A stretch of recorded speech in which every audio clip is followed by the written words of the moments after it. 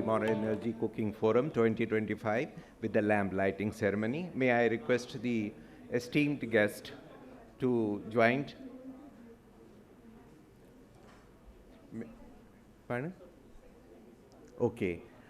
Vimal, may I request you to take Professor Matthew and Mr. Dixit from CEO EESL and Mr. Milind Deore, Secretary, Bureau of Energy Efficiency, Dr. Vibha Dhawan from TERI to join for the lamp lighting ceremony.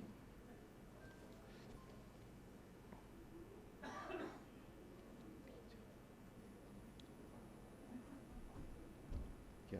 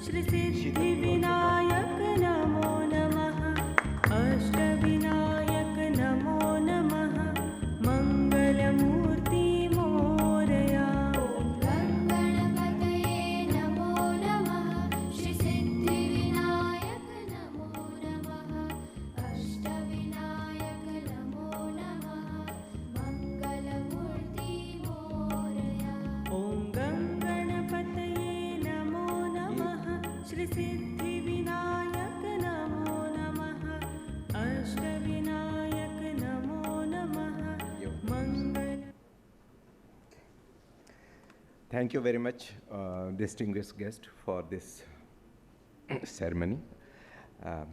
Now, once again, good morning to you all present here, the eminent speakers, on the dais. They will be coming to the dais now. So, distinguished guests, colleagues, partners, and friends.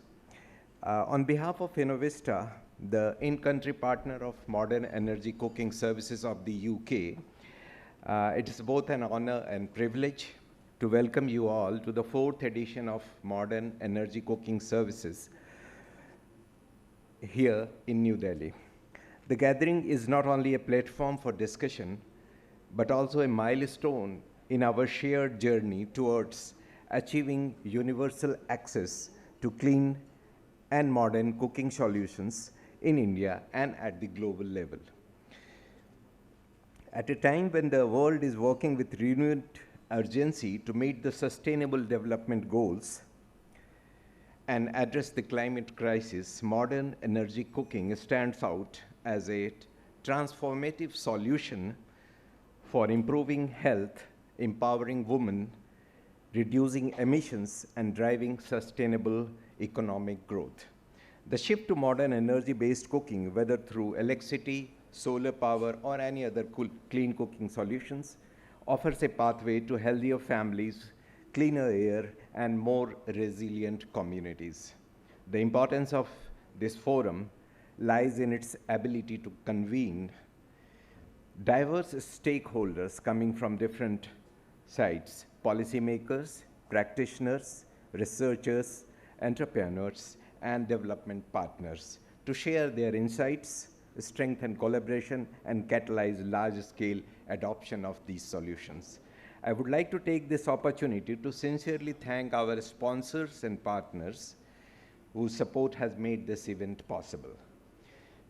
Just to name some of them, the Energy Efficiency Services Ltd, the organization under Ministry of Power, the Office of the Principal Scientific Advisor to the Government of India, NITI Aayog, and Global Energy Alliance for People and Planet.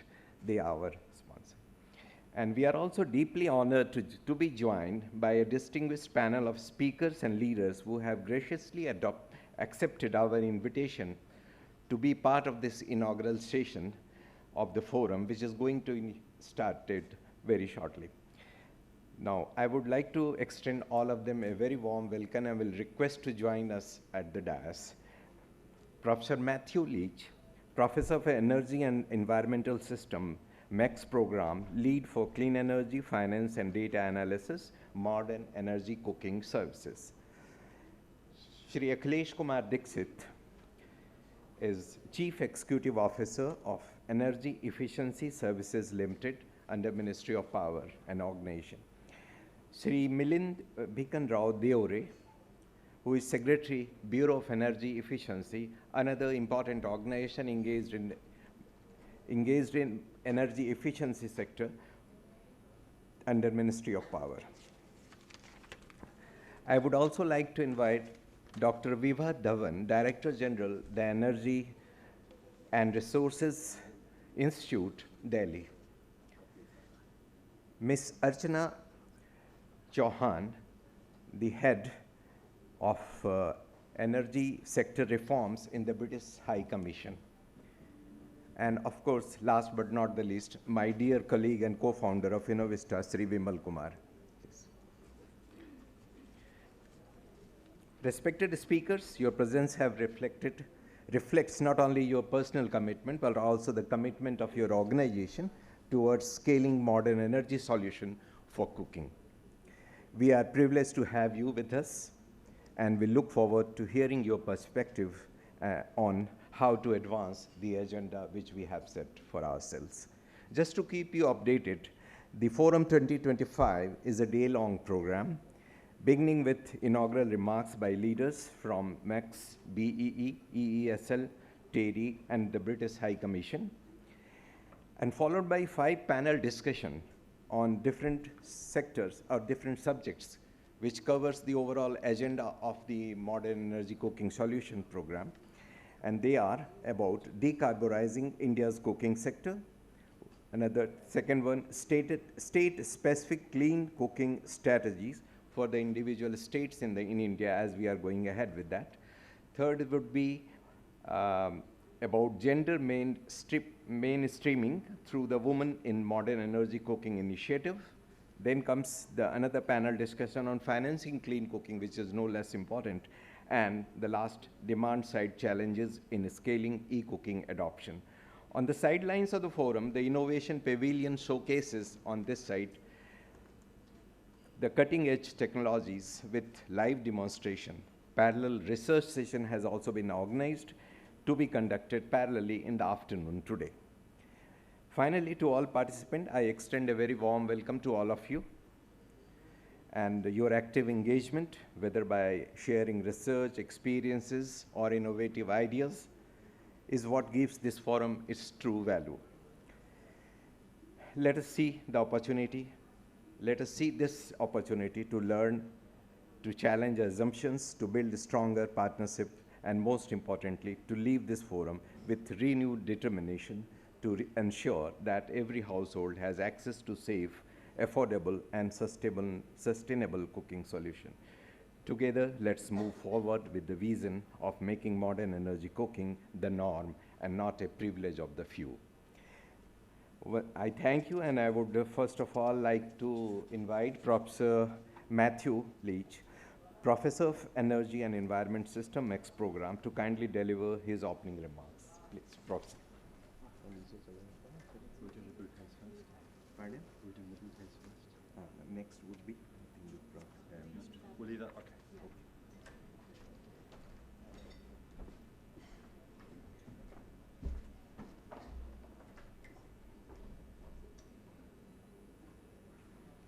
Many thanks and good morning, everybody. I'm delighted to welcome everybody to the opening of this 4th version of the forum, larger than it's ever been before, and with the most impressive display of clean cooking technologies. And I think we'll all be tasting some very tasty food shortly. I work with Professor Brown and Dr. Batchelor to lead the global MECS program. And on behalf of us all, I'm delighted to welcome you today. I'd particularly like to echo thanks to those who've partnered and helped to fund the forum today. NITI Aayog, the Office of the PSA, Manthan, EESL, 𝐁𝐿𝐲 𝐄𝐿, CLASP, and CRF. Obviously, it couldn't happen without the support of all of you. But I also have the great pleasure in welcoming and thanking our distinguished opening panel, and we'll hear from each of them shortly.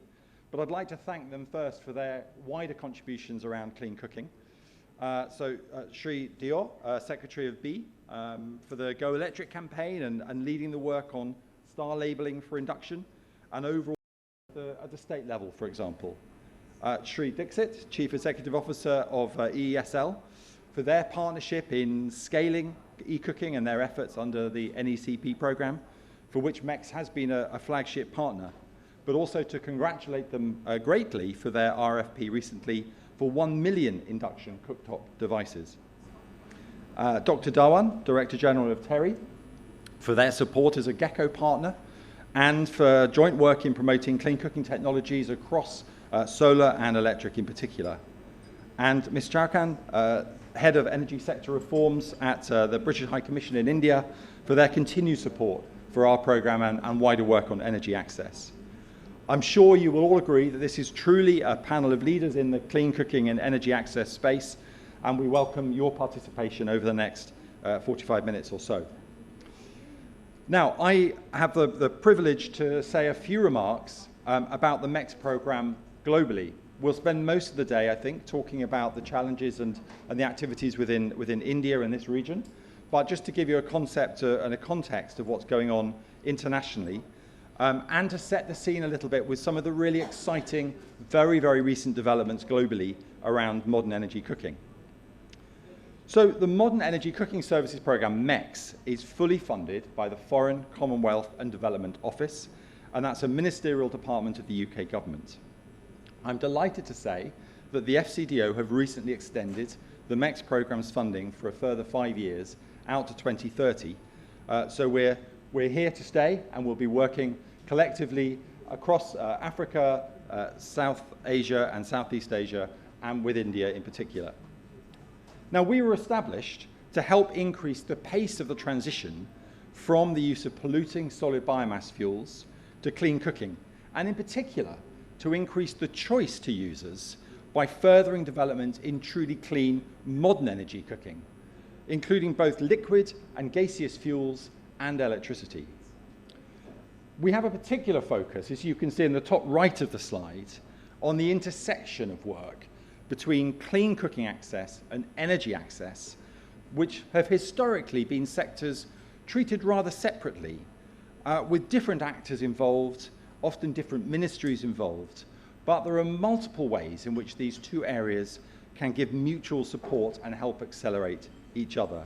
And we'll be talking about a lot of that during the course of today.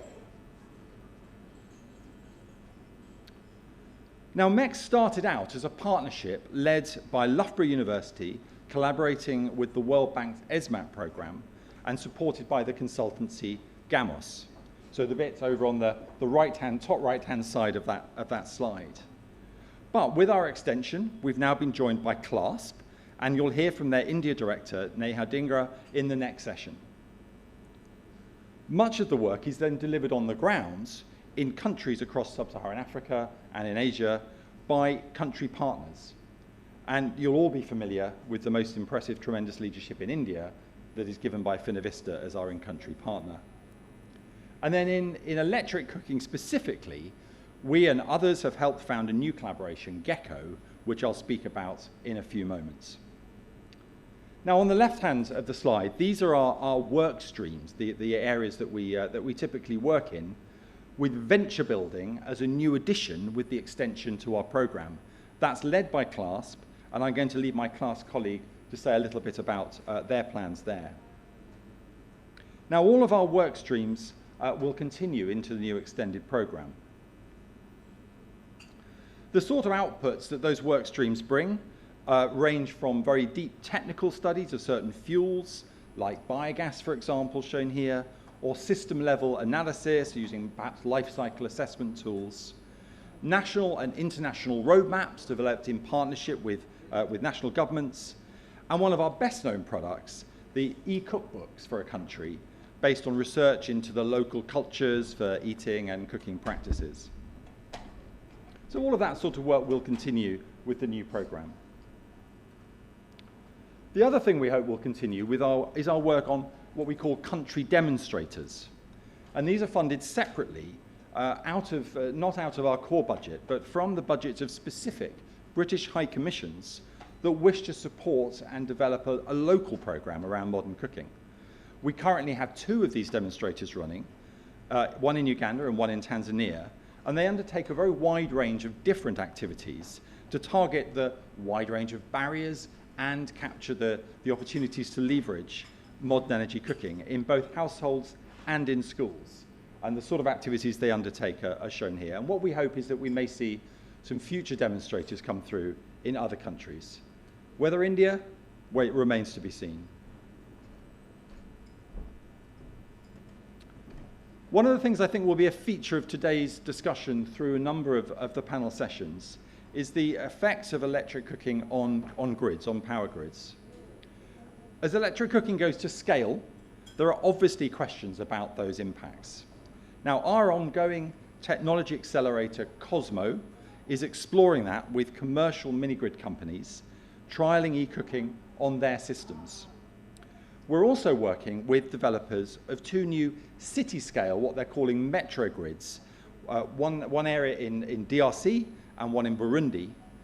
And in both of these metro grids and mini-grid cases, e-cooking is seen to offer particular benefits in increasing the consumption of electricity on these new emerging grids, and in that way improving the revenue flow for these big new investments. And that's seen as a really powerful driver. Yes, there are questions about the capacity of those networks to deliver the power, but once those questions have been resolved, the opportunity is to bring major new revenue through, which is really going to help make those commercial investment cases. Now, we expect in future to work much more closely also on the integration of e-cooking at larger scale into national grids. And those are obviously big questions facing India, I think. Next week, we're going to launch a relatively simple modelling tool, which is intended partly to help explore such questions. And the chart on the screen is just one quick example that's come out of that tool, showing the effect of a hypothetical scenario. What happens if 10% of all Kenyan households were to switch to electric cooking? What would be the effect on the load shape of the national grid, on the electricity demand curve? And the electricity demand curve before electric cooking is shown in blue, with a little bit of a band, a little bit of an error margin, because there's a range depending on the time of the day you're looking at or the data you use. And if you add on a large electric cooking load to that, what does it do? Well, of course, it increases the overall amount of load, but the timing of the cooking load is not exactly the same as the timing of other electricity loads. And what this initial analysis suggests is you add the electric cooking load on, you end up with the green top part of the supply curve. And what you notice is, yes, it lifts everything up a little bit, but the timing is not the same. The timing is not the same as the peak of the previous grid load, for example. And the increase in the grid load is therefore, for the peak, is quite small. And what it actually does is it occurs a bit earlier, and it fills in some of the load shape. And again, potentially helps Kenya Power make greater use of their generation and their supply assets.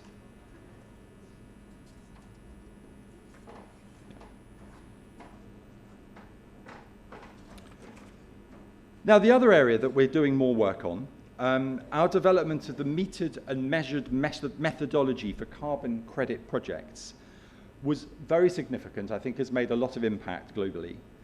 And as well as the voluntary carbon market version, which Gold Standard are now responsible for, it's now also embedded in a similar methodology from Verra and the hotly anticipated CLEAR methodology for those of you who follow carbon markets.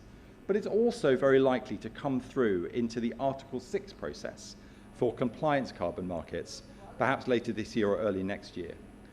But we're now focused on moving a little bit on beyond carbon specifically in these sorts of impact markets, and looking at how digital MRV reporting platforms in the modern energy cooking area can also offer opportunities for more insightful and cost-effective calculations for other development SDG impacts.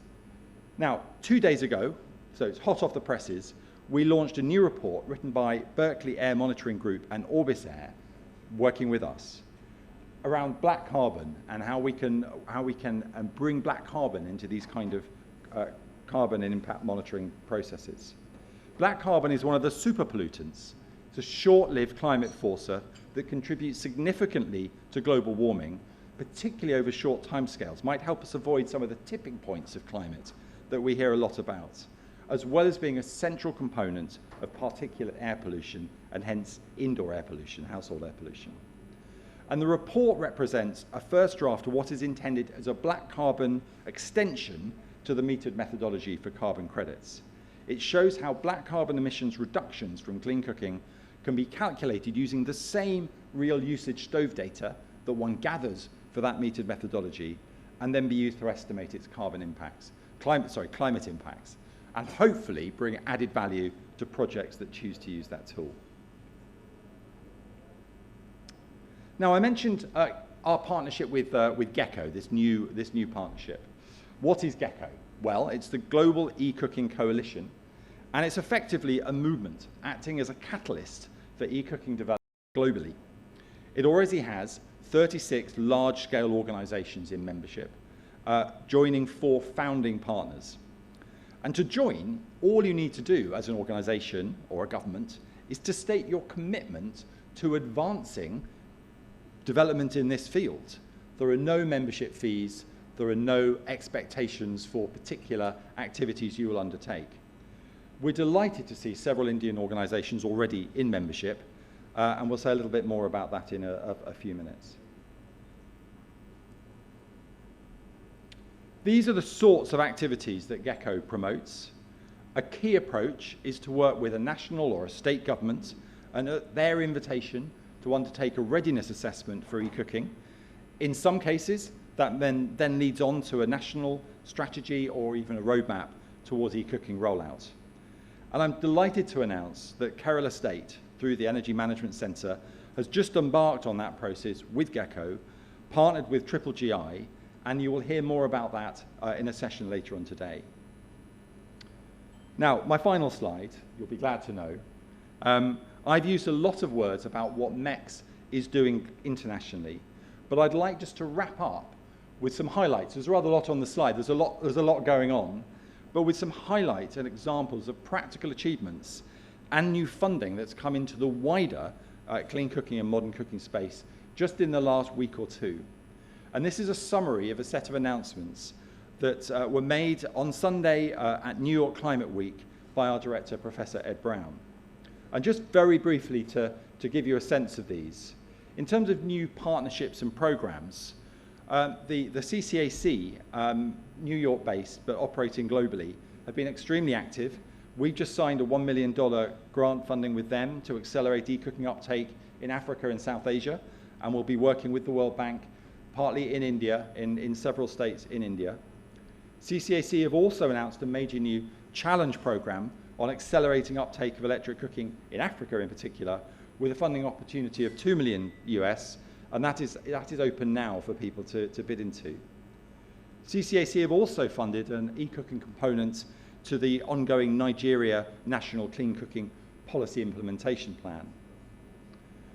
We've got a new GECO member, another new GECO member, AFD, the French Development Agency, has just joined.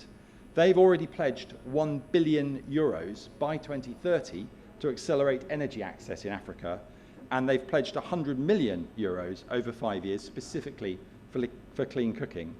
And AFDB have also pledged 15 million to e-cooking in the last few weeks. Now, households have historically been the focus for much clean cooking work, but there's a great deal of attention now on institutional cooking, internationally as well as in India. So a couple of examples there. So the Children's Investment Fund Foundation are targeting $100 million in Kenya, plus CIF working with the AFDB have committed another $100 million to end school-age hunger. Lightrock have announced they're supporting a sustainable climate finance program for institutional electric cooking, managed by SE for All, starting in a number of Tanzanian schools. And in terms of private sector investment, ATEC has raised $15.5 million just in this last week to expand its network of smart, clean cook stoves. and Bern have signed a landmark agreement which will enable them to distribute almost another 500,000 clean cooking appliances across parts of sub-Saharan Africa. So I hope this short contribution has given you an overview of the scale of the international work going on towards modern energy cooking and the increasing pace of work towards activities at large scale, not piloting things, but really rolling things out at scale. Of course, scale is what India is all about in many ways. And so without further ado, I'd like to pass the floor to the other exalted members of this inaugural panel to share their thoughts and to give us an insight from their particular organisation directives. Perhaps I could invite Secretary of B to speak first.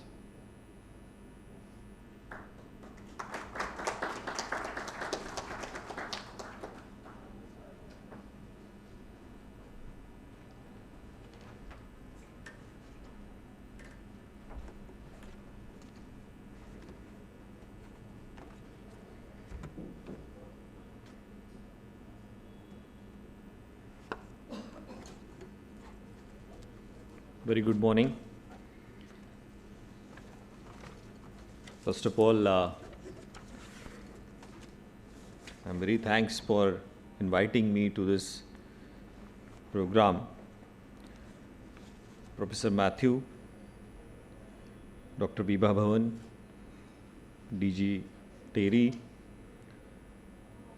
my colleague Shri Akhilesh Dixit, CEO EESL, Madam Archana from British High Commission, 𝐊𝐮𝐚𝐿 I am really privileged to be here as a part of this MEC program, MEC forum.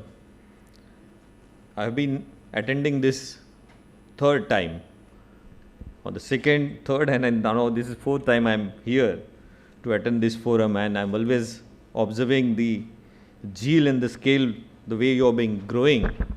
It's very appreciable.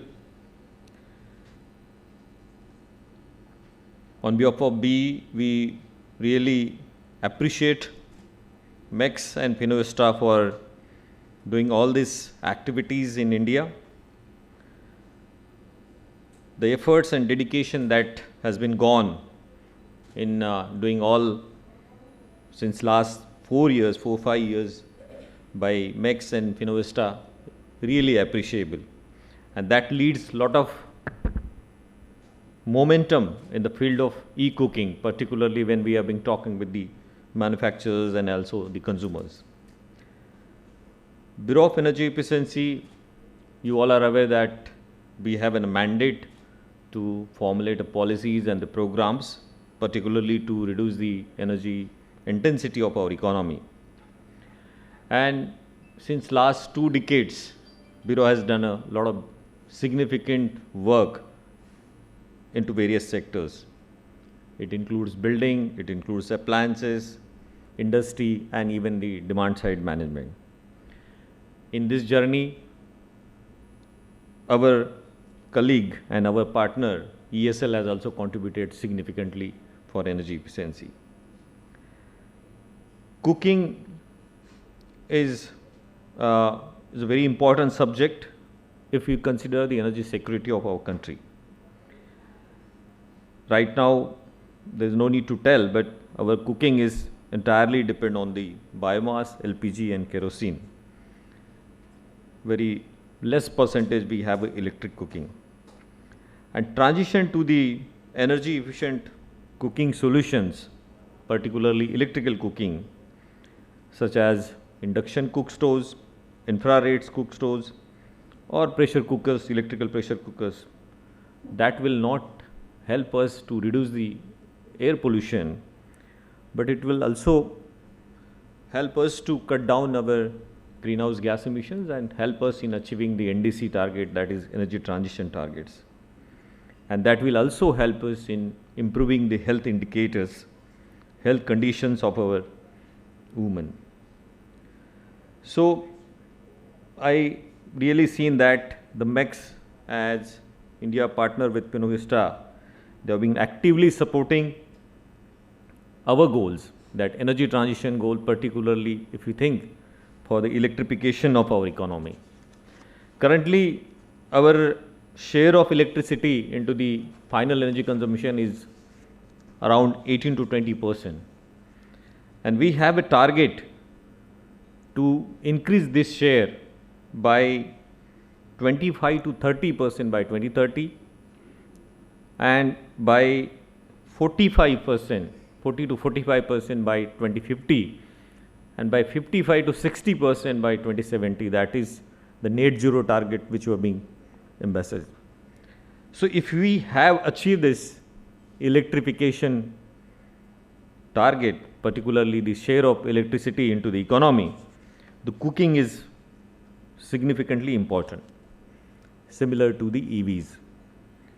Electrical vehicles, e-cooking, heat pumps in building and electrification of the industrial processes. These are our strategically focused areas if we have to achieve the energy transition and also enhance the share of electricity into our economy.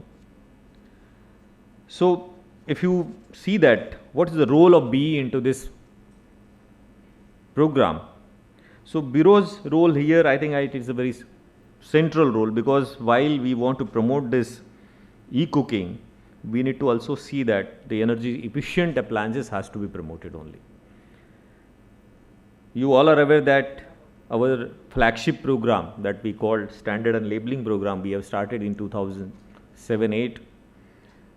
In the last almost 2 decades, we have reached very high scale to this program. I think this is one of the largest appliance program in the world after China.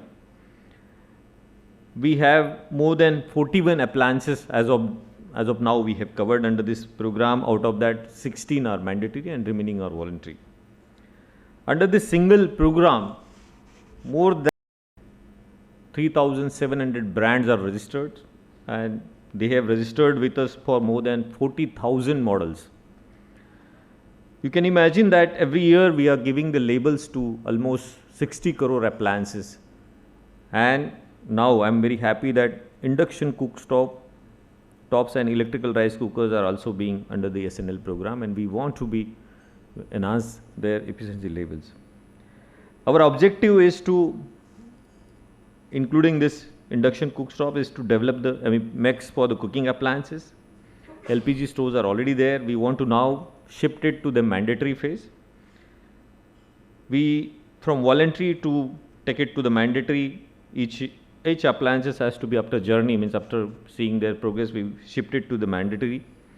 We want to encourage the manufacturers to innovate the appliances for further improving the energy efficiency. Through labeling, we are also ensuring that the households adopting the electrical cooking do not compromise on energy efficiency, which will also reducing the overall load of our grid, but while maintaining the affordability of the consumers also. So I am very happy that Finovista and MECS, they are working with us, and they are always working as a chain with the manufacturers to express their views in terms of this program. You may be also aware that we are promoting electrification in a larger way, and we have been launched a campaign called Go Electrical campaign. So under this campaign, almost every state is promoting this e-cooking as well as EVs in the domestic sectors. We have done a lot of pilot projects with our state partners. Some of pilot projects in the household, even in Anganwadis, the induction cook stores has been provided with utensils so that the results can be seen. So in Ladakh, in Kerala, some pilots has been already done, and we want to scale up this on a larger side. The Bureau of Energy Efficiency is already promoting our SDAs to take large scale similar projects so that it could be enhanced. Even along with EESL, we are doing a lot of activities to promote the e-cooking. EESL is partner with us in implementing some pilot projects also. There are challenges to this electrical cooking. These challenges are almost we are discussing in previous forums also. One is affordability, the upfront cost of this induction cook stoves. Can you bring down maybe through the aggregated demand-based model, aggregation of the can be done and that cost can be come down. Similar to Ujala program, can we have a program for large-scale induction cook stoves? Similarly, there is a challenge like cultural preferences, particularly our cooking practices. There are some limitations on it, and manufacturers are always trying to overcome these limitations also. I am always visiting every forum I am understanding how they are being improving to accommodate these cultural preferences. Grid reliability issue is there, but through various other programs like RDSS and all through, government is ensuring that the quality supply of electricity is to be provided. Through all our efforts, now almost 99.5% of households are now electrified, and the electricity is being in rural area also, it is being available for more than 20 to 22 hours for a day.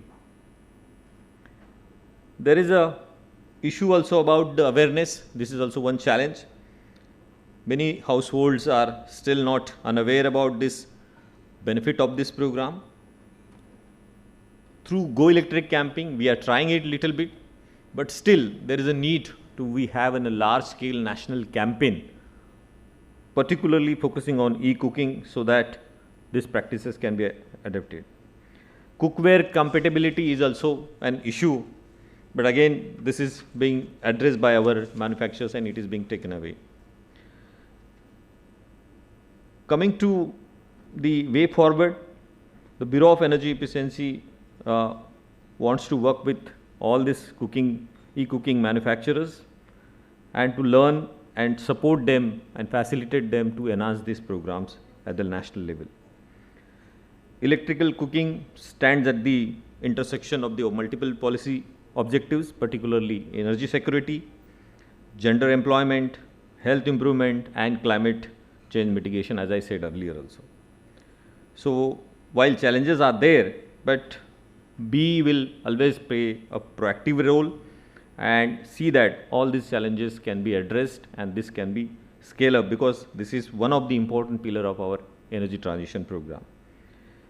So with this, I thanks MECS for inviting me and giving me an opportunity to speak first, because I had to again attend a meeting at ministry. This is uncertain meeting has been called, and so I had to rush for that. So thank you for accommodating my request and giving me a chance to speak first. Thank you so much.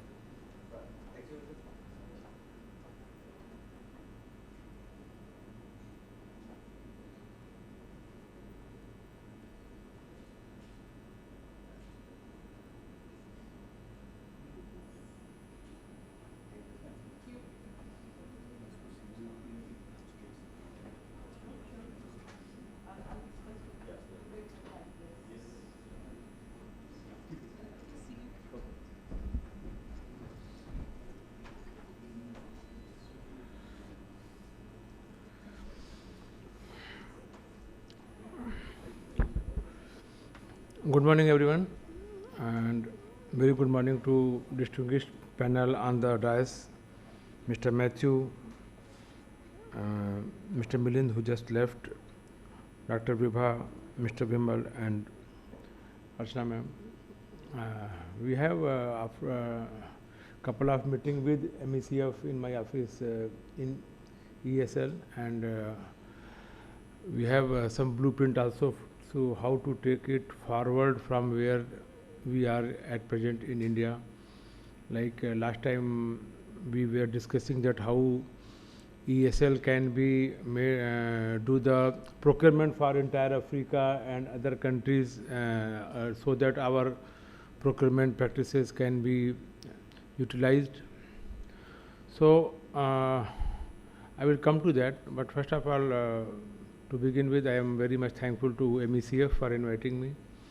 And as EESL has been PSU JV of NTPC, Power Grid, REC and PFC, and we had the mandate of energy efficiency, and all our energy efficiency programs have not only energy related things, but we have a very huge social impact driven program like replacing old bulbs with CFL, then replacing all sodium light on the street with LED lights.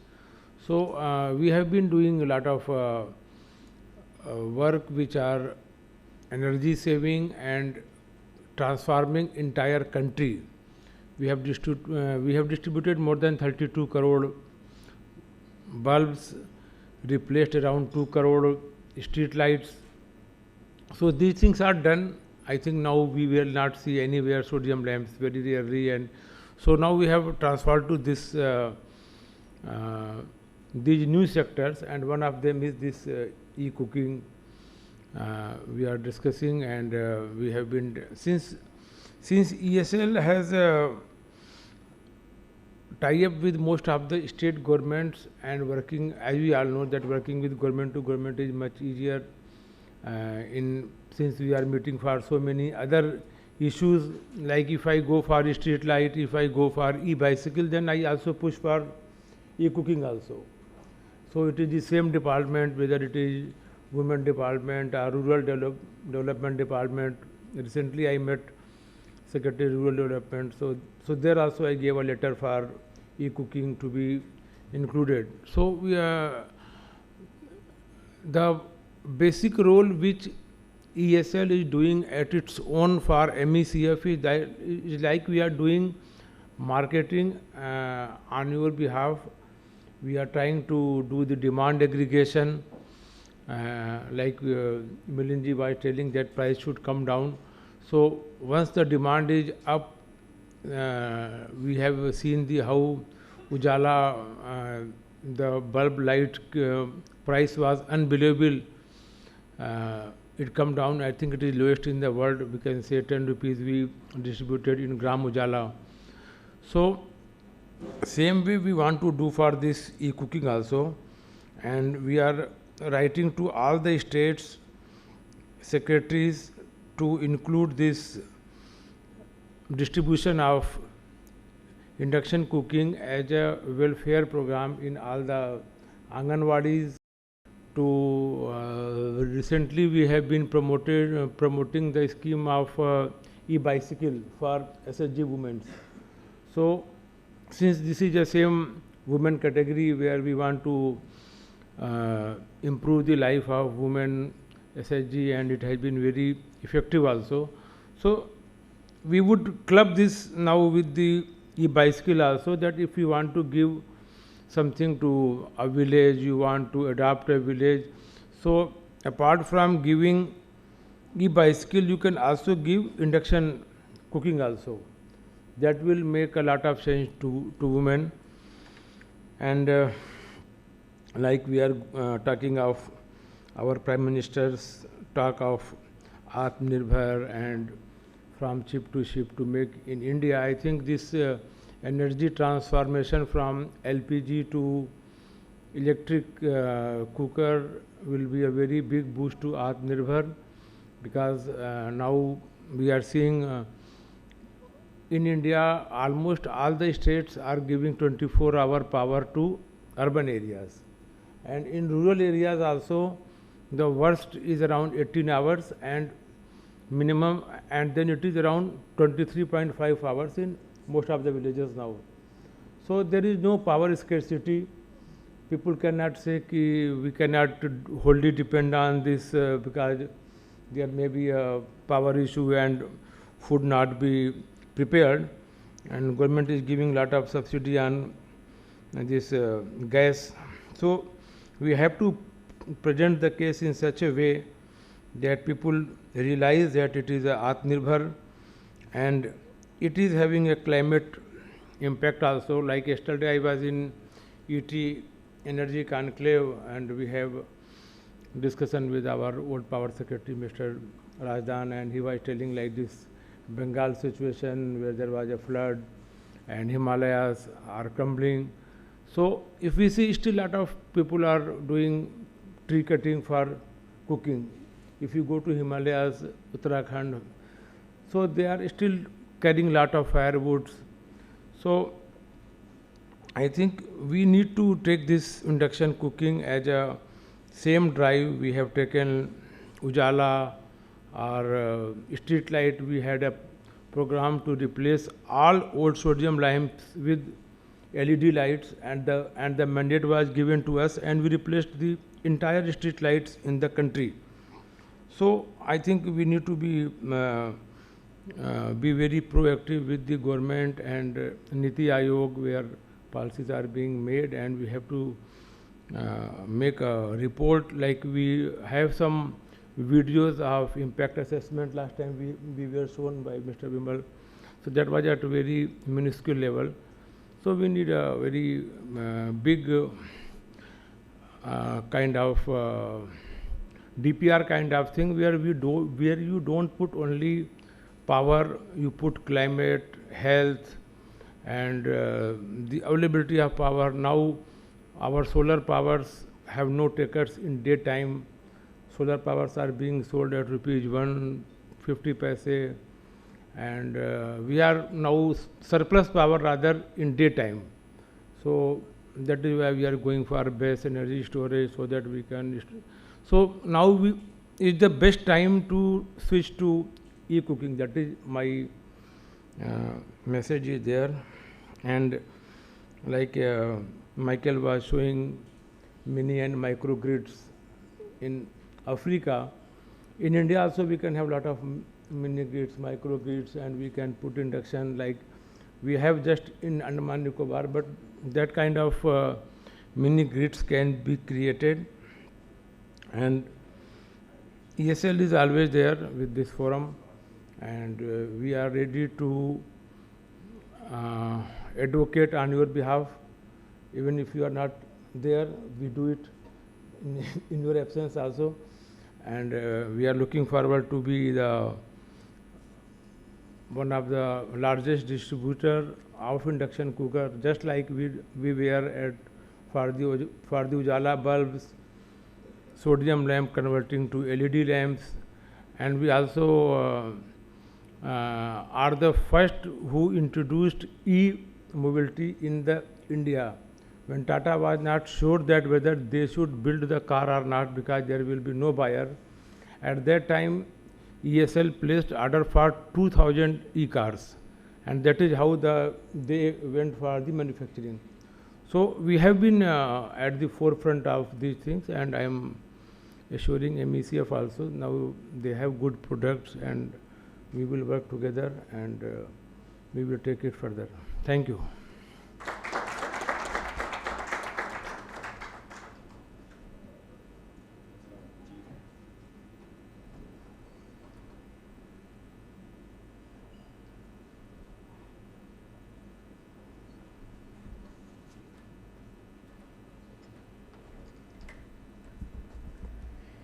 Very good morning to all of you. In fact, I'm really lost for words, because we have already heard what is the international scenario and what is happening in the country. It has been very well covered by Matthew, and needless to say, if you look at the European countries or the developed part of the world, they are on electric cooking for many decades already. And that is what is functioning over there. Mr. Milind Deore and Mr. Akhilesh Dixit, they have very well spelled out the India's roadmap. Where are we in terms of commercialization? Where the gaps are. And therefore, what I'm basically going to talk about, what little TERI has done and what our experiences are.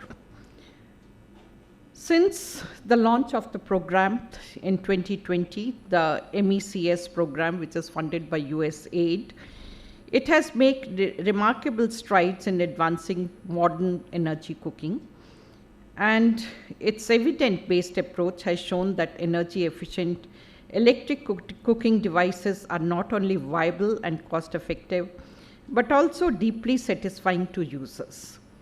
MECS has aligned with India's flagship missions, that is Atmanirbhar Bharat, Made in India, Go Electric, and Life, helping position our country as a global hub for clean cooking innovation. In TERI, we are associated with this program for many years. In fact, you might be aware the reason why TERI was established. We were established in 1974 by Tatas, and in 1974, I should say, not many people were talking about renewables. We were not talking about the use of energy in a sensible way. And we were established at an autonomous not-for-profit organization, doing research and implementation, and somewhere also working on the policy. So what we found that it is, if India has to develop, it is that energy is one of the limiting factors. And when we look at the renewable part of it, and that's what I was coming to, electric also means that we have to create electricity in a cleanest possible way. It should not be based on the coal. And therefore, over there also solar is going to play a very important role. Now I'll come back to the kitchen. And as Indians, I think we are the spoiled ones who wants every meal to be hot. We spend a lot of time in the kitchen. And it is right from the breakfast that you start consuming lots of energy. And I should say after dinner, drink which is usually not alcoholic, that's again either hot water or it's a hot cup of tea or whatever. So the entire day we consume a lot of energy in the kitchen. What have we transit over years? And let's take the kitchen as it's not just a domestic space. To me, it's a climate space, it's a health space, and a space of empowerment. Why I'm saying that, if you go to the rural India, even today, and I'll not just rural India, I'll say if you go to far off places like Arunachal Pradesh or the hilly mountainous region, you'll find that even the army, they are busy collecting firewood, both for heating purposes as well as for cooking purposes for their brigade. What we are missing on, we are really not sensitive. If you look at women, what part of her day goes in collecting firewood for cooking purposes? So if you ensure that they have access to clean fuel, perhaps they can use that time in creative way. And that is what we want. Indoor air pollution, not much talked about. But what is it leading to if they are burning firewood, open firewood in their kitchens? So improved cook stoves, I should say they have a very successful journey in our country. And somewhere I also take it, do we have responsibility through our experience to ensure that these technologies also penetrate in Africa? Our cooking habits are more or less similar in terms of heating, and so is that firewood is free, and most other will come with some price tag which may be subsidized. We have done a lot of work, I should say. We collaborate with the Bihar Rural Livelihoods Promotion Society, Jivika, which has empowered women-led energy entrepreneurship through the establishment of Uttam Urja Kendras, that is solar marts, operated by women energy entrepreneurs. And these centers, they not only disseminate clean cooking technologies, but also provide after-sales service in remote areas, creating sustainable livelihoods and deepening community engagement. Here, women are not just vendors, they are agents of change. Our research has sought to understand deeper social dynamics of clean cooking transition. The study by our researchers revealed how efforts to train rural women as cook stove builders, while promising, must navigate entrenched caste and gender norms. Their findings remind us that technology alone cannot dismantle inequality. We must design interventions that are socially aware, culturally sensitive, and rooted in community realities. Hence, our work complements MECS mission by reinforcing the importance of culturally adaptive, community-driven clean cooking solutions. As I said, we have played a pivotal role in advancing clean cooking in India and globally, including its leadership in planning the National Biomass Cook Stove Initiative, and served as a lead agency in Project Surya, which focused on climate change mitigation, development, and demonstration of affordable cooking technologies. Through this project, TERI enabled adoption of 100,000 households over 5 years in Asia and sub-Saharan Africa. At TERI School of Advanced Studies, which is the teaching wing of TERI, we have set up a conversion lab for emission testing for various cook stoves for research and academic purposes. As we look ahead, let's remember clean cooking is not just about devices, it's also about dignity. It's about giving every household the power to cook safely, affordably, and sustainability. We remain committed to the vision, but I must say what needs to be done: gap analysis. Why are we still not able to adopt? And I'll put it this way, that if we look ahead, yes, solar is a reality. Decentralized energy production is also going to be a reality very soon. We may be surplus in solar energy during daytime, and that is when most of the cooking takes place. What is happening today, while it was said that in rural part of the country also electricity is reliable, especially during the season, sowing season, most of the electricity is diverted towards irrigation purposes or what is more important for agriculture. And therefore, many a times electricity is not available for cooking purposes in the rural India. So how do we ensure? Because let's look at, they cannot have two different sets for cooking purposes. So we have to give them reliable supply. If I look at the urban part of it, I'll say my own kitchen. For us, it's differential energy pricing, electricity pricing. And since we already consume so much of electricity, the price at which we will get electricity for cooking purposes, you are further adding to your load, then it's not viable.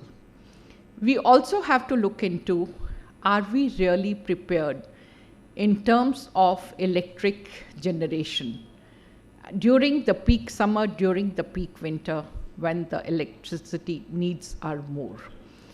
But I'm very positive because, as I said earlier, in years to come, we are going to have surplus of solar energy. Let's also look into, why don't we target one sector? Let's look into our armed forces. They have brigades. At least each brigade has 900 plus soldiers for whom cooking is to be done all the time. Can we convert them to begin with and show that an example? Can we take few villages which becomes the torch bearer, that this is what has happened, and definitely we have to work towards how do we ensure that when they shift, they also get carbon credits. So with these words, I'd like to thank and wish you have a fruitful day of discussions. We really need a way out. And as I said earlier, cooking is something which is the heart of every household. So let's give our women dignified cooking and something in which they don't have to slog and take care of indoor air pollution. Thank you so much.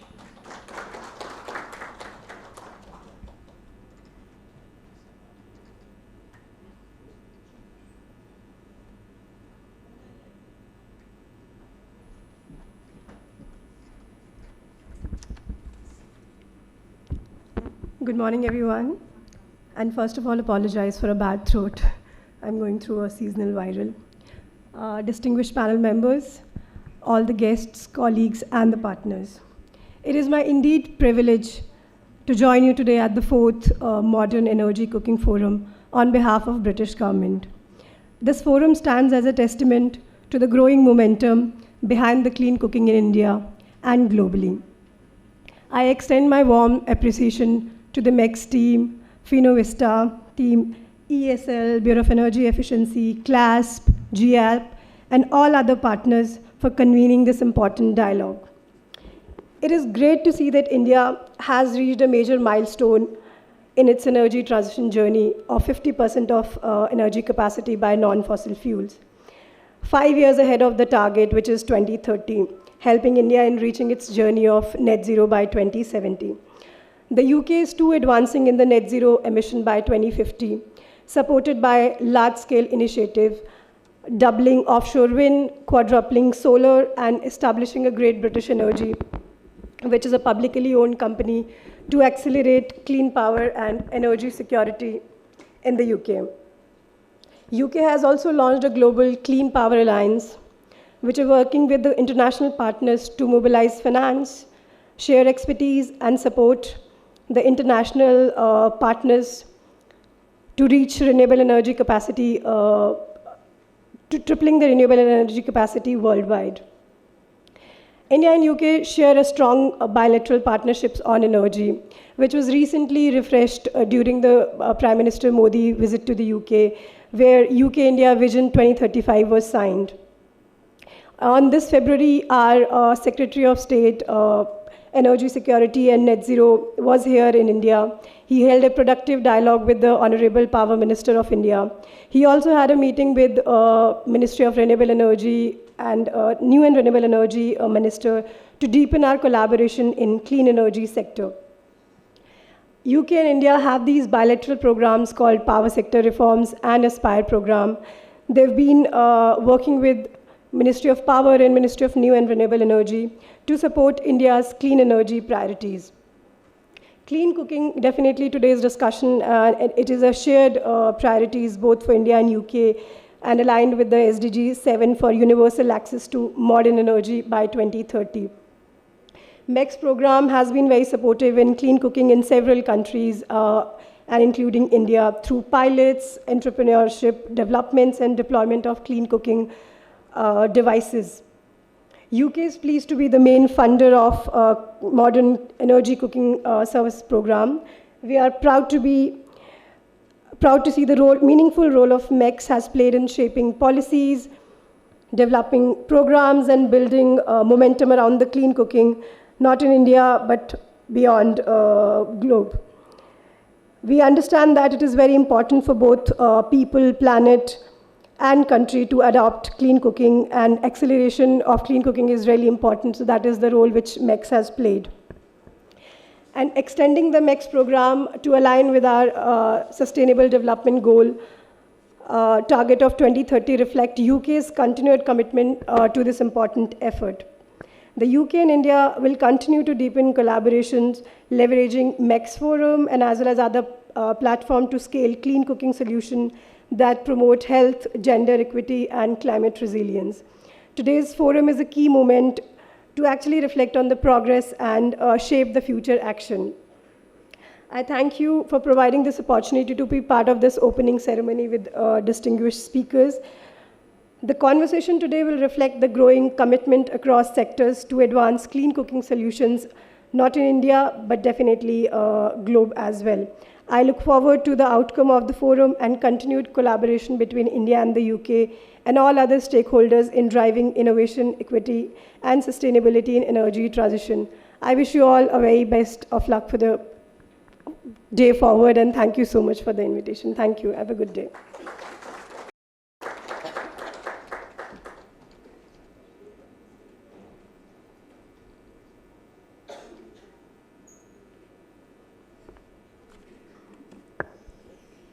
Yeah, being a last speaker is always challenging, especially when I have to give the valedictory. So it is my privilege and honor to give the valedictory, especially when the lot of learned speakers already spoke about the situation scenario. They have highlighted what has happened, what is going to happen. And when you talk about the forum, which is, we already heard, it's a 4th session. And why it is a 4th session is important. So it is not just about the number, but the way we are seeing the interest. It is very, very important. And like to quickly thanks our speakers, Professor Matthew, Ms. Archana, Shri Milind Ji, Shri Akhilesh Ji, and Dr. Vibha Dhawan. All these people are, they have seen the energy, they have seen the cultural shift, they have seen the scenario, what is going to work not only in India but globally also. And we have heard from the speakers, they talked about overall situations and all. And we are happy to share that the clean cooking sector is now getting a lot of funding opportunity also. We heard from the MAT how much funds are available, where the funding are going, and what overall MECS is doing, what other partners are doing. Then we heard from the Bureau how the Bureau is supportive about the sector. The Bureau is relentlessly working for this cause for a long time. They have already worked for other devices, and now this clean cooking, especially the inductions, they have already come up. And happy to hear that it is going in a mandatory phase. I know a lot of manufacturers are going to have some challenges, but of course let's resolve this challenge, as we also have the CLASP as a partner who has supported the Bureau to this transition. Then it is not about just about devices, innovations and all. We have to cater the large group, which is user group. And when we talk about user group, efficiency is going to be play the biggest role. And when you talk about efficiency, it is also going to lead to the discoms, where their revenue is going to come down. So, and then responsibility is also coming in a way, is the electricity supply, the cost is available, is the people are ready to accept. The user, how user is going to decide that which device is good or bad. At least we are fortunate in India, we have something called B star label. Everybody have to buy AC. Okay, it's 5-star, our chapter is closed. So we're going to buy the 5-star or not. So this kind of a common man communication has been already promoted by the Bureau. And like he rightly highlighted that we need to have a national level program. Possibly that awareness is a big gap. People are not aware what is the benefit, what is the situations, and also maybe a big national level awareness is needed. And then we heard from the EESL, which is a very, very important aspect they are going to play, especially when we are looking at the scale like India or even in Africa. India, we are like, we have about 35 crores, so 350 million household which is going to use the cooking devices or cooking household which is cooking. And even the Africa is talking about 300 million population, so mission 300 and all. So all this EESL can play a big role, not only in India but in Africa, and we are happy that EESL is ready to play beyond India also. And affordability is going to be the biggest challenge. When we talk about financing of devices or financing of clean cooking sector, we have added this component of bulk procurement. Anything which is reducing your cost or making it affordable is a financing. So if current device is 100 rupees, and if through the bulk procurement it is coming to 50 or 60 rupees, this is also the 40 rupees is the kind of finance in some affordability terms and all. And most importantly, when we work with the EESL, it is easy for the government to procure from the EESL. That is the biggest benefit. You don't have to go through the tender and all, because EESL is already expert into that. They will be happy to support in the proposal route and all. And the last but not the least, Atmanirbharta. So all the EESL procurement has to have at least 50% Indian component. So it is actually for India. by the Indians, and the Indian company is going to get a lot of benefit out of that.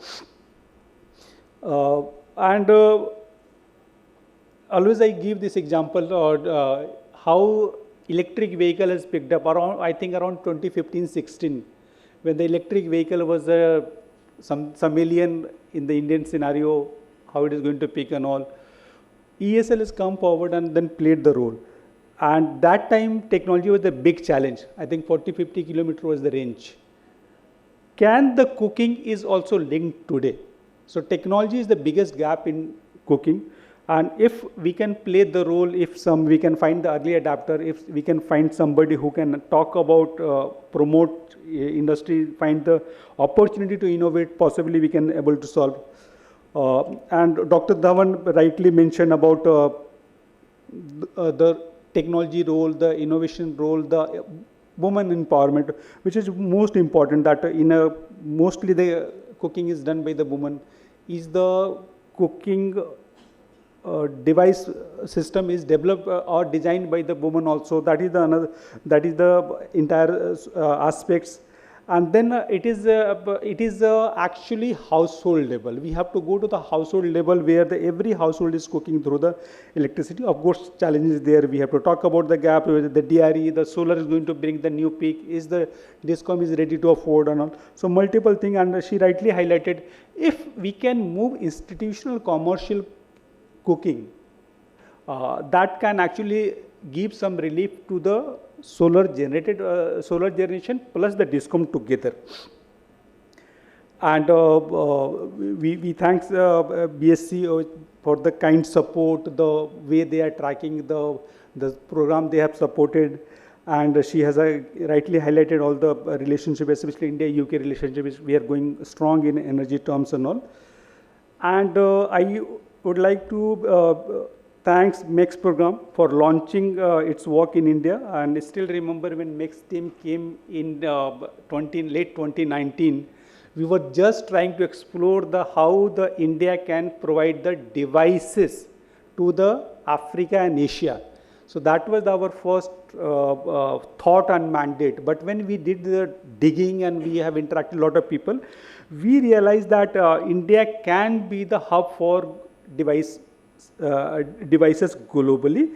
And then how the program is started, and then we have actually scaled, and where the learning we are getting is actually valuable in India and Africa and Asia. And our previous speakers also highlighted that. And MECS work started during the peak when we started saying that energy is deficient in the country. I'm talking about 2019, when we might be aware that we was the energy starved country. But it get a good boost in September 2020 when we say the India is energy surplus. And again further Bureau has launched the Go Electric campaign in February 2020. So how the country's progress has happened. And then today I like to quote a Prime Minister exact line in the Bharat Mobility Expo 2024. What he said that, let's assume we have a 25 crore household cooking with the solar and battery.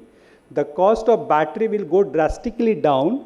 It is not only providing the household clean energy for cooking, but also going to power the electric vehicle with the low cost battery, because a lot of innovations and PLI is there. So this is the ambitions India is having and all. And we all know that we heard about the NECP program, BA Star Level program and all.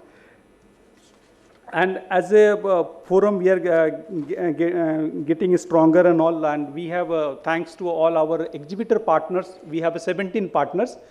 Basically, we have divided into 4 categories. One is that commercial kitchens. They are displaying what are the commercial devices available. Then we have a solar-based devices, including the carbon. Then we have electric devices. The first time we got the hydrogen cooking and the AI. And so we are talking about AI. We are talking about new age solutions. So we have the AI cooking also. So these are these 2 are the new additions. And of course, we have heard about the challenges and all, and behavior and the user acceptance. We also like to highlight that we have in the partnership with the Principal Scientific Advisor Office and NABARD, we have created a center called RootAg Smart Village Center in Gaya, where we have displayed the devices and we are going to do a lot of activities. We are also planned the training, and I think we are working with one manufacturer to provide the provide training to the Jivika Didi to repair the devices during the warranty period. This is one of the biggest achievement. Normally manufacturer not leave this warranty period rights to someone else. So this is the discussions going on, and if this happen, that will be good. It's going to start from the RSBC Patna center, which we have supported. Patna, Gaya, and anyone who is visiting, please visit JWire office. And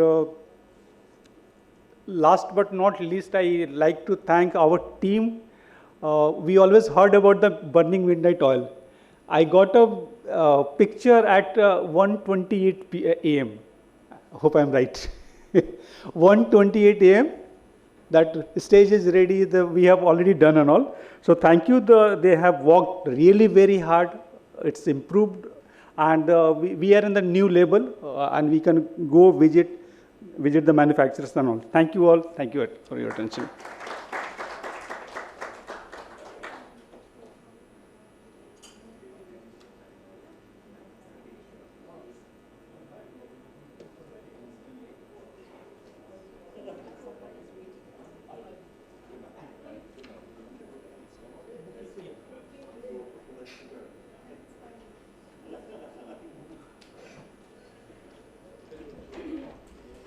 Thank you, everybody.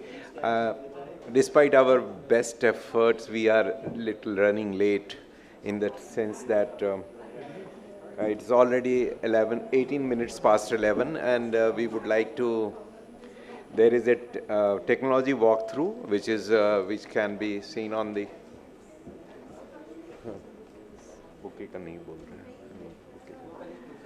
we'll have a technology walkthrough and a tea break, and we need to assemble at around 11:35 latest. Thank you.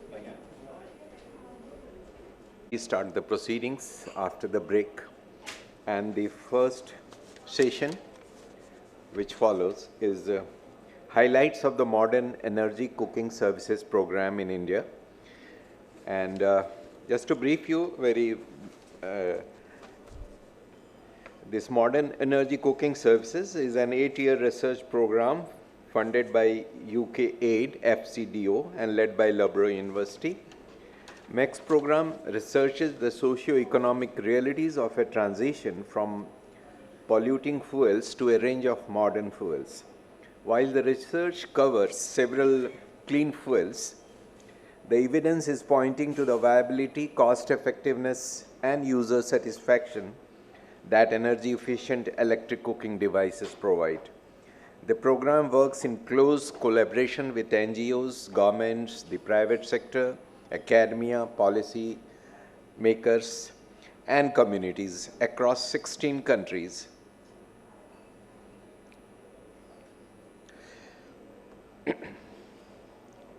To accelerate the shift from biomass to genuinely electric cooking or modern fuels.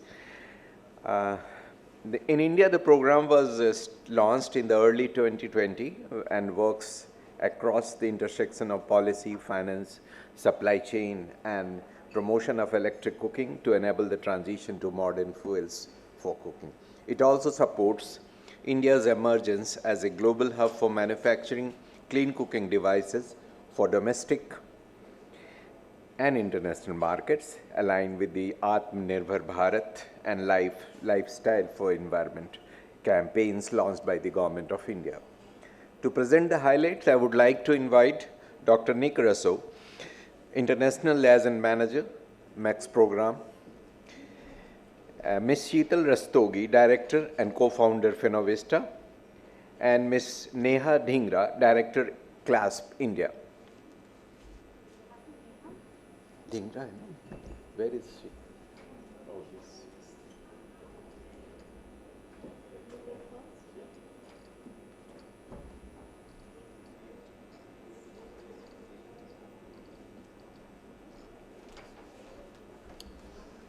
Okay, thank you very much. Really pleased to meet you all. It's exciting for me to come for this event because this is, as everyone has said, one of a series now. When we first came up with this idea, we thought a good idea to have a forum, but we didn't realize that it was going to become an ongoing thing, something which would grow and grow in the way that it has. And I think that's testimony both to the work that Finovista have done as a team to build momentum and to build a community around this through the talk series, through everything that they've done, but also to everyone in the room. I think the benefit that you all get from being here is because so many other people are here as well. And so the willingness to work together, to collaborate, to learn from each other is so powerful and important in any country that wants to make a big change of this nature. So, as has already been said, we started in 2019-2020, and we now have a mandate to carry on to 2030. So that means that this year is a kind of midpoint, and what we've decided to do was to use 2025 to really take stock of the situation in India and to look at what the big challenges are that remain to achieve our ambition of massive increases in modern energy cooking across the country, and to start to mobilize a new set of partners that would work with us and work with other partners to build that big, large-scale transition. So this year we've been consulting, looking at everything that we could find to read about the current state of e-cooking and gathering ideas. What needs to happen? What are the priorities? And where do we have the gaps in the data and the evidence that we need? And so today I'm going to share the findings so far. This work is going to continue to the end of the calendar year, so there's still opportunities for people to contribute their ideas and their evidence. But there's already quite a strong message that's coming out, so that's what I'm going to do right now. If you could shift to my slides. Where are my slides? I'm looking for a slide to appear on that screen over there. Is someone able to do? There we are, thank you. Okay, so one thing to point out, I don't think it's been mentioned before, but on all your tables, there is a thing standing up with some QR codes. And we're very keen as part of our effort to improve sustainability, not to print lots of documents, but to provide documents available to you to access electronically. And so at the top of my slides, there's another QR code, and this gives you access to what we're referring to as the knowledge documents. And this includes a number of reports that we've produced in time for this MEC forum. One of the reports I want to refer to is this stocktake of the state of e-cooking in India. And it's ongoing, so I would love you to read it, and I'd love you to send in your ideas and further information. But I wanted to just show this one graph because it is extremely exciting to me. It shows how sad I am that I find this really exciting.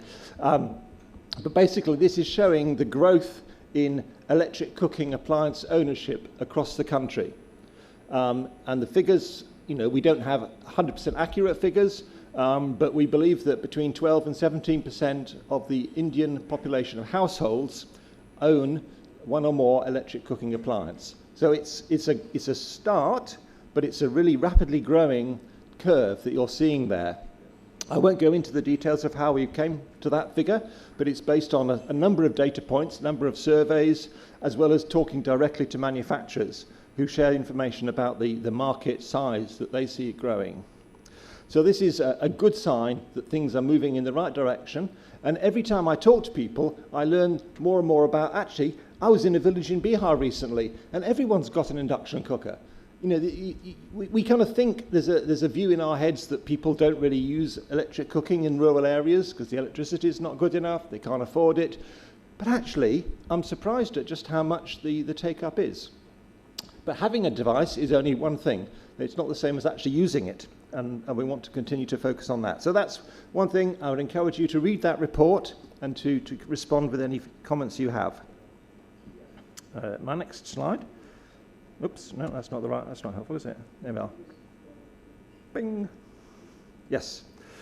So one of the things we do a lot in MECS is we look at evidence and we look at where we need more evidence, and that helps to inform policymakers. It gives them confidence to act, to put in place changes, to introduce programs.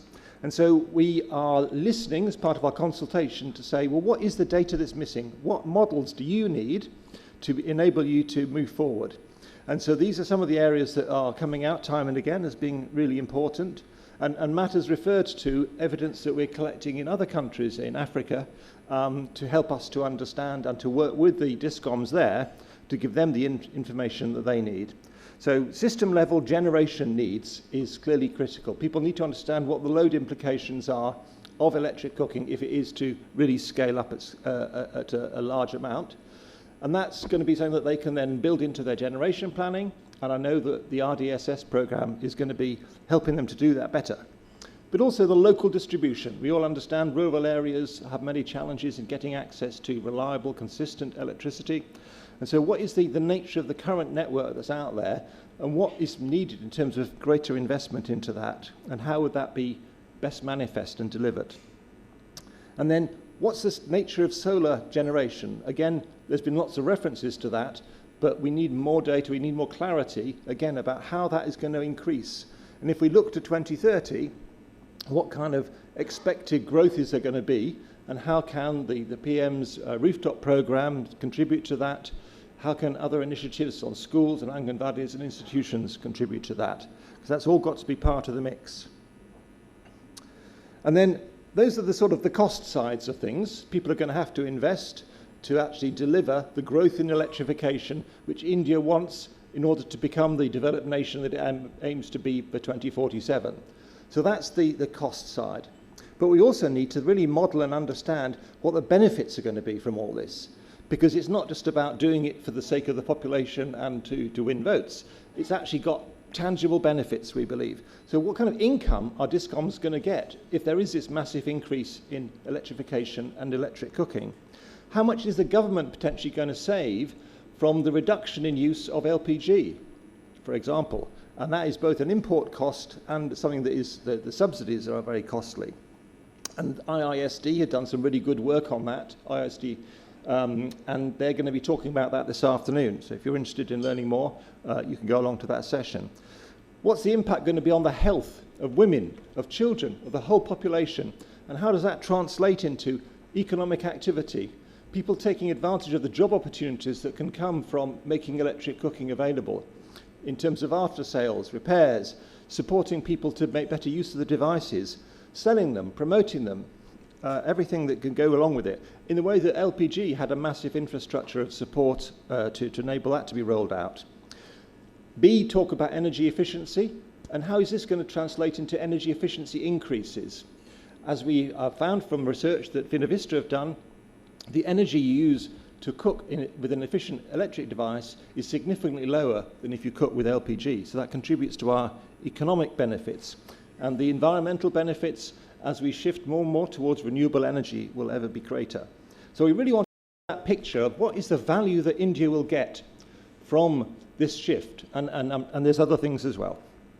So that's a kind of important model to understand and to map it, and something we're keen to work with partners on to develop that. And then, again, talked a lot about the solar scheme. Solar rooftop at the moment does not give people enough energy to really cook with. But what if it was to be extended? There is some appetite to consider that in the government, and that's really exciting. But we need to understand, well, what's the current level of usage? How are people using their energy right now? And how might different ways of incorporating increased panel capacity and e-cooking into that program play out? What will be the costs for the user? What will be the savings for the user? And then we need to move towards some pilots. And again, we need to understand the impact on the DISCOMs. How are they going to handle this? Because at the moment, there's a large number of people wanting the solar rooftop scheme, but not that many have actually got it at the moment. And we need, I think, to look at a package which is really seen by the DISCOMs as being in their interests. So that's about some of the models or data that we need. And there's a particular aspect of this which I want to highlight, which is about a holistic approach.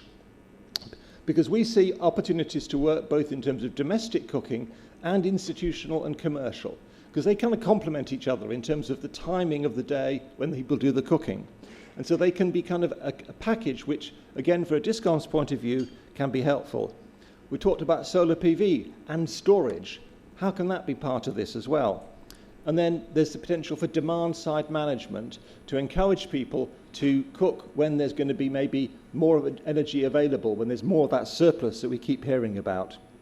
So what our vision is something which is really smart and really holistic, and actually brings all these elements together, maybe at the sort of state level, and builds a program that delivers benefit for all the stakeholders. So I just want to kind of say that's another thing that we need to develop with partners, particularly DISCOMs. So TERI talked about the fact that this is more than just about technology change, it's about people and behaviour and dignity and other things. And so I've done another piece of work, which is to put together about 50, 60 different research reports on how to help people change their cooking fuel. And there's a lot of insight in that, into how you go about doing that. And I'm just highlighting a few of the benefits, a few of the points here. So physical demonstrations, I think we all understand, can be really powerful. But it's not just about demonstrating, it's also about highlighting the many different benefits. Accepting and recognising that people will have concerns. And also a focus on a clean stack, which I'll come back to. We need a holistic approach, which isn't just about demonstrating or even just training. It's about education. How can we build awareness into the education program so that people really understand climate change, their health, why air pollution is bad for them, how cooking can be an improvement. And we need to work alongside, I would suggest, to those who are kind of representing the states here, alongside education, alongside health promotion, alongside women's empowerment. These are all things which are also the area of focus for the Indian government. And this is where we can find synergies, and that will help to reduce some of the costs of what might otherwise be quite a costly program. And again, I produced a report which I would love you all to read and comment on and respond to. It's in the knowledge documents. And I just want to illustrate what I meant by a clean stack, because I think there's been potential for some confusion. So currently, we've seen in India efforts to get gas to replace biomass. That is the preference. Clean cooking basically means people using more and more LPG or biogas or other forms of gas to reduce the amount of dependence on biomass. But in practice at the moment, we've got to a situation where in many households people are increasing their use of biomass because the cost of gas is increasing, it's becoming more of a challenge for people. They may not particularly like it, but the economic pressures they're under are driving them to do that. So we're introducing electric cooking. How is that helping? Well, maybe all it's doing is displacing gas. It's not actually reducing the biomass cooking. So that's possibly a benefit. In many respects it hopefully is, and hopefully households are benefiting from it. What we would like to see, though, is that electric cooking comes in alongside LPG, and now we're starting to see massive reduction in biomass, because that as a combination is a really strong proposition. It can cook just about everything people want, and hopefully the costs can be manageable for people. And then this is what I mean by a clean stack. We would like people to be in a position where they're using biomass practically not at all, maybe at festivals, maybe at very special occasions when they want to have a big event. And we do that in the UK still. We have barbecues and things like that. But primarily it's a combination of gas and electricity and gives you a clean kitchen. But that doesn't deliver you a climate change benefit fully. Ideally, yes, we'd like to see 100% electric cooking. But that's not going to happen very much in the very immediate future. So I wanted to just clarify that I think for us, a clean stack would be a really positive shift for India. And that is about really reducing that biomass cooking. And you'll hear shortly about a piece of work that we collaborated with the Chintan Research Foundation, looking at that shift towards decarbonising cooking in the round. I'm going to move on quickly because I know time is tight. So there's a couple of innovation challenges. I'm really excited to see the new devices that are coming forward in the exhibition outside. And I'm sure you'll be surprised to see them there that you haven't even conceived of 2 years ago, 5 years ago. And so we're excited that MECS is stimulating the market by bringing new insight into what users need. So one of the things that we hear time and again is that people like having an induction hob, but it's just a single hob. That's not enough for Indian cooking. Indian cooking requires a diversity, requires multiple things to be cooked at once. It also means they have to go out and buy a whole bunch of extra vessels because the current cooking vessels don't work on induction. So surely one could have a two-stone device which isn't based on induction. And there are now products out there. You can see them in the exhibition. So that's really an important move. We need those to be affordable. We need those to be something that everyone can access. And there are examples, like I said. In fact, this example is a combination of induction with radiant heat, infrared. So there's innovation happening all the time. The other thing that we see a lot is this challenge of the peak time overload potential. And so Professor Leach referred to that earlier, that if the peak time when people are cooking is also the peak time where the DISCOM already has to deliver the most cooking and most energy, then that actually doesn't benefit the DISCOM because it increases the load and the pressure on them to generate more. So if we could shift people's cooking time in some way or to some extent, that would really help. So there's something that devices can help with. So in the UK, and I'm sure you have in India, we have slow cookers, and they can have a timer. So people can set those to be running in the day for cooking some of their dishes, maybe a dal or maybe some of the other dishes they're producing. And then if the DISCOM offers an optional time of day tariff, they can choose to take advantage of, and that then gives them a benefit, and it shifts the cooking load into a time when people are not currently otherwise overloading it. I'm going to move on quickly. So there's a number of things going to happen over the next 4 or 5 years to 2030. We're hearing about the targets. We're going to be aligned with all those targets. So if there are programs that are looking to increase us as a country moving towards these targets, we can be a part of that, and we want to have the discussion about how to make that happen. The grid is going to be changing fundamentally over the coming years. The RDSS program, I'm sure you're all aware of that, is going to be providing DISCOMs significant investment opportunities to build their infrastructure, to build their smart management, to enable them to more effectively respond to and anticipate demand loads. We're going to see increase in electricity demand as well, electric vehicles, as we have more climate extremes, air conditioning. So there's other changes that are coming in the grid. We're also going to have new data. There'll be a census in the next year or two, I think. I'm hoping that there'll be another repeat of the cooking baseline study, which was so influential, I think, from CEW. And we're going to be delivering some significant programs with partners that will bring new data to bear. I want to just suggest that we also had some other significant ideas for things that we could do. But, oh, how do I make this? How do I? Oops. Sorry, I want to show you something which I'm very excited about. So one of the things that I've been learning about is what's been going on with electric mobility, and the NITI Aayog policy think tank of the government has done a lot of work to promote and raise awareness about electric mobility. One of the things they've done is to create a dashboard which shows where the different states are in terms of their electric mobility preparedness. Finovista have created something, it's still work in progress, to look at each state in terms of its electric cooking preparedness. And we think this could be a really useful tool to help DISCOMs and states to compare each other, to learn from each other potentially, and for us as a community to learn about things like tariffs and existing programs that exist state by state. So as part of the stocktake, we're just developing this as a sort of model to try. How do I get back? I'm now stuck. I've taken up too much time. I want your input. I hope that you will all contribute your thoughts today and in the coming weeks and months. There's my email address. Let me have any comments and feedback, particularly on the documents that we've shared. And I hope that we will be building new partnerships with many of you as we move into the next phase of this journey that India is on. Thank you very much.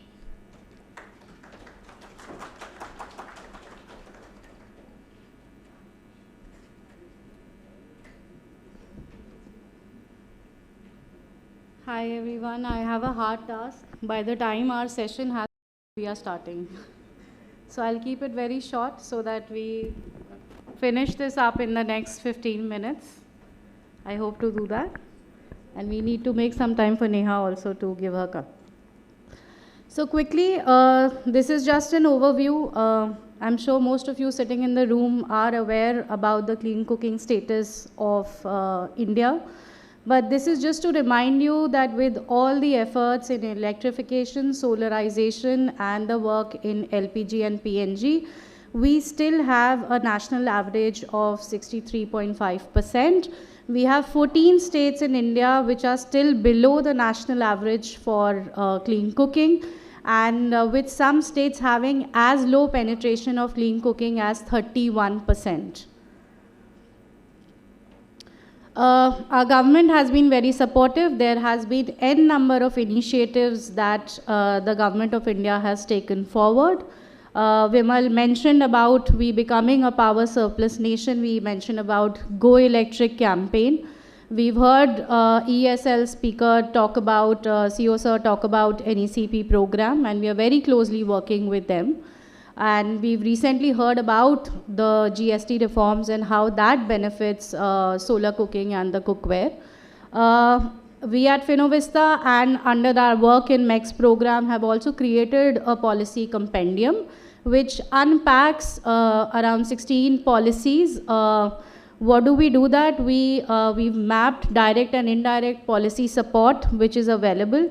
We've identified gaps and made recommendations and also answered questions like who's eligible and how do you really apply to these, get these benefits. Couple of copies are also available at the MECS desk outside, and this is also online available on our Finovista page. These are some of the initiatives which are happening on a large level across the country. So it's important for you to understand that while we are bringing that trust since morning about what is the status of electric cooking, we should remind ourselves that there are multiple states in India which have gone ahead on this journey, right from West Bengal, Haryana, Andhra Pradesh. In some of these states, EESL has been very active with their NECP program, where they are working in the Anganwadi sector. And there are also states like Maharashtra and Rajasthan which have joined this journey very recently and looked at solar and electric cooking devices. And the BEES SDA network is of course playing a very, very important role over here. Now where does MECS stand in all these things? Since morning we've heard Vimal, Matt, and we've heard Archana also talk about from BHC on the role that MECS has played. I won't take much time onto it, but what I want to highlight over here is that at MECS we follow a concept of jigsaw. We understand that to solve the clean cooking puzzle, there are multiple aspects that needs to be resolved. We need to work upon research to support policy. We need to actively engage people on promotion of electric cooking. We have to work, and this has been also re-emphasized by the TERI speaker, DG herself, that capacity building plays a very, very important role. Supply chain is one of the biggest thing, and I think a testimony of our work is right there in front of us with so many manufacturers actually showcasing very innovative technologies in electric cooking. And I'm very happy to share that we have IOCL is there. They are showcasing the Surya Nutan stove in an all-new avatar, and it's very happy to understand that MEC Forum can provide that kind of a platform. We have infrared cooktops and many other technologies like there, and I would encourage you all to take that technology walkthrough if you've not done till now. So what I'll do is I'll quickly, in a glance, go through each of these jigsaws. So when we say we worked on aspects of research to support policy, we are talking about some practical research that we've done. We started our work in 2020 when we launched the India eCook book, which talks about the feasibility of electric cooking with terms to Indian cuisine and how energy efficient devices like electric pressure cookers can cook up to 85% of Indian common menu on them very efficiently, and how households can make up to 40% savings by switching on to electric cooking through these energy efficient devices.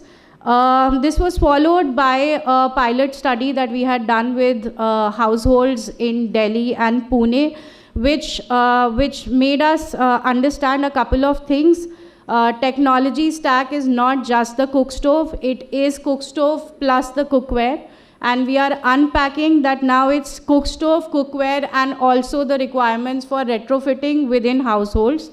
We understood that kitchens in India don't have a 16 ampere plug point, and that's a practical challenge. I mean, when we talk about large things about energy transitions from a household perspective, these small things matter. we understood that urban low-income households are typically one-room setting. They don't even have separate kitchen areas. Heat stress becomes an important aspect. Everybody talks about women empowerment and providing that kind of drudgery reduction, but in modern era also, when everybody is outside in that comfort area of AC and fans, we have flame-based cooking where we cannot switch on fans. So these practical things are unpacked by these studies. We are very thankful to CLASP also that they have recently conducted the Global Leap Awards 2024-2025, in which we did induction testings across multiple households in India, and it was very important to understand that we had users who could experience within 11-week time, they could experience savings on their cost. All the myths with respect to taste have been solved for us, and in fact to unpack that further, we have a counter where over here today where we are doing this tasting. So what we've done is you would see 3 jars. All of them have namak paras. I hope everybody understands that. One is cooked on biomass, so using firewood. One is cooked on LPG and one is cooked on electric cooking. We don't tell you which is cooked on what. We request all of you to please go taste that and rate. We'll share with you what is the whole thing about the myth that is there with electric cooking not providing the right amount of taste. We got functionalities about the IC designs and the ease of use for the customers, because all the time we get to hear that it is very difficult to transition, learn new technology, but we had users who could say themselves that in a span of 1 month, is it easy to understand that what is the functionality and to cook their regular menus on that. Of course, the aspects of faster cooking, and it's very important in Indian context because we need to understand we run a marathon in our kitchens every morning. So every morning we have a nashta, khana, everything cooking all together. And therefore time is really important, and that's the benefit that we get with electric cooking. And last but not the least, that I talked about the heat stress aspect. So the fact that we are working with electric cooking, we can switch on the fan and do our cooking. We can do our cooking with our AC ons also. So that, we don't talk about large jargons, but in practicality for a woman who's cooking in her kitchen, it also becomes a very big challenge. So now what we have further on research is today, so I'm not going to share much details over here, but we have a parallel session on research. We are unpacking a new research which we have done.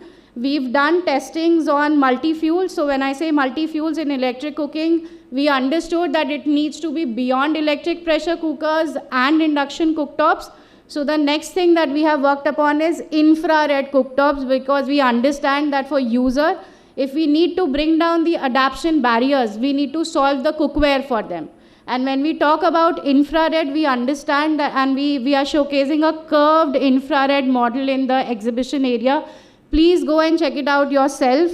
You can cook with round bottom vessels and everything. So anything that we talk about that electric cooking compatibility is a challenge, we have tried to work towards it. So this research is going to be talking about what are our results from efficiency and user behavior. And Dr. Nate Satsangi from my team is going to lead that session, and we are going to share about all the findings. So I'll not take much time over here today. And sorry, just one more thing. In this, generally we don't take care of frying. So we have tried frying also this time. So we've actually used electric fryers, we have used induction cooktops, we've used LPG, and we've also tested for frying, like which vessel becomes the most efficient. In our work in MECS program, we've done a lot of work on awareness, technology demonstration, and capacity building across states. I'll glance through it very quickly, but this is something which is very close to my heart. Being a mother, I understand that these aspects needs to be introduced to kids at a very early age. We all know about Rashi Production. There is an OTT channel which they manage on YouTube, which is called Dr. Binox. it's a rage amongst kids, and I mean, mothers, young mothers would know about that very, this thing. We've touched 500,000 views about clean cooking through that channel, and we've been able to educate kids up to the 9 years through this initiative that we've done. This is also fully available on YouTube, so please do watch the video. We all know about forum, so I'll not spend much time, but aside to the forum, there is one important platform that we've created, which is this monthly talk series, which talks about different aspects. We are already in our 4th phase now, and we've touched upon multiple topics and received interest from the global audience. We've worked very closely with B. Milind sir has already talked about it in the inaugural panel, so I'll not spend much time onto it. We've been very, very closely working with EESL and B on demonstration and showcase of electric cooking devices across India through the SDA network. And these are a range of devices. It's not just EESL's device, it's not just IOCL's device, it is also other manufacturers and the innovation. And these are just a glimpse of all the state-based activities that we've done. When I say technology and supply chain, I've already covered that. We are very happy to share all the innovations that we've brought to you on this platform, and we've been continuously working on that. There is a team that relentlessly works on mapping these brands, these technologies, and we try to keep ourselves on the top of the game and bring these new technologies. I'll just point your attention to the last picture, which shows McCoy Clara.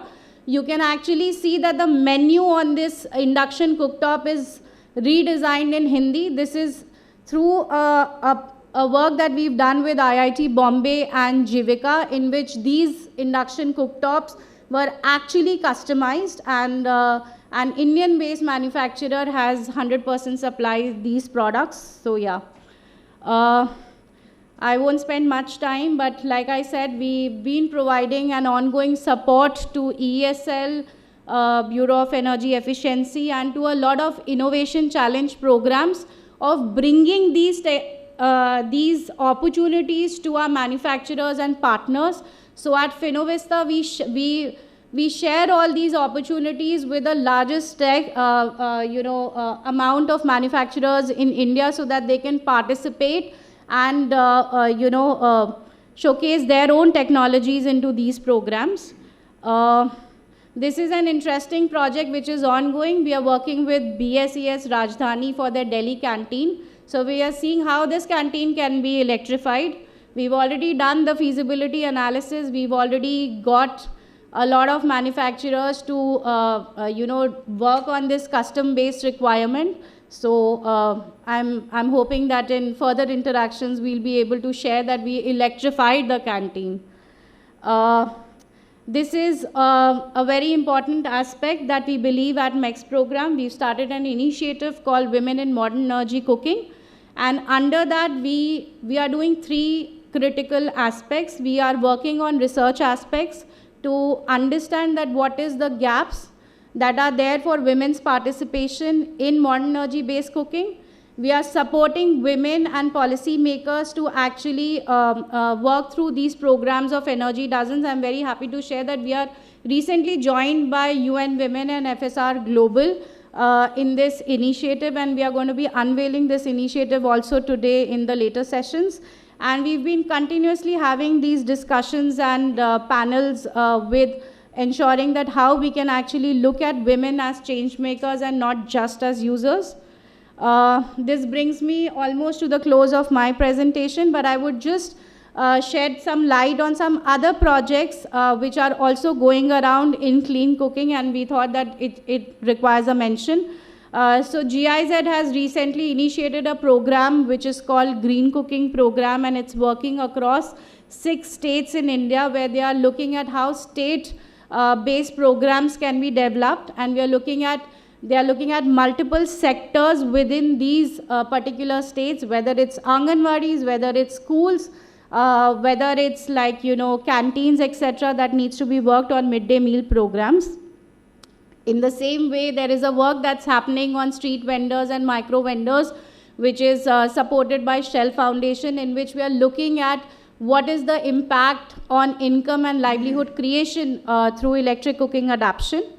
And last but not the least, Vimal talked about this. There is an RSPC center that has been established very recently under the program by Office of Principal Scientific Advisor, and NABARD is also a stakeholder in this, and we are looking at how these technologies can actually percolate at a rural level. I'll stop at that. We at Finovista are working across clean cooking, energy transition and defense as a sector, and very thankful for your support today, and thank you for coming. I would now request Neha Dhingra from CLASP to actually talk about the association that has recently developed between MECS and CLASP. Neha, yeah. You can stop sharing my screen.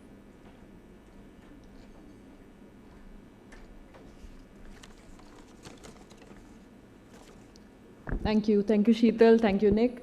We are proud to be joining MECS as a partner. CLASP brings deep experience and expertise in appliance energy efficiency and access, and we are happy to be expanding it to clean cooking space. Our goal is to complement and collaborate on the existing work that MECS and its partners have been doing, so we are really looking forward to that. I'll talk a little bit about the work that we plan to do in India. So it will be focusing on market shaping activities. And what we mean by that is that we'll continue to support policymakers, standard-making bodies in development of national policies, standards around energy efficiency, around adoption, as well as procurement guidelines for adoption of clean cooking. We'll also provide appliance performance data, which will help build consumer confidence, which will also reduce risk for policymakers as well as financiers and companies. And the third key aspect is around supporting awareness campaigns that highlight cost savings, that bust the myths around electric cooking, as well as talk about air quality improvements. So these are the three areas around which we will primarily be working. As you've seen outside, and thanks to MECS and Finovista team for bringing all the, or at least most of these companies here for the demonstration. So India already has a vibrant network of e-cooking companies, and we hope through this program and through some of the activities around venture building, which CLASP is going to lead, these companies will not only get opportunities to work and expand their work in India, but also they get opportunities to work outside of India. So I would just like to summarize by saying that we plan to build on the work that has already been done, fill the gaps where we can, and together work with all the existing partners and the ecosystem in advancing transition to e-cooking. Thank you.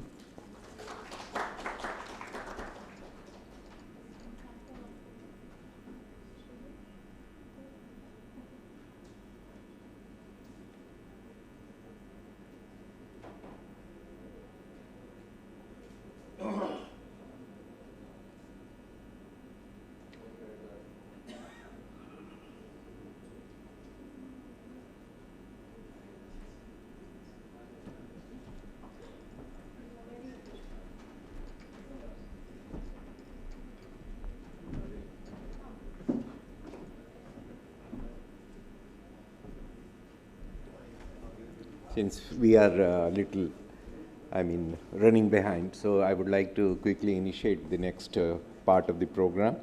It is about a panel discussion, and this is the first panel discussion of today's program. The subject and the topic is decarbonizing India's cooking sector. Yes, indeed, India has made quite good progress over the years, thanks to the Pradhan Mantri Ujjwala Yojana. And through that, we have made now the coverage is 100%, although there are challenges in using LPG for various reasons, which most of you are quite aware. I wouldn't go into detail of that. But we have a panel discussion which will, I think, will be discussing on those issues and how to further emphasis on cleaner fuel, because that's where the actual clean cooking can take place. And for that purpose, I would like to invite the panelists. First of all, the moderator, Dr. Devajit Palit, Center Head, Center for Climate Change and Energy Transition, Chintan Research Foundation. Dr. Palit, please. And other panelists, Shri Alok Kumar, former Secretary, Ministry of Power, Government of India, and currently Director General, All India Discom Association. Please sit. Shri Jeevan Kumar Jethani, Senior Director, Scientist Staff, Ministry of New and Renewable Energy, Government of India. Dr. Umesh Srivastava, Executive Director, R&D, Indian Oil Corporation Limited. And Ms. Nidhi Shareen, Director, Energy Transitions, Global Energy Alliance for People and Planet. Hi, Aini. She's not here. Okay. She would be joining shortly, I am told. Thank you.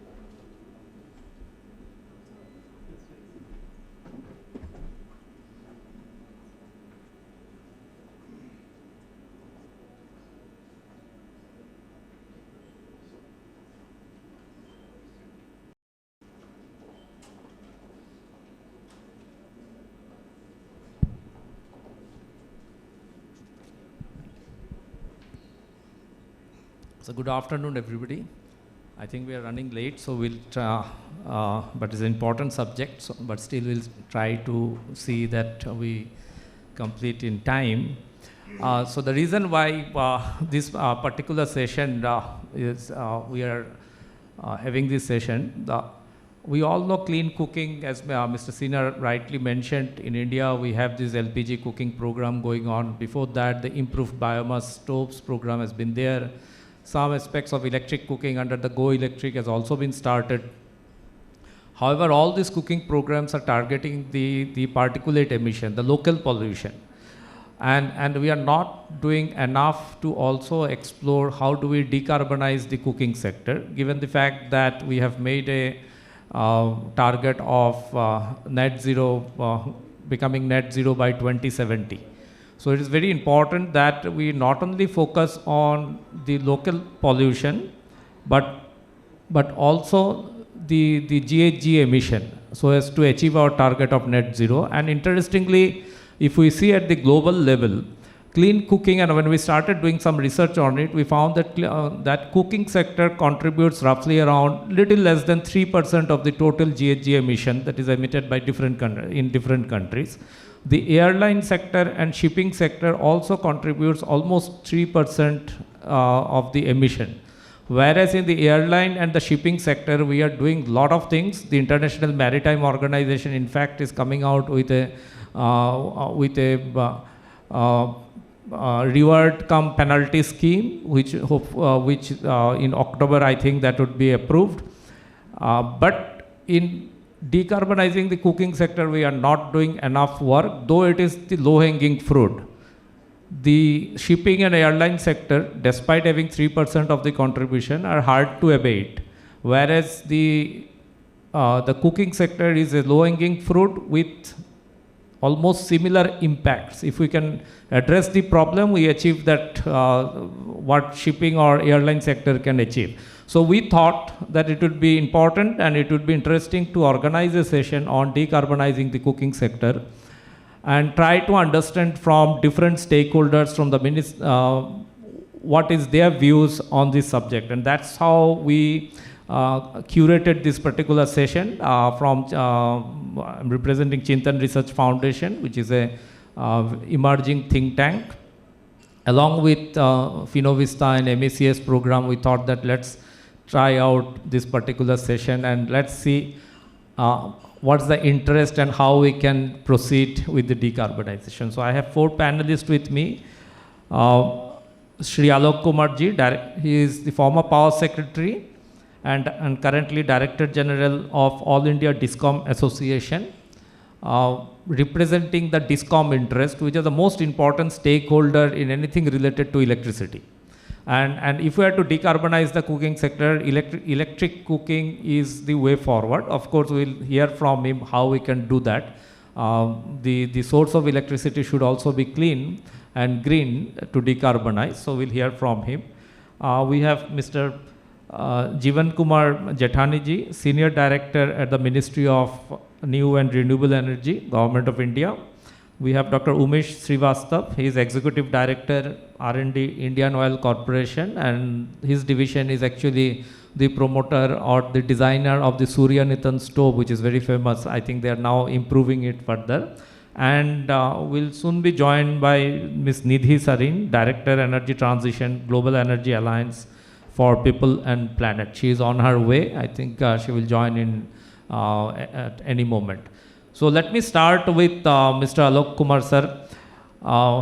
Your thoughts on how can DISCOMs contribute to the adoption of grid-enabled electric cooking while maintaining grid stability? Because I know that the moment we start talking about electric cooking, the first question comes that suddenly there will be peak load in the evening. You are increasing the peak load, and with more and more so variable renewable energy, how we are going to manage the peak load?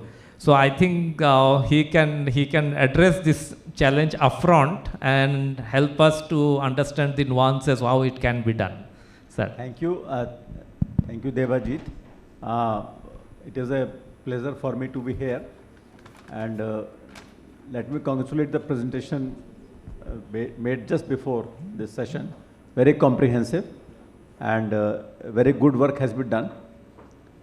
Before I come to DISCOMs, I want to say one general point. Where does the electric cooking figure in the overall energy policy of India?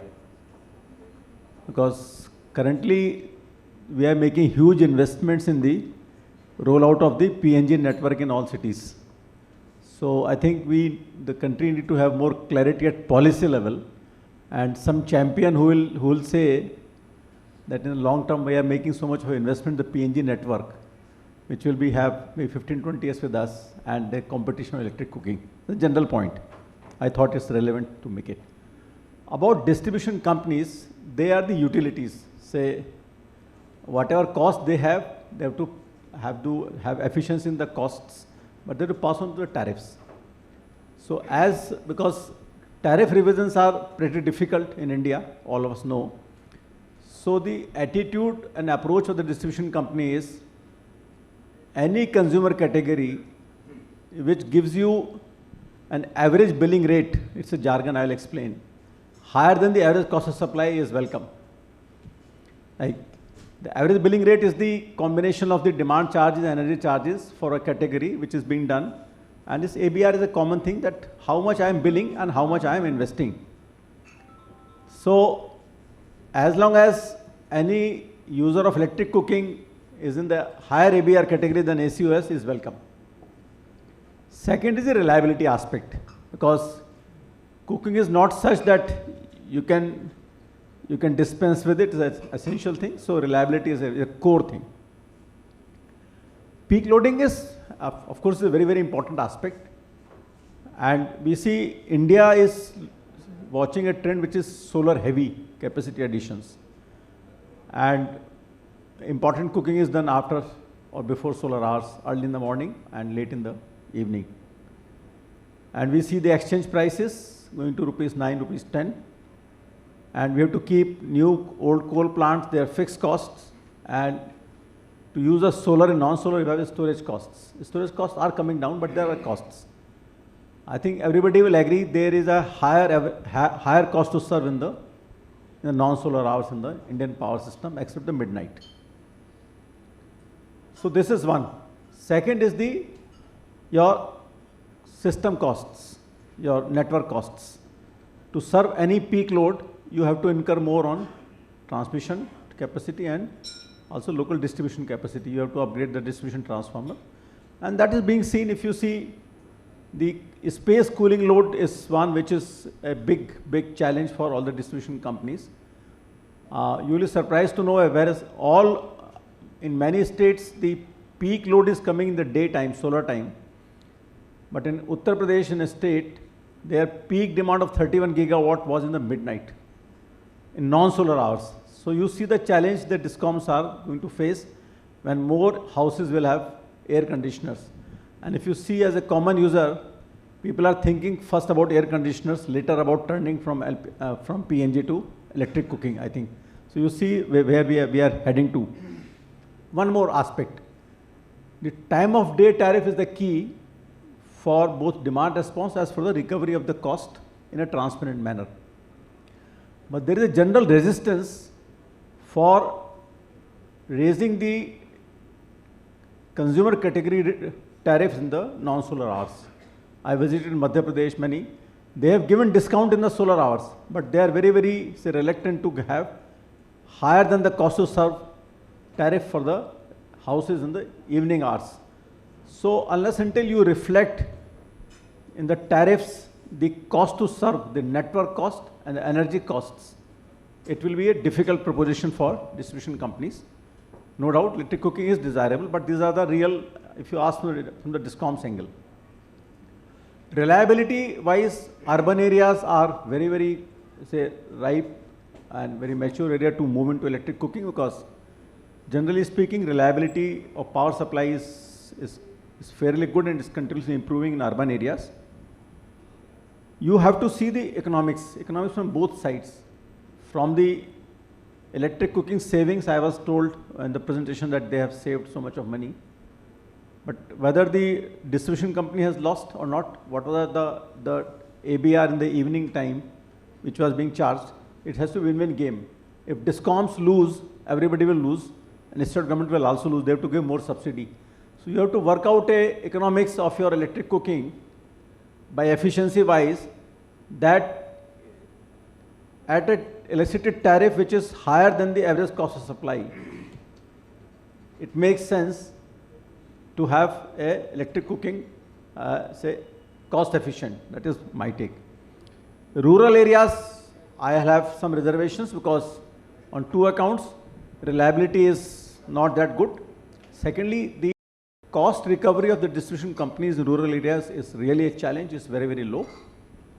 So rural areas, you have all the three problems: comparatively poorer reliability, lower ABR than cost of service, and much lower, much lower tariff recovery.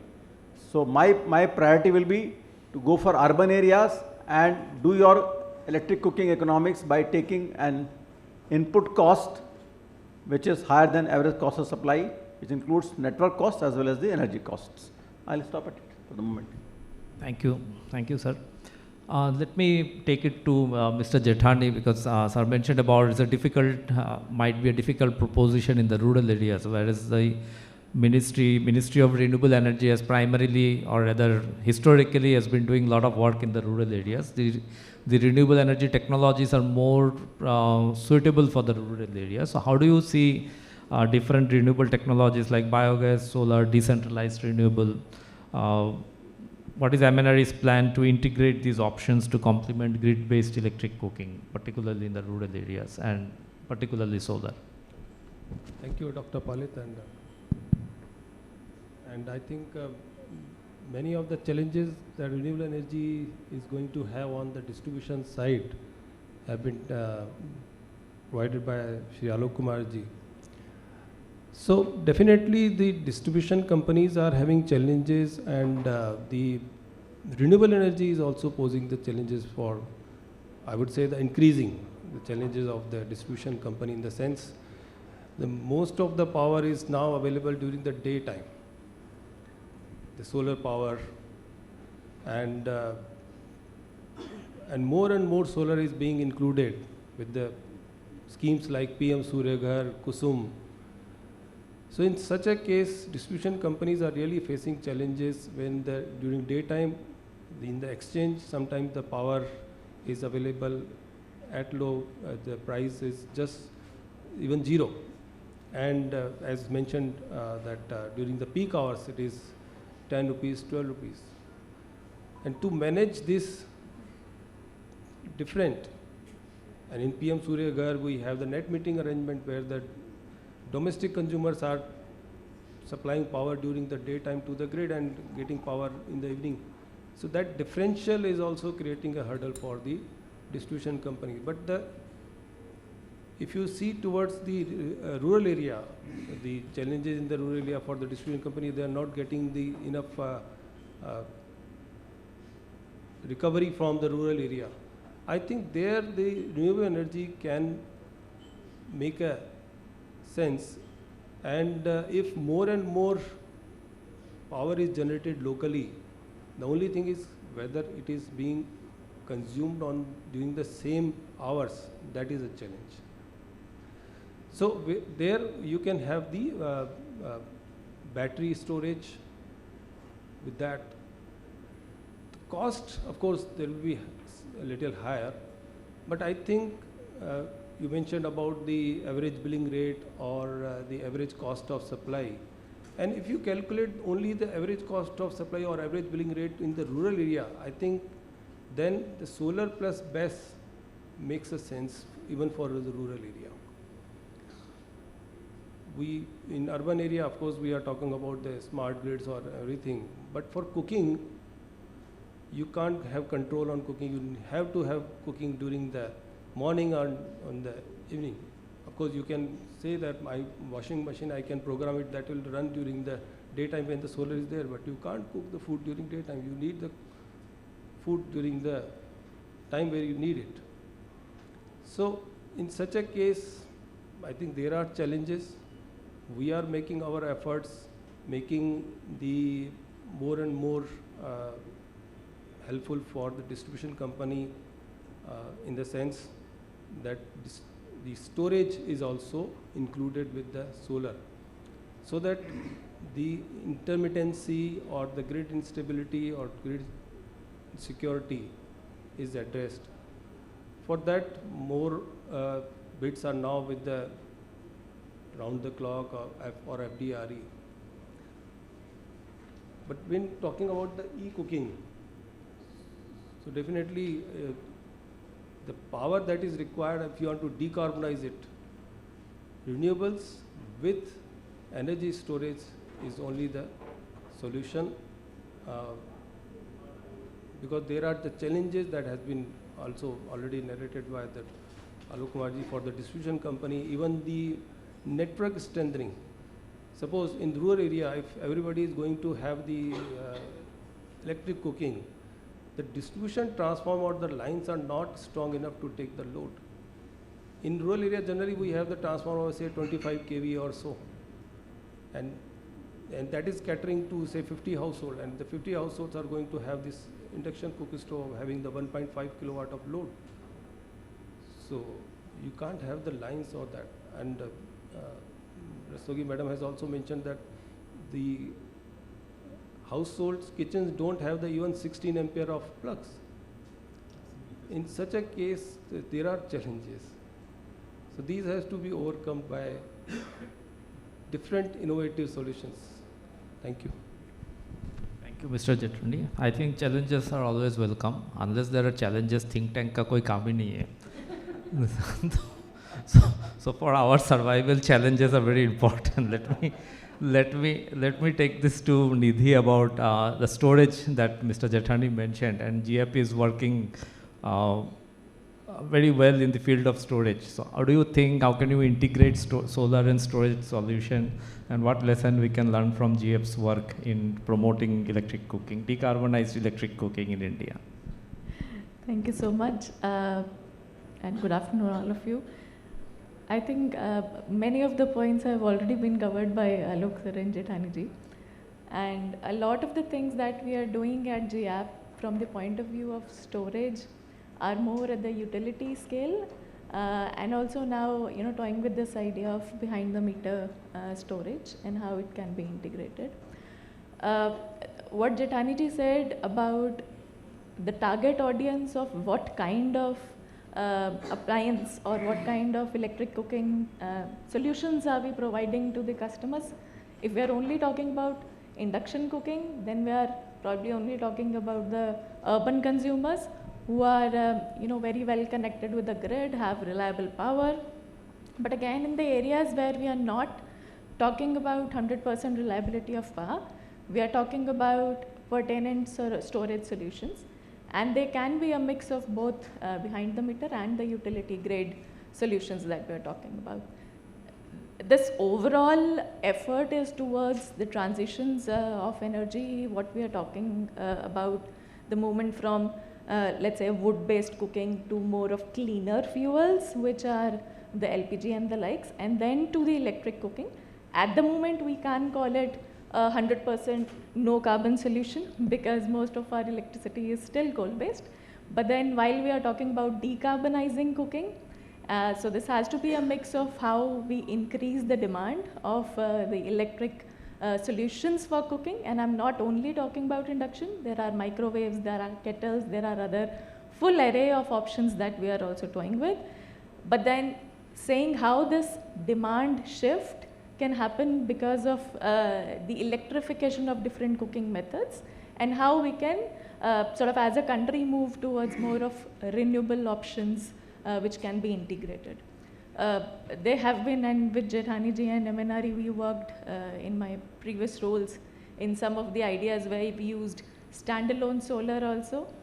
There was very small element of storage. Of course, that was not very sufficient for catering to the cooking demands. But then we were talking about households.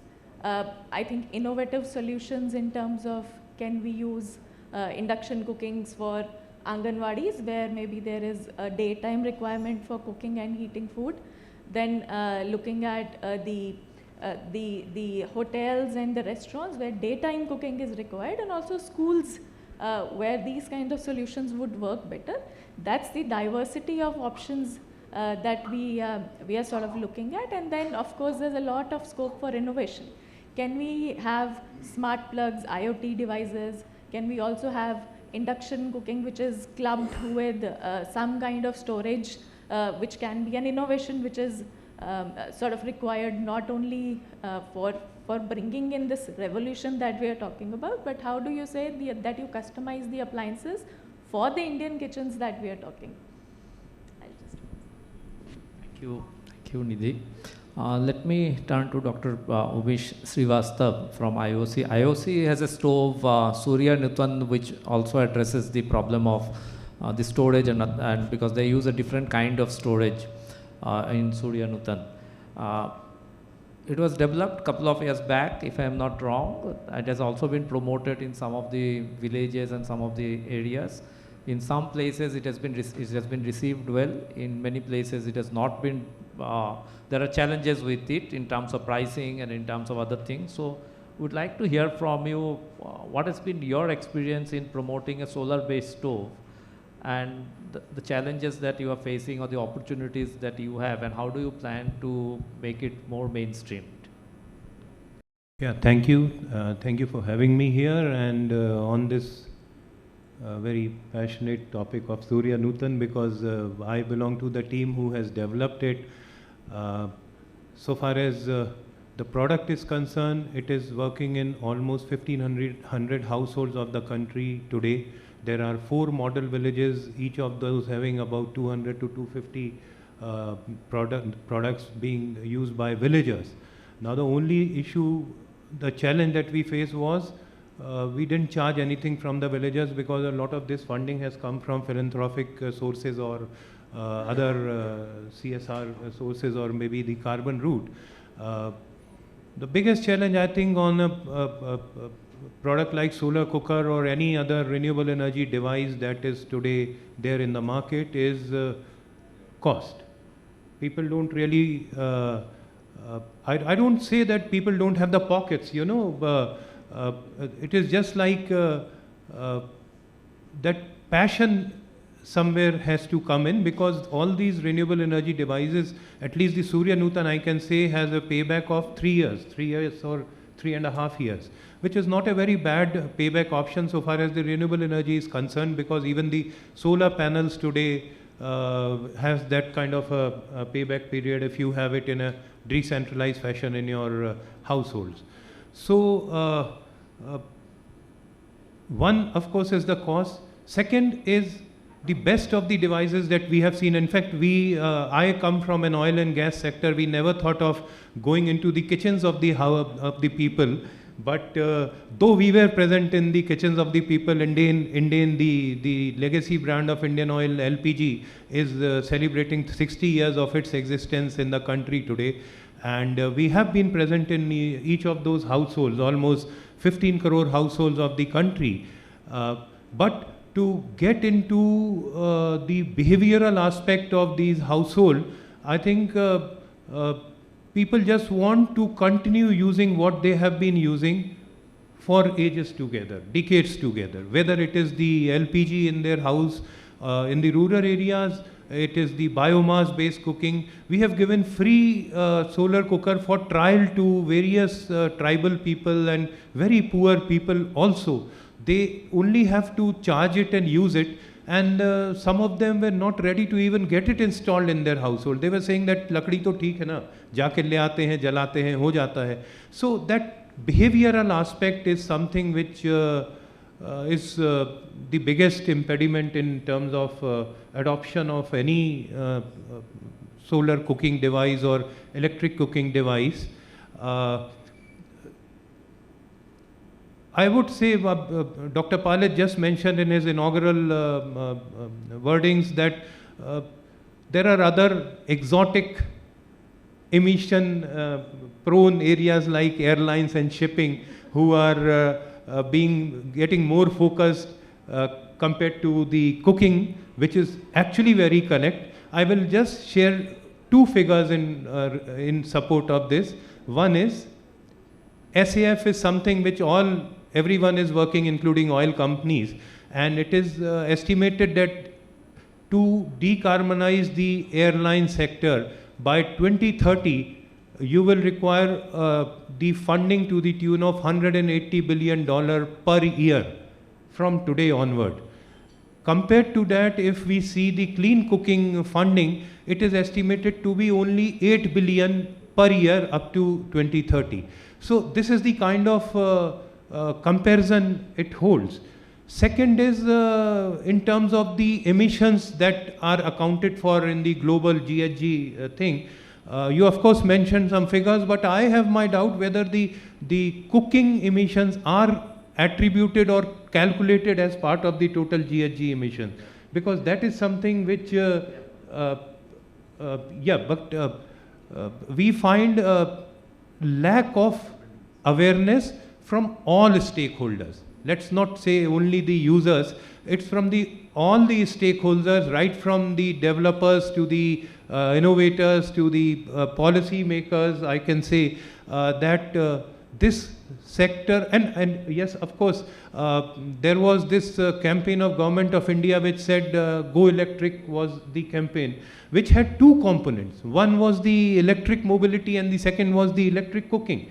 Somehow we only relate that Go Electric with the EV, probably because of the word go. I mean, the EV means go, but I think we should have some more words added to it so that it will become a more focused area for electric cooking.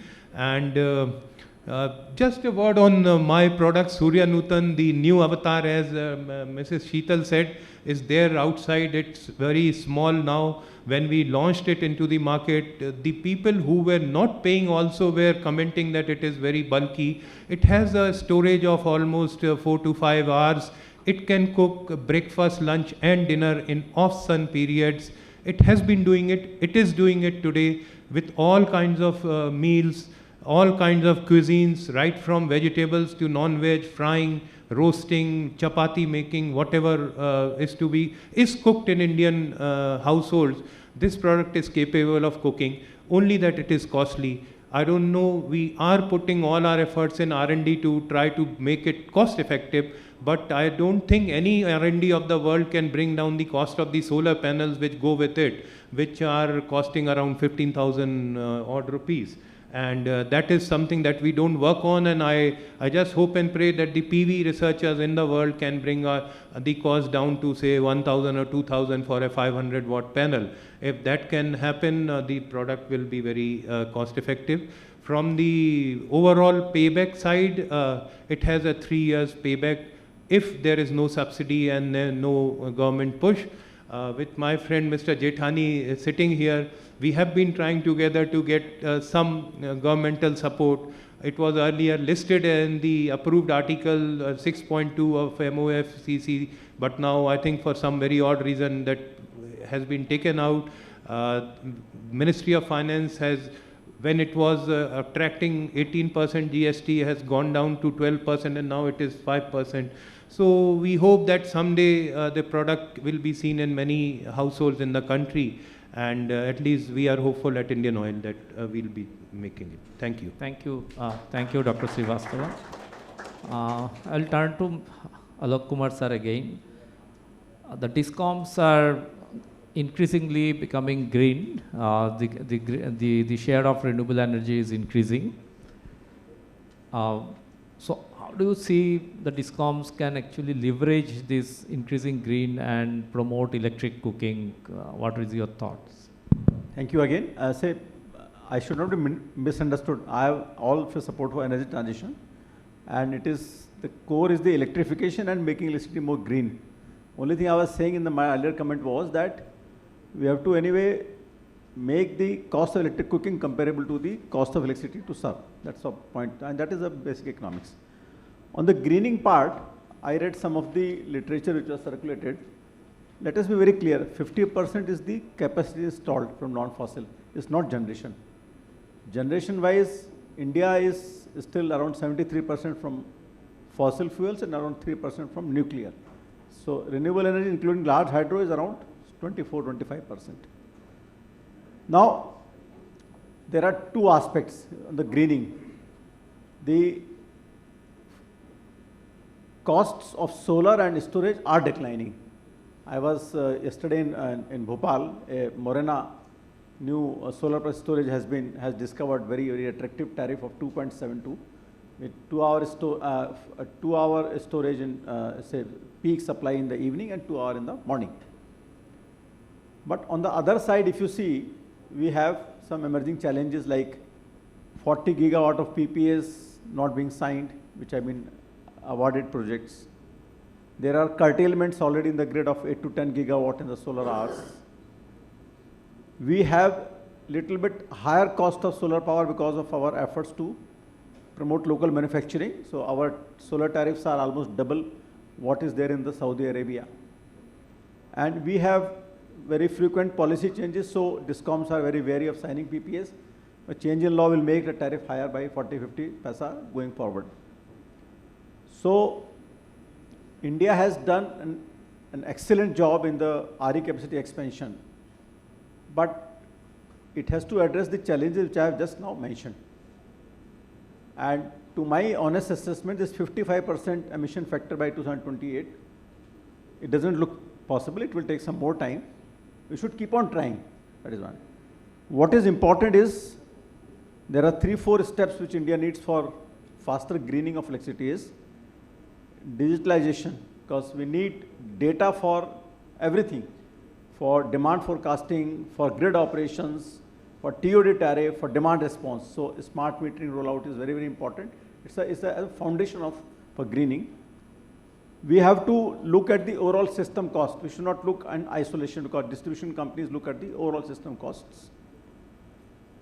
And maybe in the next 2-3 years, India will see very fast expansion of grid scale storage. When these two things converge, the smart metering rollout and availability of data, which will enable us better demand forecasting, better grid operations, storage expansion. My assessment is that India will be ready for a faster uptake of renewable energy, say after 2-3 years, and we will see greening the targets may be achieved by a gap of 2 to 3 years, but it's a long journey. Let us be very confident and happy what we have done, and I'm very sure that we are on the path of greening, and 2070 is still time, but we are doing the right things. Thank you very much. Thank you, sir. Thank you. Let me turn to Mr. Jethani about the decentralized solar programs of the ministry, and do you have any plan to integrate electric cooking with such programs? Will you allow it, or rather, if I rephrase, can you take advantage of those programs? Definitely, and I had been always advocating about the decentralized renewable energy because utility scale has many challenges. It requires large chunk of land, it requires transmission lines, and they are generally located in the pockets where the potential is high and you have to get the transmission and other things done. Decentralized, on the other hand, has plus point of that it is being generated where the load is there. So that saves not only the large chunks of land or the transmission, it also saves the losses and other things. So that's why the PM Suryaghar or rooftop or the PM Kusum, and the results we are already there in the terms that the MERC, the Maharashtra, has rather increasing the tariff. They have reduced the tariff after having this large deployment of agriculture solarization of the pumps, of the all electric pumps they are targeting. So going forward, definitely when most of the states will have these DRE solutions, the generation at the load centers would definitely help to the distribution companies, but the challenge is the intermittency and the generation during the solar hours. And for that, as we have heard that the storage prices are coming down, and that's a good sign. The storage, which 3 years back was 10 rupees or 10 lakh rupees or so, now it is just 2 lakh rupees per megawatt per month. And with that, the solar plus storage is going to be more or less at par with the new coal power generation. And if we also target the PSP or other storage technologies, definitely the renewable power will be available at a cost which is equivalent to, I would say, that the average billing rate or so. And in such a case, it will be more affordable, more reliable, even for the rural areas. And targeting e-cooking, I would say in urban areas, suppose we are using the piped natural gas, we should shift towards the e-cooking, and these savings in the piped gas or LPGs, these can be then targeted towards the more strengthening of the distribution lines, more towards the strengthening of the distribution companies' financial and other things. So that will help, definitely. Thank you, Mr. Chitani. Very briefly, Nidhi, what lessons we can learn from GF's global programs to also make cooking equitable and socially desirable in India? What would be your advice to make it from a social side? Of course, we have discussed about techno-commercial attractiveness, but from equitable, social, and all the other aspects. Sure. I would say more than GAP's global experience, we also have very our own homegrown experiences and the lessons that we can learn from allied sectors.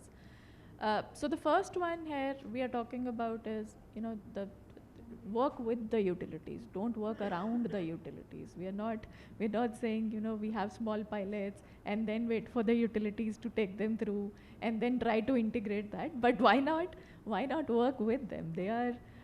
They've been working on the energy transition, and the shift towards electricity, specifically while we are working for cooking, comes hand in glove with the efforts that utility is making towards, the shift towards more of renewables.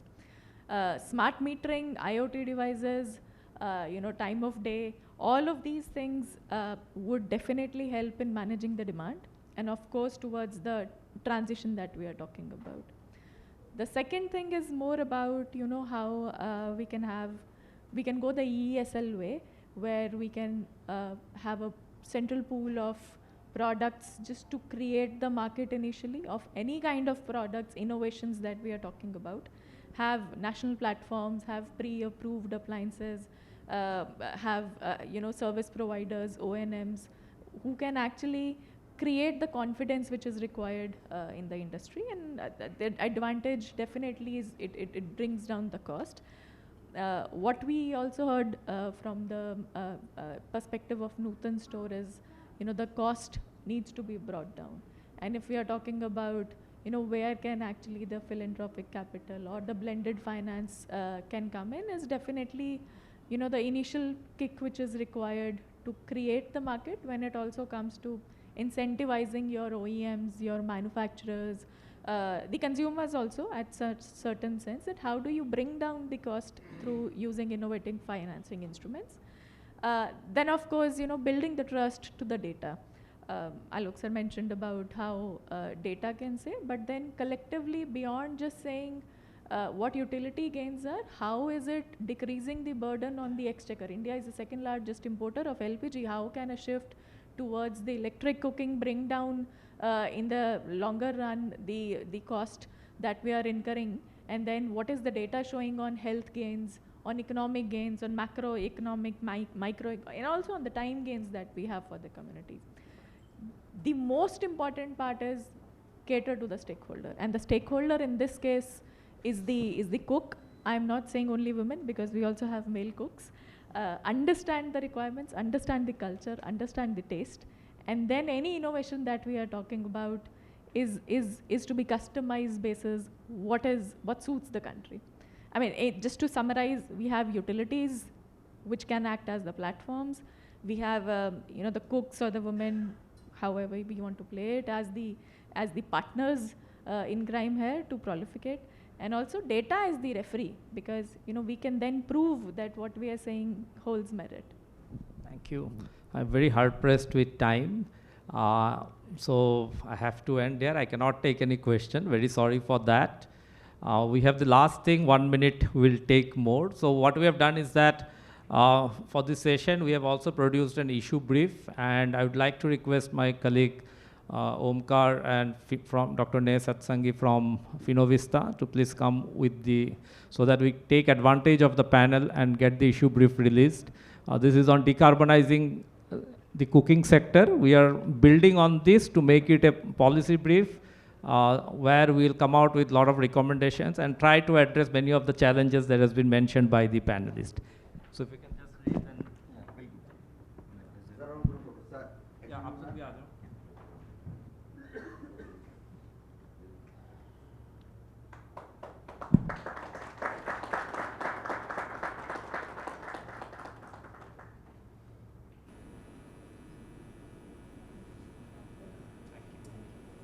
Thank you so much. So we close the panel here, and thank you to all the panelists for their time and for sharing your views and insights. I'm sure that this will help us in building a more informed knowledge and recommendations and suggestions for decarbonizing the cooking sector. Thank you.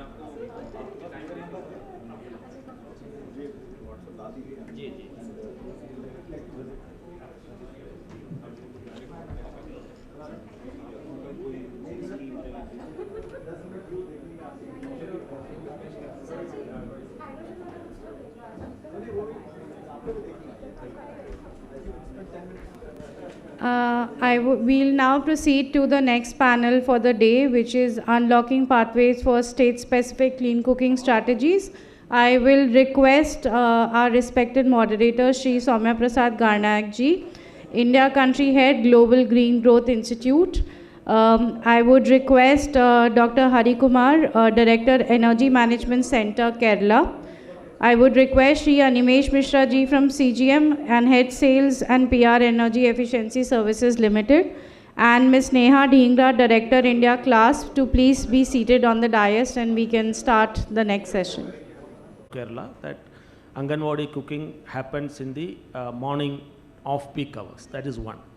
The second one, suppose we want to address the or examine the profitability of electric cooking versus LPG cooking, we found that in the current situation of LPG pricing and electricity pricing, electric cooking is not a cheaper option in many of the cases. But in Anganwadis, the electricity rate is not a commercial one, and the LPG rate is a domestic, but cooking is non-domestic. So the LPG rate is also less. So there we found that the saving is also good in Anganwadis, but that saving you may not get in residential or commercial sectors if you compare the real cost saving. We learned a lot of positive lessons also, certain challenges also we could identify in this program. We have got 33,115 Anganwadis. We have completed electric cooking about 3,000 Anganwadis in the state. We gave 2 kilowatt induction cooker plus 6 numbers of vessels. Positive thing, no fire, safety is there, and they can put the fans during cooking, so children also get more comfortable, the workers also get more comfortable, less of time so that they can utilize the time for looking after the children. But certain challenges are also there. See, in Anganwadis, another thing is that the Anganwadi workers used to pay the LPG cylinders cost, and they get it reimbursed maybe after 3 or 4 months. So when we converted to electric cooking, the local self-government institutions, the panchayats or municipalities or the corporations, they are the ones, they pay the electricity bill. Therefore, it got a great relief for the Anganwadis in terms of the pricing also. And these are all some non-technical benefits and challenges also we identified. From Anganwadis, the other institution we went is the schools, again the noon meal program. So fortunately I have seen many induction and infrared commercial cooking appliances now here in the exhibition. But in Kerala, when we went for the first pilot project in the northern part of Kerala, in one school where they have a 500 children noon meal program, we went to the electric boilers and 25 kilowatt solar rooftop system. So it's totally a carbon neutral project. In the whole school, we have made it a carbon neutral thing with lights, fans, air conditioners, pumping, etc. All these things covered under the solar. So there also, we want to try out the induction cookers also, as he was really rightly mentioning. We are also very thankful to GGI in supporting a program on technology readiness assessment and things like that. So we want some technology related assistance in terms of induction cooker, commercial, what is the efficiency level compared to the electric steam boilers and all. Interesting, I will stop with one more point. The interesting some learnings also we got. I don't want to repeat, because from the morning 10 o'clock I am hearing the presentations. I am not repeating the things which has been talked about here, but some things which we learned, which we found some interesting things. See, in the school they were using LPG. Some family problems also related to electric cooking. That also we found in the electric cooking program. In the school evening, Friday evening, the LPG cylinder, one cylinder will be taken by particular staff in a scooter. It goes to the home. Then Monday morning it comes back. So LPG cylinder is being used in other. So there were a resistance when we introduced electric cooking, because electric boiler cannot be taken to the home. No. The LPG cylinder goes to the home. But in Anganwadis, when we introduced electric induction cookers, it was 2 kilowatt induction cooker. 2 kilowatt induction cooker also goes to home at Friday evening, and it comes in Monday morning. But there is no fuel usage, and there the problem is that this lady who takes the electric induction cooker 2 kilowatt to the home, she gets cooking very fast in the home, and she is very comfortable. But the electricity bill shoots up very much. Then the problem starts in the home. So 2 kilo, but there the government or the institution is not suffering, but So there are such interesting cases also we could see. But suppose one point, residential, you talked about programmatic. See, in Kerala, right now itself, we are facing a peak load strain. Therefore, in Kerala, I remember in 2012, when the UPA government started with their reforms in LPG subsidy, our people started going for induction cookers, and it was cheaper at that time. And we got not only evening peak, we got a morning peak also, from 7 to 7:30. Then electricity board introduced load shedding. People started getting up a little early. Then it was, then the board thought that there is no point in fighting with the ladies, no, because they get up little early and start cooking at 5:30 also. So in residential sector, as per our calculation, after 100 units per day, when we have time of use tariff and all, electric cooking is not a cheaper option. And if you go for subsidized cylinder, even above 50 rupees monthly per day, electric cooking is not a cheaper option. Therefore, I want to highlight one point that electric cooking as a cheaper option we should not promote, because Scorpio we are buying not as a cheaper option compared to Alto. So let us entice people to buy electric cooking as not a cheaper option, but there are other advantages also. That way also we have to promote electric cooking. Electric cooking is very useful in commercial aspect, where you can pre-cook food during the morning time and not coincide with the peak time also. And one more point. I will add one more point, that we have last week we have announced an expression of interest in Kerala for behind the meter battery storage for residential homes, so that at least the utility will get a lesser peak load strain when people who can afford will go for battery storage. Thank you. Thank you, Dr. Harikumar. I think you have this experience in the Anganwadis, and you showed that there is acceptance of the people. Of course, there are challenges of the usage and all, some malpractice, if I can use that word, but still there is acceptance, and it has the potential to take it to a programmatic level. And of course, the pricing, what you talked about, is extremely important. The other point which you mentioned is also the e-cooking should not be taken as a cheap option, but as it should be driven by the market. So let the market be created, people come, people participate, people take this as an usage, and that is how it is to be driven. So having said that, if it is a market-driven mechanism, so let me turn to Animeshji. You have already initiated some programs on the electric cooking in the past. I do not exactly know whether it has been quite successful or not, but the initiative taken by EESL is quite commendable. Can you please highlight your experience on this? And just a follow-up question to that, is EESL planning to come out with a Ujala type program on this particular appliances? Your view, please. Thank you, sir. 𝐁𝐿 sir has been mentor in this field, and I remember still when I had joined EESL, he was the one, as he has shared, tied up with BSES in Delhi at that point of time to take it forward, but due to COVID and various reasons, it could not actually fly. And I've met Dr. Harikumar many times when I was in Kerala, and his work in EMC has been phenomenal, and Kerala has been pioneers in that. And we have learned a lot from their electric cooking model which they have taken, and similarly worked regularly with Neha from CLASP, and they were instrumental in EESL's large-scale fan program in the cooling sector. Having said that, I would like to thank Finovista also for giving this opportunity.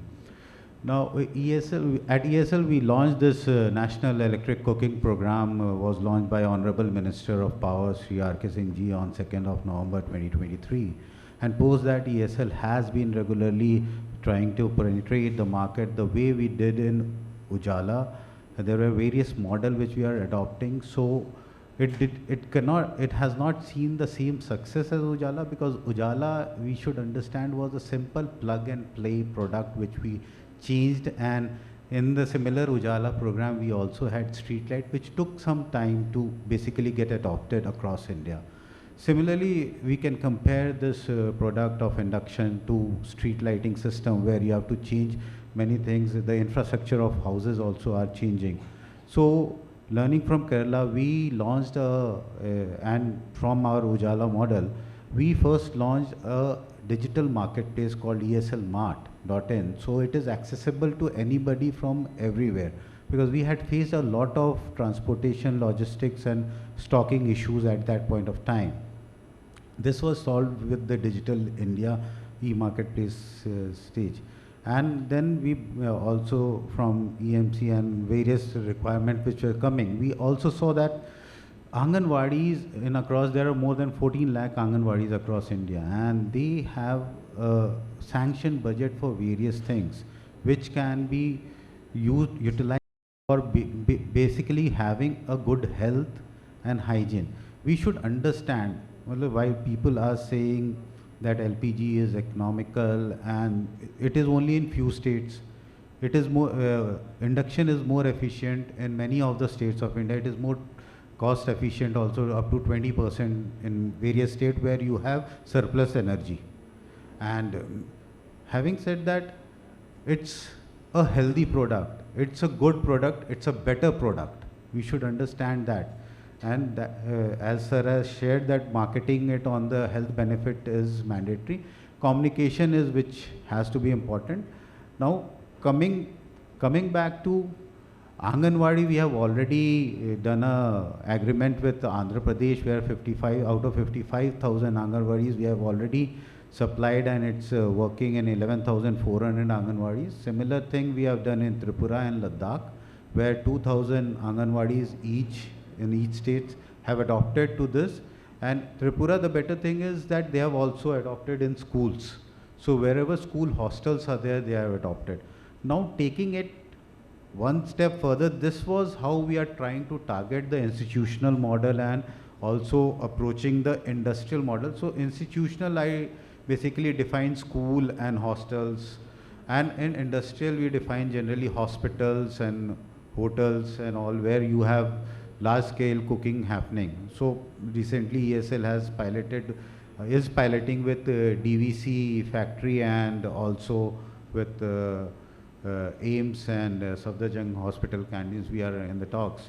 So that part, because it is B2B, it happens with the funding and all that. But for B2C, what we have done is that we have launched various multiple schemes for the reaching, like EESL Mart. So now we have launched also 𝐊𝐻𝐿𝐻𝐢𝐤 scheme. 𝐊𝐻𝐿𝐻𝐢𝐤 is a scheme where just like these are people who can become EESL members, 𝐊𝐻𝐿𝐻𝐢𝐤 scheme member, and they can sell EESL appliances and they get a nominal success fee.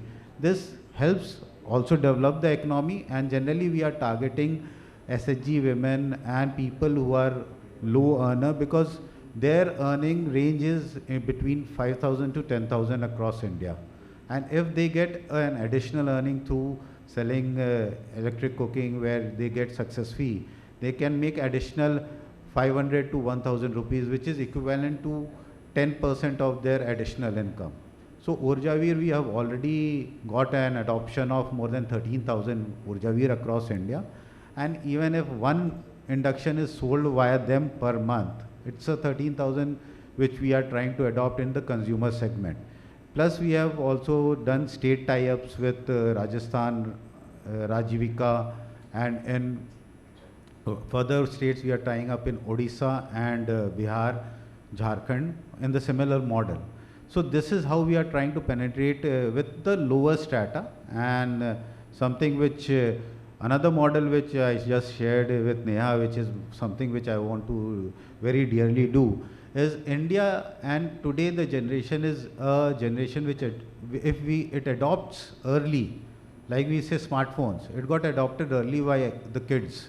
So if we give this habit of adoption early, so we can have the school kids having a workshop, a competition of cooking, master chef competition, so that they adopt to this, because most of the kids around India are very conversant and efficient using the microwave which has been in their home, and induction is a further extension to that, and that can happen. So these are the few initiatives that we are doing. Thank you, Anish. You talked about the robust supply chain you are trying to establish through e-marketplace, and you have engaged some Urja Veers. These are individuals who are voluntarily coming to propagate this particular thing with some kind of incentives to them financially, and you also emphasize the outreach, which is extremely important. So we hope that EESL going forward will be able to create this momentum in the market for this particular appliances. So Neha, you have been engaged with Bureau of Energy Efficiency, the prime regulatory organization under the Energy Conservation Act, to establish the minimum energy performance standards of the appliances. And what is your take on it? Is there any progress on setting the minimum standards for the induction cook stove? Of course, it will start with a voluntary first, moving towards the mandatory one. How it is linked to the BIS, Bureau of Indian Standards, the numbers which the BIS sets.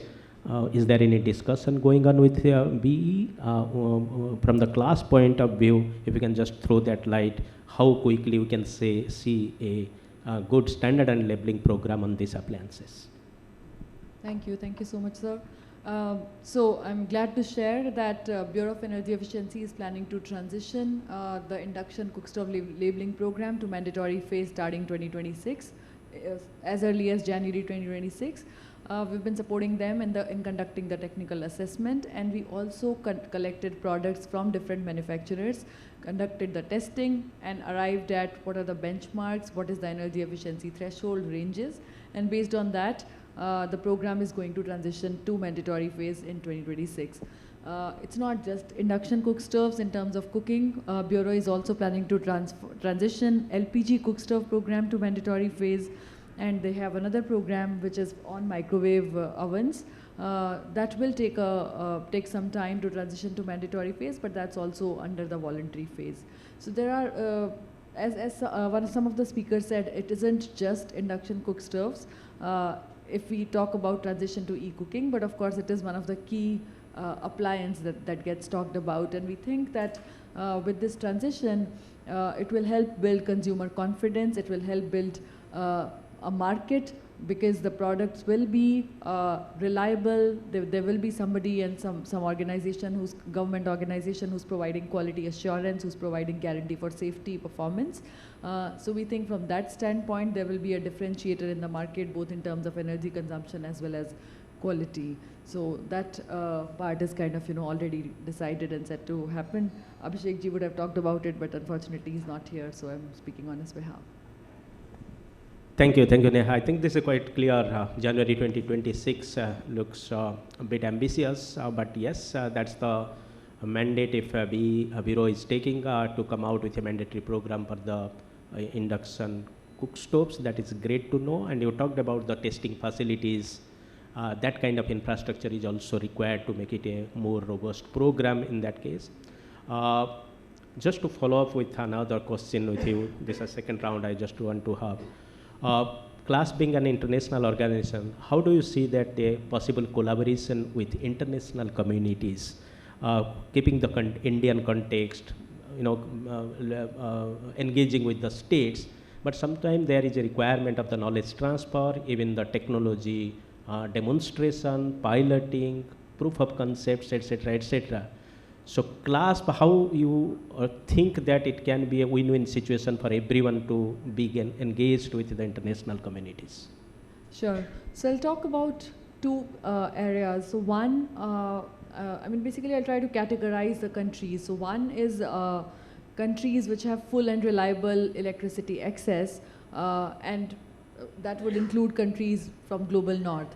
And there, the conversation and the narrative is more about dealing with indoor air pollution, because everybody and everything has transitioned towards gas-based or LPG-based cooking. Then there are countries like ours and our neighboring countries where there is full electrification, but reliability is a problem. And here the conversation is more about how do we transition from existing biomass, and the question now is whether we transition to LPG or we directly make and then leapfrog towards e-cooking. And the third is the countries which do not have sufficient access to electricity, and there the conversation revolves more around affordability, and the solutions are also centered around some kind of financial models, whether it's result-based financing or grant-based scheme. So in the first two categories of countries, there's a lot that we can learn and exchange from each other. The conversation is more around development of national standards, development of procurement programs. If I talk about our country context, then in India, Bureau of Energy Efficiency develops efficiency programs, and organizations like SDA, everybody who's on the panel here, and EESL are the ones who kind of come up with market transformation mechanisms. So now the task is that how do we increase not just adoption of e-cooking, but also high efficiency e-cooking, and that's something that we all need to figure out. Consumer perception is something that each of the countries are dealing with, so that is a tough nut to crack, which all of us have to kind of deal with. I'll talk about one specific intervention that we did. It was a Global Leap program. It is a market accelerator program which we organized in collaboration with Finovista earlier this year and last year. And in that program, we brought together induction cook stoves from both Africa as well as India.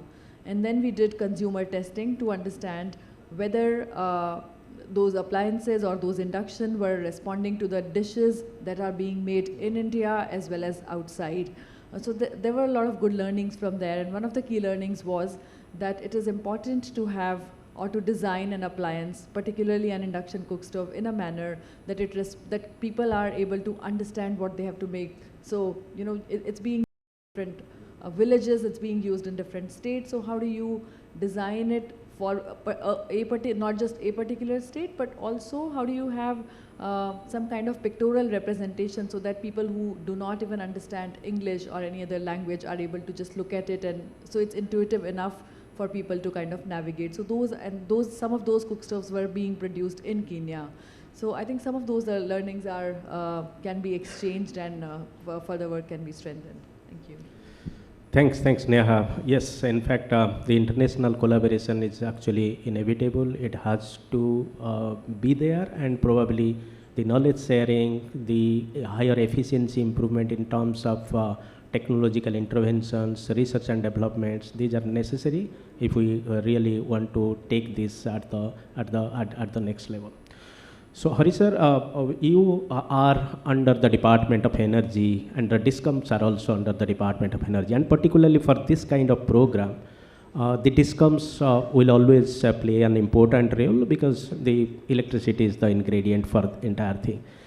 Do you foresee, and probably might be some discussion at your department level, what is their take on this? Although they may be happy that it will increase their revenue because of the higher sale of the electricity, at the same time it can also throw the challenge of the peak demand. And also the infrastructure, the existing infrastructure which will be able to do with that. Can you just throw some light whether what is the view of the DISCOM in this regard from the state perspective? See, this is a good area of revenue for DISCOMs because their sales are now coming down because of rooftop solar. All high-end consumers are going for rooftop solar. Now the problem with the Kerala DISCOM is, since they are facing a huge issue with the peak load, because 70% of our electricity we are buying from outside, and about 55% of our electricity goes to the residential consumers. Therefore, they are in a fix. They cannot promote induction cookers because people will not guarantee that I will not switch on my induction cooker during the peak time. So that is a problem. But now they have introduced a time of use tariff for consumers about 250 units per month. Therefore, now we are also thinking with DISCOMs that we need to go for a good campaign. But still, Kerala being a consumerist state, and the affordability, if you see the induction cooktops, you can buy at a price less than a Bata shoe. Therefore, no need for subsidy or no need for any incentive for an electric pressure cooker or an electric induction cooker to be brought by a consumer. And even if you see BPL family who has got 15,000 rupees mobile phone, the induction cooktop, the cost is nothing if you see. So the affordability is not a problem. Therefore, we are in a little bit. So 1 lakh consumers, if they go for a 2000 watt induction cooker, immediately you are adding 200 megawatt to the peak demand. So how that will get addressed, that is a one major problem we have in hand. Now that is one reason why we are not going in a big way for promoting induction cooker. Because if we can go in a big way, we are very sure that Kerala consumers will go immediately, they will switch to electric pressure cooker and all. Recently, I will tell one example also. Recently, one industry in Kerala, because as Neha was mentioning that it is not, e-cooking is not about induction cooker and infrared cooker. Recently, one industry in Kerala, it is a steel manufacturing unit. They went to Germany to procure a big electric cooking system in their industry, and they saved about 50,000 kilogram, that is 50 tons per year of LPG, and the LPG cost is 88 rupees per kg, and they saved about 5 tons of oil when they went into air fryer with that small version we can see here. And the coconut oil cost is 3 times LPG cost. So 80 rupees is the LPG cost, 240 rupees is the coconut oil cost, and 3 times the cost. So they saved 5 tons of coconut oil, and probably some statin tablets also for the employees for reducing their cholesterol level. So that is so there are a lot of benefits, and DISCOM we are also. So that is why we want to introduce that pump storage or battery storage behind the meter. KCB is going for a centralized storage system with availing the VGF from the Ministry of Power, as well as we are also into promoting battery storage, rooftops. But if you see rooftop solar, you are getting power at less than 4 rupees per unit. And if you can cook in the morning time, then rooftop solar with any e-cooking appliances is really cheap. And they will not go for peak load things also. So the DISCOM is, and EMC is also very happy with induction cooking, but as of now, we are not able to do a mass awareness campaign. Right now, we are a little bit slowing down on our process. Thanks, sir. Yes, you talked about the peak demand. That's the only and single important factor that may be a challenging thing for the DISCOMs, but that can be offset, overcome by other programs, the rooftop solar programs and other programs, if we want to shift to the electric cooking as a mass scale. But yes, the other strategy we talked that you are not going very fast now, so we want to establish this in the other set of consumers, not going to the common consumers, the residential consumer, and you said that the pricing is not a factor here. So Anivesh ji, just coming to you, the last view from you, from the implementation point of view, where do you see a challenge that may come from? Do you think procurement would be a challenge, or pricing? Let's not talk about that. That might not be that challenge considering various mechanisms. Do you think that distribution would be a challenge, or even post-distribution services? That would be a challenge when we go ahead with this. Thank you, sir.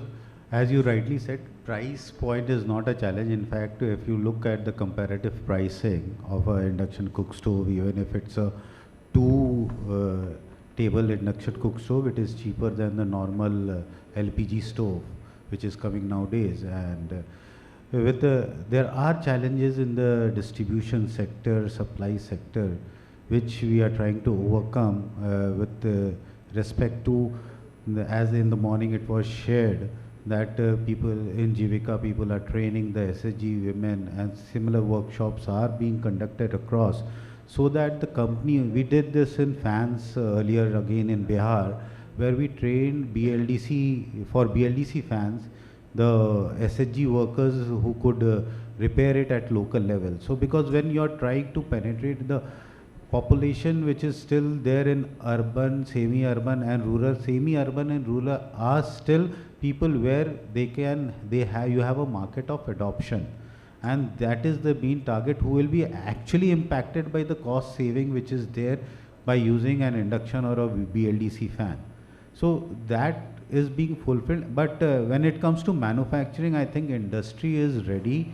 And when we did the last tender also, we had great participation in there. And they have, because this has been existing as a product since 2008 in India, I believe. And that's the similar time when LED also got introduced in India. And so it has now got the time to come and pick up.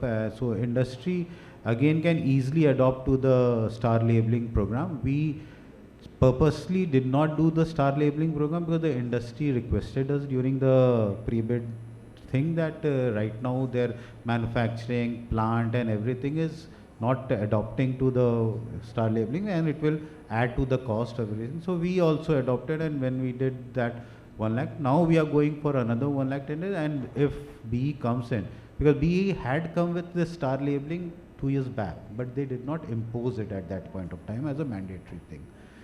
Finally, to overcome these challenges, now Indian government runs wonderful programs for people. And if we all know about PM Awas and even Surya Ghar.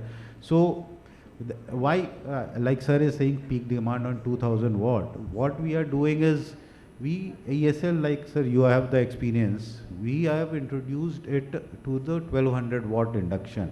It was purposefully done after a survey, because Indian cooking generally happens between 300 to 900. So actually we don't need a 2000 watt, and for that even you have to develop an infrastructure in the back, because the Indian households has only 3 kV wiring system in the backhaul. So the moment you go to 2000, the MCV will trip. So having said that, we went for 1200 watt, and now we are clubbing all these things with there is Surya Ghar, PM Awas is being provided, so, and clubbing it with appliances, which is energy efficient appliances of EESL. We are now targeting the PM Awas houses under, and we are in discussion with both the urban and rural ministries on this, so that this the fund which is being provided can be utilized for this purpose also. Thank you. Great points. And the distribution, you said that this is might be one of the challenges, but this can be overcome by the existing other programs of the Government of India and other ecosystem also, how that can be harnessed. And good to know that EESL is already in work with those things. So, ladies and gentlemen, we have come to the end of this session now. So, let us take a couple of questions. If that is if somebody wants to ask from the panelists, be very specific and say that to whom this question is addressed. Yes, please. This is I am from NITI Aayog. My question is, approximately 30% of the population still cooks on conventional biomass.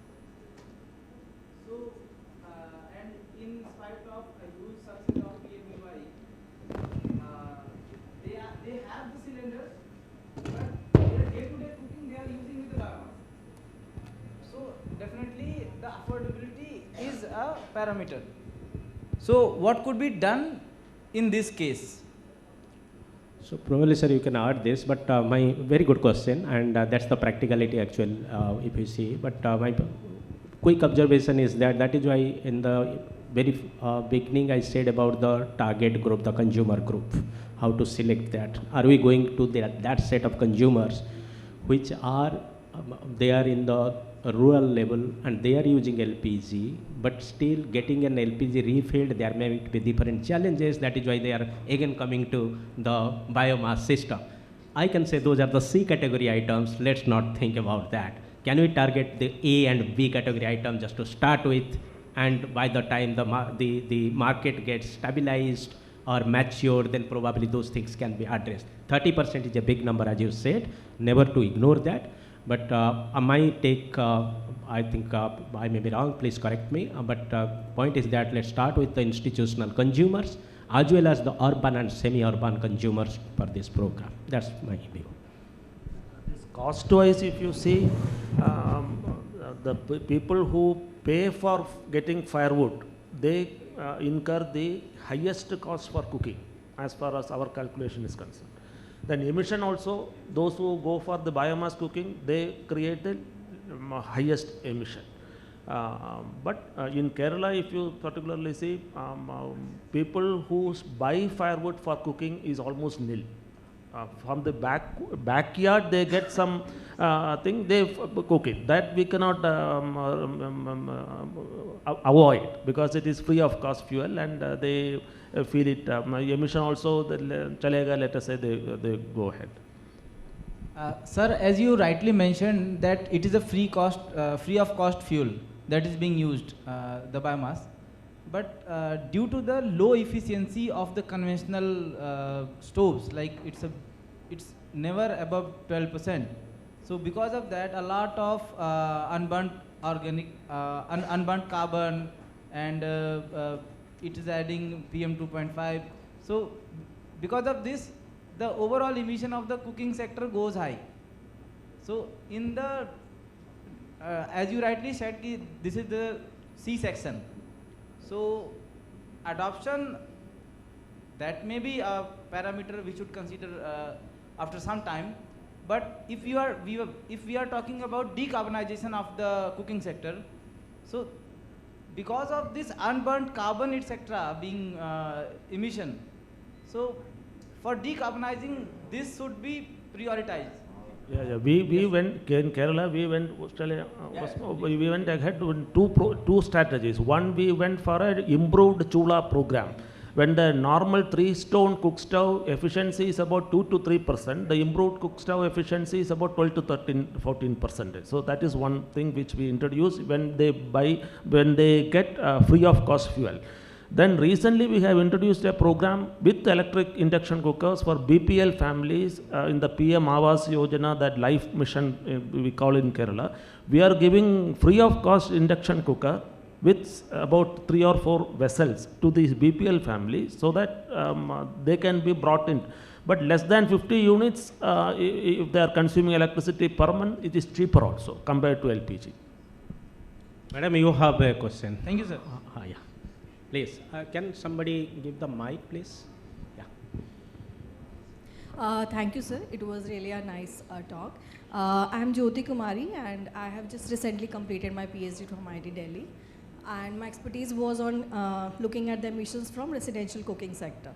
So I have been on field for quite long, and apart from the affordability and that is cost and financial things, but one of the aspects that was provided by the women or men was the concern about distribution network or repairing.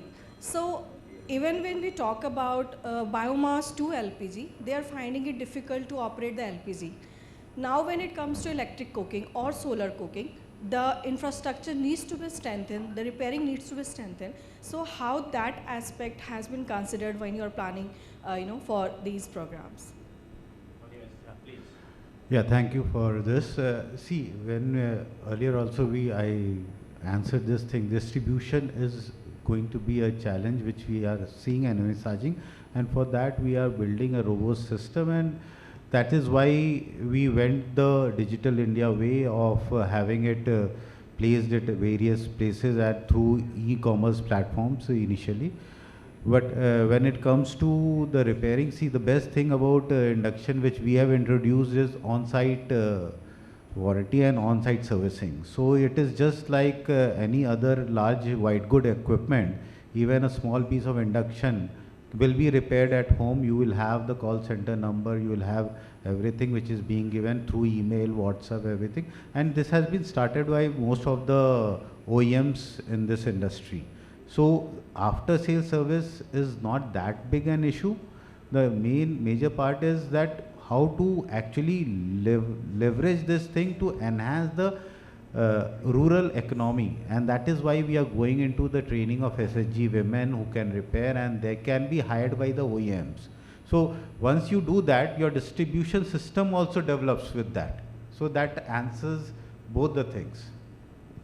Yeah, thank you. I just wanted to add to this. Are you training the beneficiaries to use the system also? Because just distribution doesn't help. This is my experience from the Improved Cook Stove program. That just giving a device is not sufficient. You need to train them, educate them. At least Mr. Harikumar will endorse me, user training programs. They are very much part of the, all the programs of the ministry. So one was this, and second is that you are saying that repair at the house. I had done a project with about 10,000 villages here, 12,000 beneficiaries in Haryana. It was for electric cooking only. The setting up of a repair center fortnightly or a 1 monthly by the company was more effective than doing the repairs just at the house. So these are 2 points I wanted to make. I'm Dr. 𝐊𝐿𝐺𝐻. I'm with Finovista at currently. Okay. Thank you. Thank you for that input. And repair in the house was taken because we were seeing, because this is a very robust product. You see, the main care which you have to take about is the fan which is rotates for the air to be circulated. And that is also why EESL went in for the industry. While industry was giving a 1-year warranty, we went in for a 2-year warranty. So when you get a 2-year product warranty, the OEMs have to manufacture the product in a better quality manner. You get warranties in Amazon or another places for 100 rupees, which might not be, which will be more economical, but it doesn't enhances the product because OEM is liable only for 1 year. So when OEM gets liable for 2 years, he enhances the product performance itself. Madam. Sorry. User training, sorry. We have, I think Finovista itself has been involved in that with us, and we are doing it like for Anganwadis, which we have already implemented. We have already made a workshop is being done before the distribution, and after distribution we are circulating a video film in local language so that they all can have it just like any YouTube and use it. And basically in Anganwadis you have 4 meals, which 4 items which they cook every day. So looking at the ingredient and a weekly menu which they have, we have done it in Assam and Andhra and Tripura. So we do that. See, residential becomes a very big investment area where we are not going. That's why I said communication and outreach is a very important part of this induction cook stove adoption, and it will be we will be taking care of it in coming future. This user training in Anganwadi is also 50% of the places we supplied that things didn't work because the Anganwadi workers come from the lower middle class family, and they cannot see the fire, they cannot see the milk because we put a milk cooker, and they are hearing some noise from the pressure cooker also. So this user training is very important, and when we did that, we could increase the penetration in the thing. Okay, so thank you. I think we will not be able to take any more questions. Seeing many researchers in the field, we have a little doubt about this microwave oven. People tell us that in the West also people are discarding that, and people tell that microwave oven kills the food. So we have to find some genuine answers. As a state promoting agency, we do not have answer for that. Some researchers should help us. Whether we have to promote microwave oven just for preheating or heating is okay, but by cooking exactly whether it is good, I do not know. Okay, so that's a very good food for thought for the research. So okay, so let's give a big hand to all of our panelists here. Wonderful session. They've shared their views and a lot of takeaways from this session. And I also take this opportunity from this forum to announce that we have engaged with the Global Green Growth Institute as an international intergovernmental organization. We have engaged with Energy Management Center, Kerala, along with the Global Electric Cooking Collaboration under this MECS to help support them in designing a state-level program on the e-cooking system. But I was told that we have to start with the institutional consumers, particularly the restaurant chains, the food chains, etc. to start with. We are very proud to have this engagement, sir. So with this, I conclude the session. Thank you very much.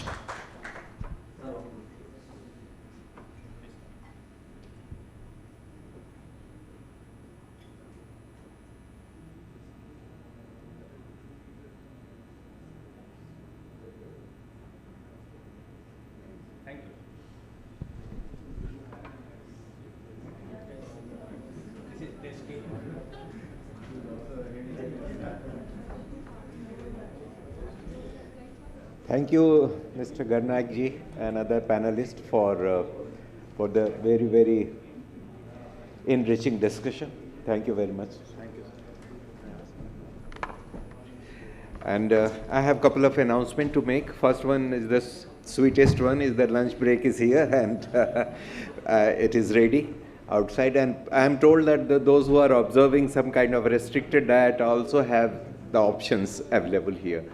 And the second one is more important, that after the lunch break, there is a parallel session on research on e-cooking, which will be starting at 2:30 p.m. in the adjoining Marigold Hall. Anyone interested in listening insights on e-cooking can attend the session in that hall. So that will be separately, parallelly to this one. Thank you. Proportionate health, environment and socio-economic impacts from traditional cooking fuels. Yet their roles remain underrepresented in clean cooking policies and markets. The Women in Modern Energy Cooking initiative addresses these systemic barriers, advocating for women's inclusion as consumers, entrepreneurs, innovators and decision makers. This session will highlight the importance of gender mainstreaming across the clean cooking value chain to ensure equity and empowerment. Panelists will discuss strategies to overcome financial, cultural and institutional barriers, promote women's entrepreneurship and strengthen gender-responsive policies. Drawing on the data and lived experiences, this session will explore pathways to align gender equity with India's sustainable development and climate goals, positioning women as leaders in clean energy transition. I invite the session chair, Ms. Shrital Rastogi, co-founder Finovista. Our panelists, Shri Nishant Singh, Senior Advisor, British High Commission. Ms. Suhaila Khan, Country Program Manager, Women Economic Empowerment, UN Women. Shri Shankar Lahiri, Business Development Advisor, Micro Entrepreneur, Shell Foundation. Ms. Shweta Ravi Kumar, Executive Director, FSR Global. Shri Ashish Jindal, Senior Officer, India, Sustainable Energy for All, SE for All.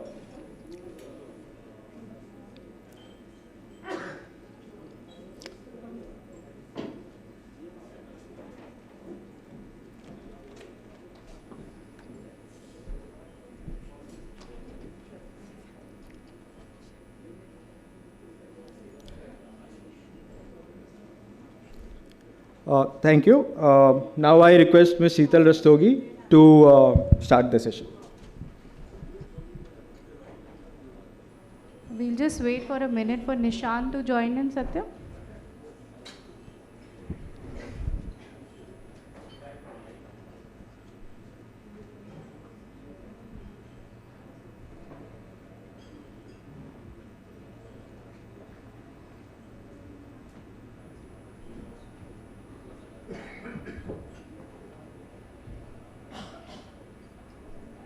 Hi, good afternoon, everyone. Post-lunch session, first session, we have a difficult task to manage. I know some of you are still having your meals. Thank you so much, everyone, for joining us today. Thank you to all my co-panelists for agreeing to be a part of this session. And I'll specifically mention why. There are many times when I send a gender panel invite to people and they decline, saying that I am not much fit to speak on this panel. So I think this is a good thing to start from. We have a challenge when we are looking at gender mainstreaming, and that too in a sector like energy, where we know that the role that women are playing is critical, but we have hardly any women in the sector. In clean cooking specifically, we always say that women are the largest user segment, and we unanimously agree to that. But the idea of this panel is to discuss on that we don't have to look at women just as users, but we have to start looking at women to integrate them in the entire value chain across the clean cooking ecosystem. At Finovista, we've been taking little steps under our initiative of MECS program, where we've launched women in modern energy cooking. And what are we really doing that in this initiative is, we are looking at a range of research initiatives to understand that where are the gaps, where are the challenges, what are the specific interventions that we can look at in terms of mainstreaming women in this sector. We are working with women at grassroots level across many of our programs, and notably I'll mention one. We've touched base upon it in the previous panels as well. So we are working in 2-3 initiatives under MECS program. We have partnered with UP SRLM with their Didis as a network in Uttar Pradesh. We have partnered with Jivika with their livelihood mission initiative, and especially 𝐁𝐻, which is an initiative within Jivika. And what are we really doing in it? So we are training these women micro entrepreneurs on devices of electric cooking. We are trying to develop them as key people to demonstrate these technologies in different communities. We are also working with them. So in the morning we heard Dr. Vibha Dhawan from TERI talk about the fact that they've started to work with Jivika very early on, and they established an initiative of solar marts. We are actually enabling these Didis who have been enabled in the solar march to further take on the training of electric cooking, and have integrated them in 2 of the pilot studies that we have done recently in Bihar. Aside to that, we have multiple other initiatives, and notably one I will mention today, which is also called Energy Dozens, which we have partnered with FSR Global as the leading agency on that, and we are very happy that UN Women has also joined that initiative. And I would let Shweta is on my panel from FSR Global, and she has her team, and they will talk in more details about that initiative and how it's supporting gender mainstreaming. Aside to that, we have worked on entrepreneurship development programs, and we've supported 2 women entrepreneurs, and I'm very happy to share that one of the vendors that we had supported is the one who supplied these induction cook stoves technology in the Bihar pilot that I'm talking about. And other is engaged actively into solar, cooking trainings. So that's another thing. And time and again at Modern Energy Cooking Program, we do these technical panels to discuss about gender mainstreaming, and also we have an initiative called Talk Series, which we have discussed in the morning, which is a monthly webinar series. And we are also leveraging that platform to ensure that we have more and more women voices and representation, regularly giving their inputs in all aspects to scale up electric cooking and modern energy based solutions simultaneously. So with this, I'll like to start this panel for today, and I will request my panelists to give their opening remarks on this topic. For that, I would first request my co-panelist Shri Nishant Singh from British High Commission to give his remarks on this topic. Thank you so much, and Sheetal, I'll be quick, but that's a beautiful example that you gave of the way in which we are kind of mainstreaming gender equality. At the UK, I speak on behalf of the UK. Gender equality, social inclusion is a very important component of whatever we do. We have a specific act which covers that, especially mainstreaming them through the programs that we have with the host government or through multilateral channels. UK is one of the main funding agencies for MECS program. I'm kind of very sure, and we'll, as we go down the line through conversations, I'm very happy to cover what we've been doing on MECS and through other programs on gender. But thank you, Sheetal. I'll hand over. Should I hand over to you? Thank you, Nishant. We have Sohela next. Thank you, Sheetal, and thank you so much also for having UN Women at this panel. People who don't know about UN Women, it's a United Nations entity that works for gender equality and women's empowerment. And we focus on, we look at this entire discourse on climate, clean energy, and just transition by placing women at the center of the policies, programs, advocacy, and initiatives in these areas. Now, when it comes to how we view women's participation in this entire discourse, we recognize that women has an important role to play as leaders, as decision makers, as employees, as employers, also as entrepreneurs, apart from being the users of any kind of clean technology, including the cooking services or products that you are talking about. But when it comes to gender mainstreaming in the energy sector or beyond, UN Women focuses on a twin-track strategy or a twin-track approach, which is the work that we do directly with women to be able to recognize their own capacities to move beyond users and participate in the value chain, entire value chain, but also working with institutions and working with creating an enabling ecosystem to create that awareness about the role of women in this entire clean energy transition and multiple avenues of clean energy we are talking about. I'll take a pause here and happy to return back to the conversation. Thank you so much, Sohela. Shankar? Hi, so I represent Shell Foundation. Shell Foundation is an independent UK registered charity. Our objective is to increase income of low income customers by lowering emissions, and at least half of these customers should be women. So that has been our mandate.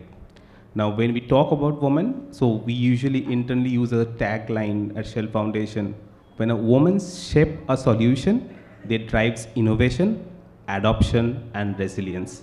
So that has been our focus, and we are also working on that front. Thank you. I would now turn to Shweta from FSR. Thank you, Sheetal. It's a pleasure to be back on one of your panels and also to be joined by fellow partners. So Sohela, finally on the stage together and not in a different way. I think this topic is something that I think we've discussed in so many forums. Cooking is such a topic within the energy sector that's very personal, but yet it's taking a very modern route. So it's interesting to see how we craft pathways that get us there. And it's also a topic that really requires system thinking at a very different level. You need to look at it a 360 degree. It's not just a technological solution, it's a cultural enabling that needs to go with it. It's a change management, it's a transformation of habits ground up. So as much as we're looking down at interventions top down, cooking would have to take in that local nuancing that's very important. And I think Sheetal, through many of your efforts, you've already focused on the design aspects and the different technological pathways one could chart towards. But today's needs and on the ground when it comes to clean cooking is changing. Women are driving that change, both as Sohela also mentioned, as consumers as well as innovators in that space. So I think one of the key ways in which we can bring in or enable women participation in the sector is to actually map their journey throughout the value chain and see how you can create those easy access points to be a part of the system, as also this hand-holding platforms that can coach them from the start to the end. It shouldn't be that you start an entrepreneur, because that's one of your focus of today's panel, shouldn't just be about giving them that platform, but to actually hand-hold them, give them the skill sets continuously. It's not a one-off engagement till they see these entrepreneurs through that long-term journey so that they can fructify on it, and skilling would be an essential part of this throughout. So I'll stop, take a pause there, and then we will circle back. Thanks. Should I go? Okay. So thank you for the opportunity. First of all, I am Ashish and I represent SE for All. So SE for All is a organization under UN, United Nations, and our main global mandate is towards working on SDG 7, which talks about energy access, doubling energy efficiency, and tripling renewable energy. And especially when we talked about clean cooking, we are doing a lot of programs, especially in Africa region, and I would like to share some stories. I think that could be very helpful and impactful, how inclusion of gender and especially the women is driving the change. So for example, I'll talk about one of our program in Tanzania. So there there are about 17,000 government primary schools. Out of them, about 9,000 are basically having the facility to feed with food. And 99% of them are basically getting the energy, the cooking energy from biomass, right? So, but 32% of them are connected with national grid. So what we are doing, we already done pilots on electric cook stoves and many other applications where we are bringing women in forefront through the two programs. And these two programs, one is the STEM training, that is bringing, you can say, various women from 16 years to 35 years of age to train them and then bring the change so that that could be multiplied globally. Second is there is a WICC mentorship. It started in 2021. And this is the multi-partner coalition where similar about 180 sort of individual have been trained, and we are creating some sort of a wave of how this could be multiplied. Now the point is, if I talked about India, we already have some sort of a win when we already have at a national level, let's say 33% of reservation. We have, you can say, some benefits in stamp duty and all. But when we talked about this program, I think women are basically the centerpiece, and they can drive huge change because it's belong emotionally also. And that's what I think through this panel, my expectation, if we could discuss some brilliant ideas, how that could be done, what could be those things that could lead to maybe working at school level or maybe to bring clean cooking, and what could be done. I think I'm looking forward for that. Thanks. Thank you, Ashish, for sharing that. And we will echo with some of the examples that you have shared about these women, the mentorship programs, etc. And Shweta, you mentioned about continued support to these micro entrepreneurs, and we are very, very happy to share that the vendors that were supported in TERI Solar Mart programs have been trained for electric cooking. They've been trained for being supply chain partners for electric cooking. And then we further leveraged that. We have turned those partners or supply chain, like, distributors and sales partners into key community mobilizers, leveraging on, the earlier training that they have got. And that really supports them because they have done this work already. So with the conviction that they go to the community, and it's their local community. So they are if they are very confident about a certain technology, they are able to very confidently talk about their technology in their own community as well. And that actually, we've seen in our programs, helps us drive the change. So thank you for those points. Sohaila, I would request you that as UN Women, you've had wonderful programs at international and national level, and you've been also working in energy sector also. Would you be able to share some relevant models or examples that we can adapt from in clean cooking? Thank you, Sheetal. And I would just like to start by setting the context. I don't know how many have you gone through, but late last month, UN Women published its global gender snapshot report 2025, and the report captures the performance on gender indicators across all the SDGs. And as we know that SDG 7 is on clean energy, clean cooking features there as well, and I would just refer to some of the numbers. So the report says that on the current path, the way that we are doing business as usual, 896 million women could lack access to clean cooking fuels and technologies. And if we want to achieve the universal access to clean cooking fuels by 2030, it would require an annual investment of $8 billion USD. That would generate a 24-fold return, which means that investment of $8 billion USD could convert into a 192.3 billion estimated value of annual health, time savings, and emission benefits from achieving universal access to cleaner cooking.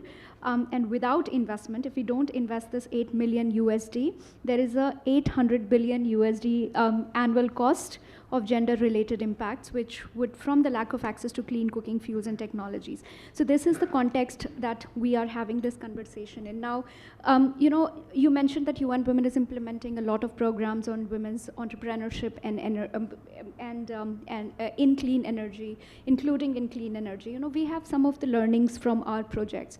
The fact is that of course there are many, if we talk about India, there are multiple interventions that are there to promote women's entrepreneurship. But one of the things that we have noted is that most of these interventions are really to promote, at the entry level of the entrepreneurship journey. So many, even if you talk about National Rural Livelihood Mission, for example, or multiple interventions that just target how women can start their enterprises, and then there is hardly targeted interventions which look at the business development side of things, or access to market, or access to finance. Now, when we look at access to finance, of course, there are multiple schemes. We have Mudra Yojana, which is a flagship scheme of Government of India. But if you would look at the proportion of women that are getting the credit in Mudra, most of them are in the category of Shishu, which is really, very small loans. So if you then try to link it to that, how then this is creating an enabling environment for women-led enterprises, we do see that there is a gap there. Now, when it comes to clean cooking, or when it comes to clean technologies, then women face different sets of, barriers.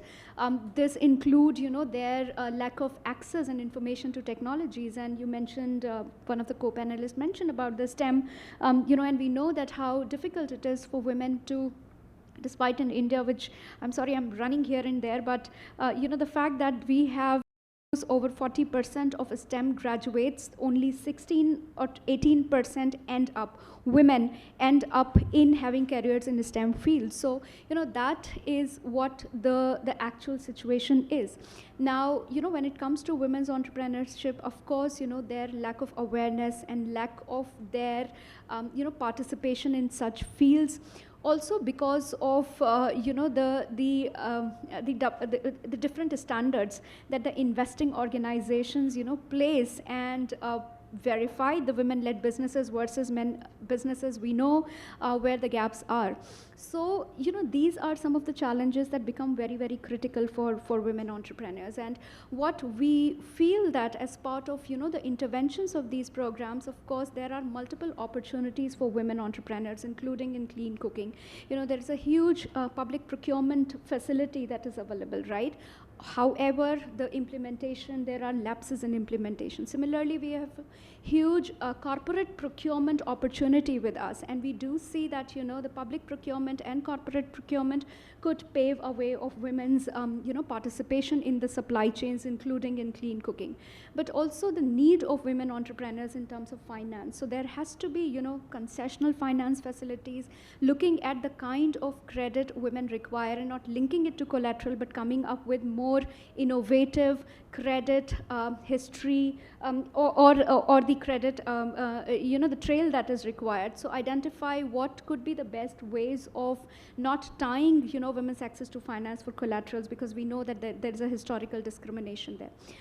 But also the fact that, this figure that I've quoted really talks about and comes to the point of investments. So, there's a huge role here. Then the organizations like UN and all of us who are sitting here, have together with the government, should look at more investments in building an ecosystem. And in the clean energy technologies, Shweta, like you mentioned, it starts right from ground. So from the fact that you have to create the information, from the fact that you have to make it more acceptable. So multiple interventions that are required in these directions, and there are piecemeal efforts done by organizations like ours, but I think at the macro level, huge investments are required in these aspects of capacity, information, access to finance, and access to markets. Thank you, Sohela, for highlighting this. And in the morning sessions, we've talked in detail about the focus that we have on other sectors as compared to clean cooking when we look at decarbonization and unlocking investments. So I think we are all on the same page. Thank you so much for your inputs. Shweta, Sohela talked about the challenges of unlocking finance and investments, and specifically finance for women in this sector.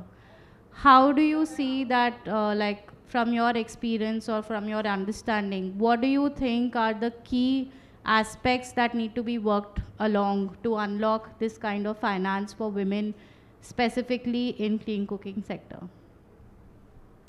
Thank you. I think I'll build upon some of the points Sohela made.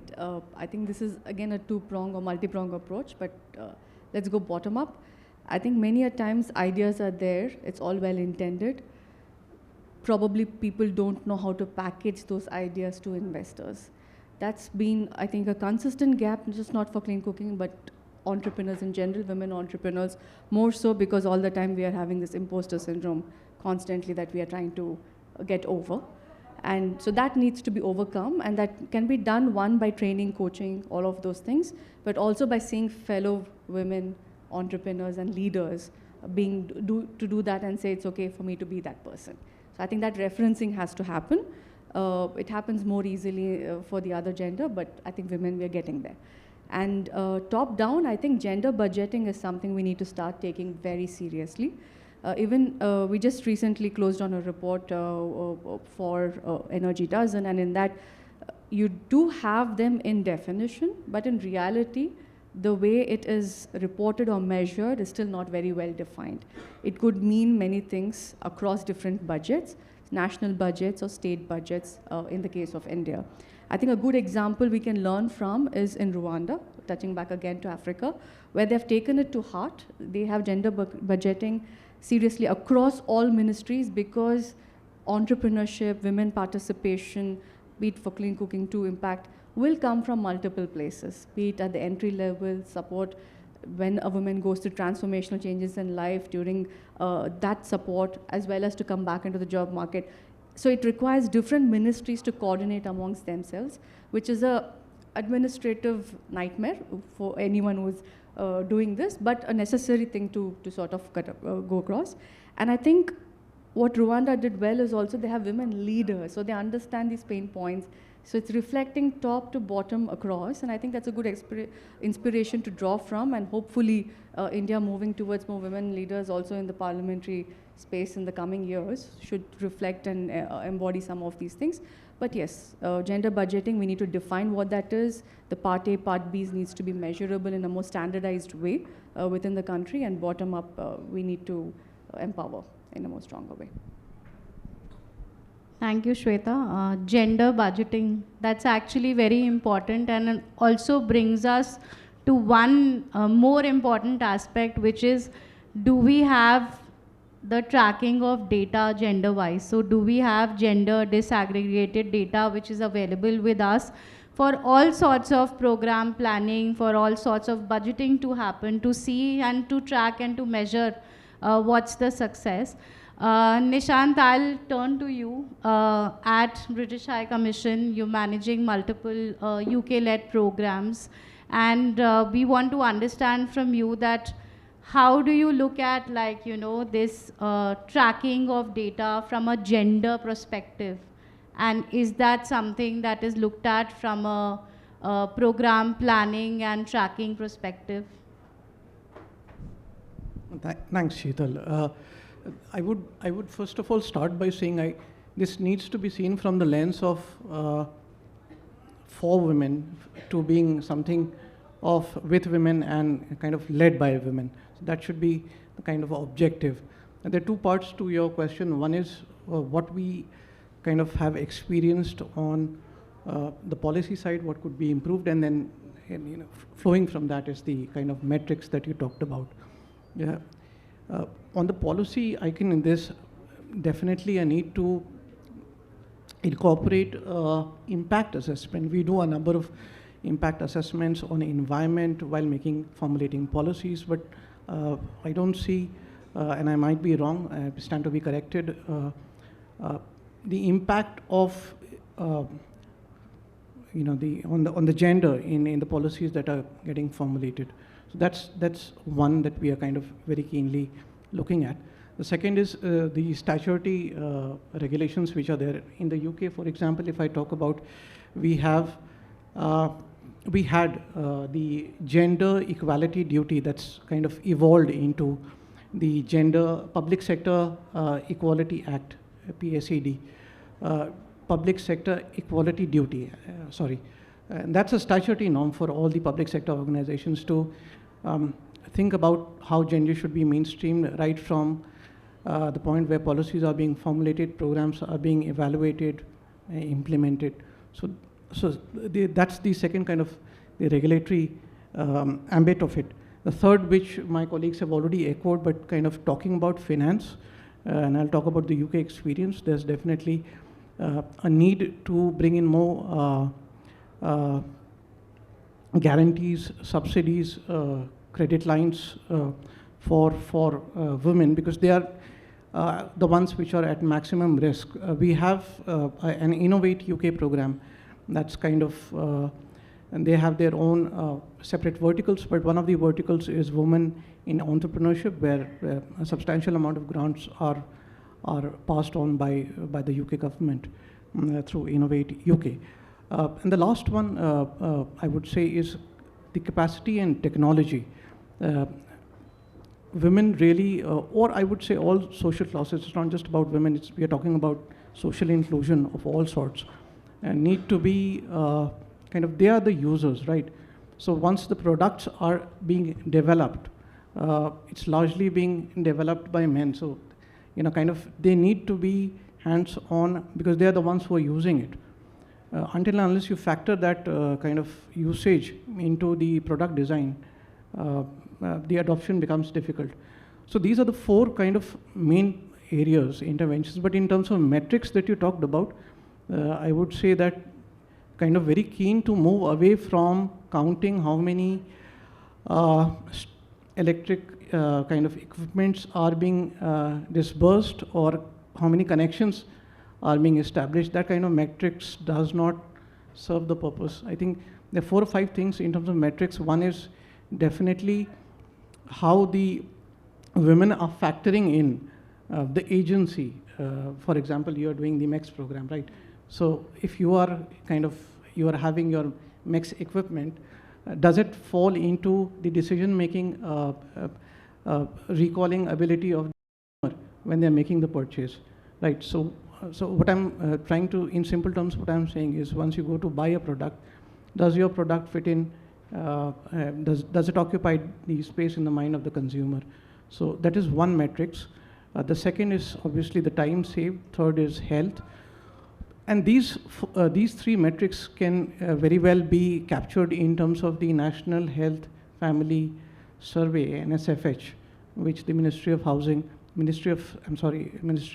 Family and Health does for India. And the other 2 metrics are about finance and about the number of the women which are involved at 3 levels. One is the entrepreneurship, the second is as technicians, and the third is at the distributor level. And that can be captured, these metrics, in the NSSO survey, which India does at a very large scale. Thank you, Nishant, for sharing that points. And I think this aspect of impact assessment and the aspects on policy needs to be really worked upon when we are looking at the program planning and developing more initiatives for women-led programs. Ashish, I'll come next to you. You mentioned about these stories from the work that you guys are doing in other countries. Could you shed some light upon, from the learnings that you gather from there, what kind of frameworks do you propose to ensure that these systemic challenges that we are talking about, like Sohaila talked about the fact that we need to unlock the finance, we need to unlock investment. Shweta talked about the fact that we need to look at gender budgeting. Nishan talked about the fact that we need to look at, like, policy perspective. When we are planning our programs, we need to look at, like, what is the impacts from these metric perspective. What do you suggest as the kind of frameworks to, like, look at these challenges with which we can overcome in clean cooking? Sure. I think this is a very interesting question. And I was just thinking, like, how we can think about and resolving, considering challenge of India. And we have seen the journey of cooking and considering gender into mainstream. So basically, I thought there are 3 or 4 key levers which are important to basically address this challenge. One is policy and governance, and we talked about this, but I think it's a very important, considering we have seen this 33% reservation in stamp duty relaxation. What could be actually the key in policy and governance that would help? Now, in the stories from outside, right, I think what I could say, we are working in schools. I could relate it with the program, for example, we have done in Tanzania and now we are doing in other nation. There is a similar possibility which is available in India. For example, in PM Poshan, there are about, let's say, 10 million schools and about 110 million of students. Right now, in terms of their energy, for example, in feeding, the energy they are consuming is highly towards LPG and biomass. Because it's an institution, can we think of bringing gender, and can we think of bringing a business model where they switch to electric cooking, and that would create a win-win situation, because it's ultimately going to save money.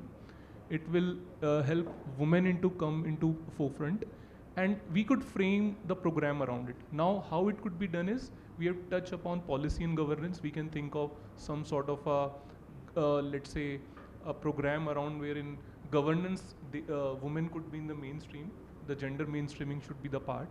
Second thing is about the entrepreneurship. How you can say the solutions who are solution developers, the gender could be the part. Similarly, on the financing, there should be some, let's say, result-based financing. If that could be trigger in this program, this could lead to maybe, you can say, some incentives and some, you can say, output-based financing. And that could lead to maybe some success cases. And with then capacity building and awareness, this could be trickled down to, you can say, starting from one geography or pilot to multiple locations. So in terms of that, I'm thinking to design a program, the critical is create those benefits, and there is already this sort of a playbook is available where we have seen a lot of multiple benefits in school in terms of, for example, those GHG emissions, you can say air related issues, nutrition related. So this will give impetus to other, you can say, sector also to learn and grow. So broadly, I think, and with the learning from, let's say, the training and capacity that is happening in Africa, especially like STEM and WICC, I think that could also be replicated with the groups of SHGs and GVCAs, and let's say we can bring more such model where they could be like, for example, we were discussing about they could be those distributors, they could also be, you can say, doing any maintenance related issues. So a program like this could be devised, and I think where we could give some sort of a brownie points to the gender where we can actually see the success. Because I remember, I could share one example when I was in EESL. We have done this program on solar study lamp. And this was a program with IIT Bombay where about 7 million solar study lamps were basically distributed, where energy excess was the issue. We basically introduced and bring the component of women into this, and where they basically do the, you can say, charge, for example, 1 rupees for 1 hour, and they create the, you can say, income out of that. They were also trained to do some sort of any fix if happen, any challenges happen. So maybe there could be a number of programs, but to me, I think PM Poshan and working in school could be one of that could be tried. Thanks.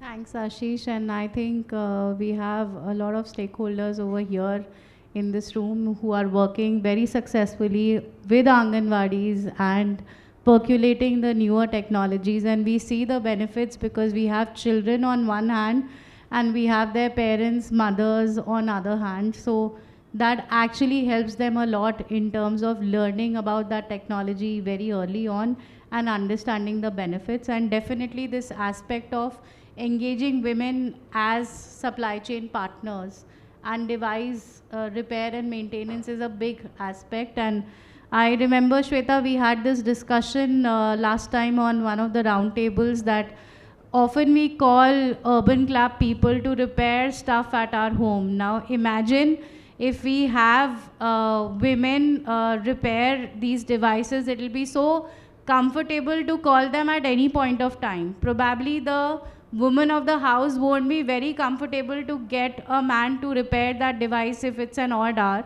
But, you know, things like that could be looked at.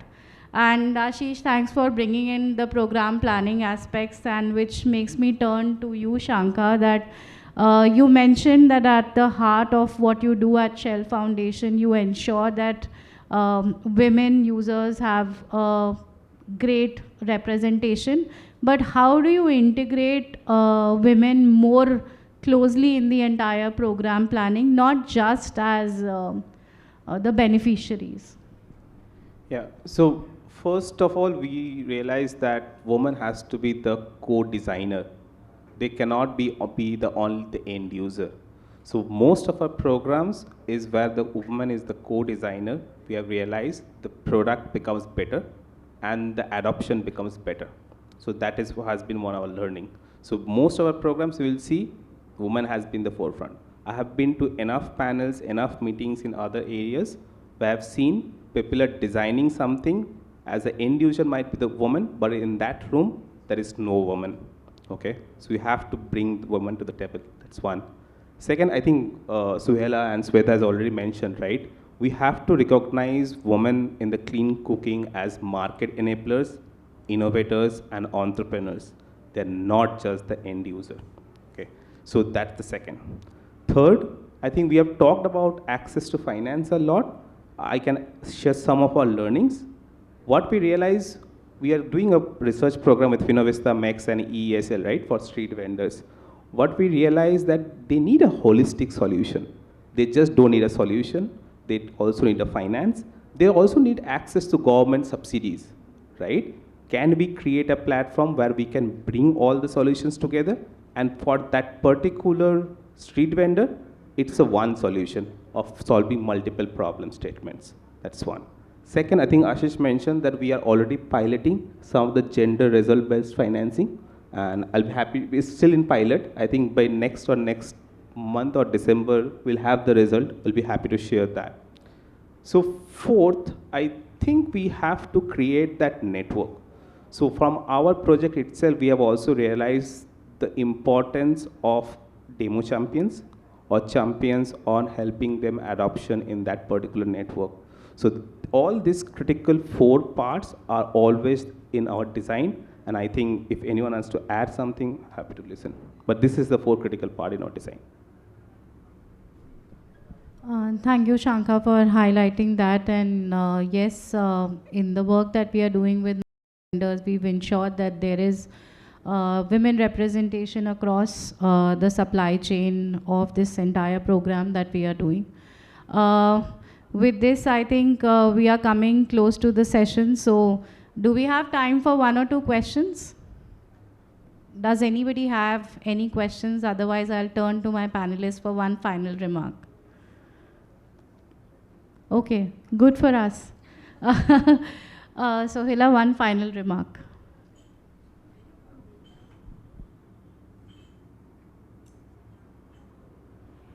I don't think I have a final remark here, but I do think that, there are multiple interventions that are happening by multiple organizations, and I know it is easier said than done, but I do think that there is a value in organizations like UN to bring multiple partners together on the same platform and bring our expertise and the resources together to be able to create the large impact. And I'll be happy to play that role from UN Women's side. That is what I wanted to say. Thank you so much, Sohaila. We can go. No, I was going to say the same thing, Suela. But yeah, so I think what I realized that everyone is trying to solve the problem, and we are solving one portion of the problem. We just have to join hands, nothing else, right? So happy to join hands with the audience or in the fellow panelists, anything else. Nishan. Yeah, no, thank you. Mok, on to see how these discussions feed into the MECS program as one of our flagship programs. Definitely would like to see the implementation part and how the results are captured. So if you ask me what's the next step for us, I think is to embody, capture everything that's been discussed and try to see how it can be kind of quantified in terms of implementation, how can the results be shared in a subsequent workshop, and that's the key for me. Implementation would be very important. We all talking and we agree on how important it is, but in terms of clearly defining what these specific outcomes could look like, and we should lead by example. I would only say that becomes the main motivating factor for anybody. Thanks. Thank you. I think coordination was covered, so I think I would like to emphasize on cross-pollination. I think there's a lot of solutions parallelly emerging in other sectors that we can go and learn from, so you don't have to reinvent the wheel. So I think cross-pollination is very important, and I think we are also in the age of technology, so a lot of these problems can be solved should we leverage and harness that power, be it in the delivery of subsidies to the last mile. There are fantastic organizations doing that like Haq and others. How do we leverage technology-driven companies or institutions to further the goals in this sector is something to explore. So to go out a bit of our circles and come back in with fresh thought. If I want to add, I think all this together is important, but what is key for me is there are a lot of success stories. We need more success stories, but how we can get with more of social media influencers and advocate those stories basically through multiple channels, so that ultimately it will be, so if any program we see, the success of the social media, especially in today's context, is very critical. So I think if we get some of the buy-in from, let's say, like the players like Sanjeev Kapoor, and maybe so something like this, I think that is, I'll say, would add ice on the cake. Yeah, thanks. We have a chef joining us in the last panel, but not Sanjeev Kapoor. Let's see if we can get him the next time. Thank you. So you have a question? Okay, so we have already run over time. We'll have one, so we can just have one question, that's it.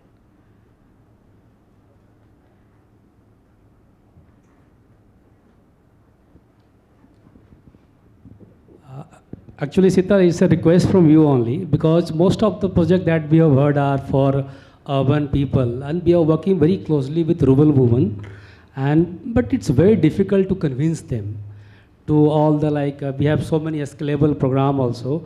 So can they all join together hands with you, and we can devise some sort of program, or so that anybody, industry or any partners having, so that they can help us there.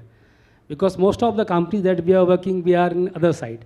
What you are doing is really training them and all kind of things. So if you can unite them all together or for some particular like pilot kind of thing. So is that possible from your side at some common forum? Definitely, we are working very closely with Jivika, and we've done couple of programs over there. And honestly, when you say that it is very difficult to convince women in the rural areas, trust me, my experience doesn't teach us that. If you are able to make them understand the benefit, they are very quick adapters. Honestly, you will find that resistance from people in urban areas to switch on a change because they're already very comfortable. There is no incentive that they have for changing. But for women in rural areas, there is not one reason. There are multiple reasons for change. The only thing that lacks is, and what we are listening from early on in this whole forum, is awareness. And I think while we were taking those final, or I would say the last remarks from the panelists, even Ashish mentioned that if we have champions, influencers, advocates who are able to take our voices to a larger part of the country, we will actually win half the battle over there. So that is there, but definitely, and we've been doing consistently a lot of programs in the different states that we are operating, and we'll definitely get in touch and understand if there are other opportunities where we can showcase these technologies and benefits over there. So that's very true that they adopt very fast. But what is there in rural area, they are not the decision maker of the family. We are able to teach them, they like it very much. But the only problem is they are not the decision maker of the family. So there all the problem comes. So if this kind of program is there, I think definitely it will help you. Thank you. If we are able to demonstrate the economic benefits, the savings, we feel that collectively as a family also people are not that, they don't show that resistance. They need to see the economic benefits of that. They need to really experience the savings that they get when they switch from those fuels to electric cooking or any other modern energy based cooking, because otherwise it's just stock, no show. So that's there. Thank you so much to all my co-panelists. We are going back with the words of coordination, cross-pollination, and being the advocates for such a change to happen. Thank you so much. Just a quick photo first.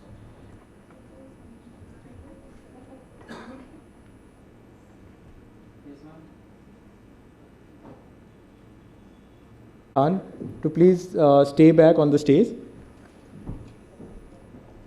I also request Ms. Deepta, Head of Program and Partnerships, FSR Global, to please come on the stage and brief us about the Energy Dozen initiative.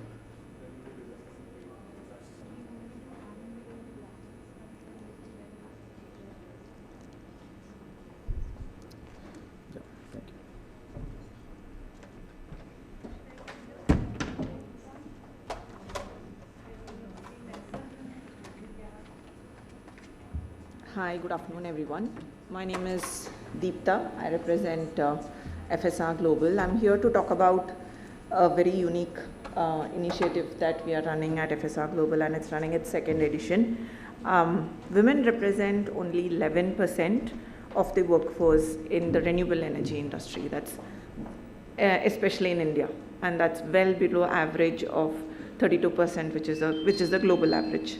At FSR, we have there is a flagship initiative that was launched last year called the Energy Dozen, which aims to spotlight 12 exceptional women leaders from the energy industry to share their journeys, their pathways, how did they get into energy, and also to share with the world, with young women who are looking to get into energy, to share their learnings and increase the participation of women in the workforce.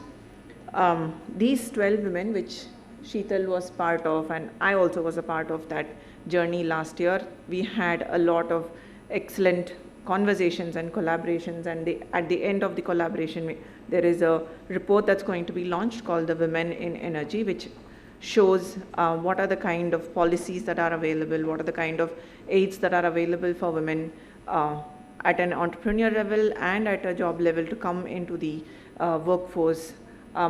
Last year, we focused only on the energy part. This year, along with UN Women and Finovista, we are launching 2 tracks, 12 women in energy transition and 12 women in clean cooking. They are almost being selected and they will be unveiled in the next couple of days, hopefully by end of this month or by first week of October. These 24 women will come together to mentor another 24 young women who are looking to get into energy, to sort of gain that knowledge from the experience that these women have already had, and hopefully have a multiplier effect in terms of getting more women participation in the workforce. So this is about the Energy Dozen program. Do you want to address some more? So very happy that I was able to make at least a small difference. So the track that Deepta was mentioning last year was one cohesive track, and I think we've been able to expand that into 2 parallel tracks, and 1 track is specifically on clean cooking. So I think I've made a good contribution and head start on that. And we are very, very happy. MECS Finovista is very, very happy to join hands with FSR Global and UN Women in this initiative. And like we heard in the last panel, we need more coordination to happen between the works that we are doing as stakeholders. And I think this is one of the key examples of that, I would say. So I think, Nishant, we are leading by example. So Nishant mentioned that MECS needs to lead by example. So we are doing that. Thank you.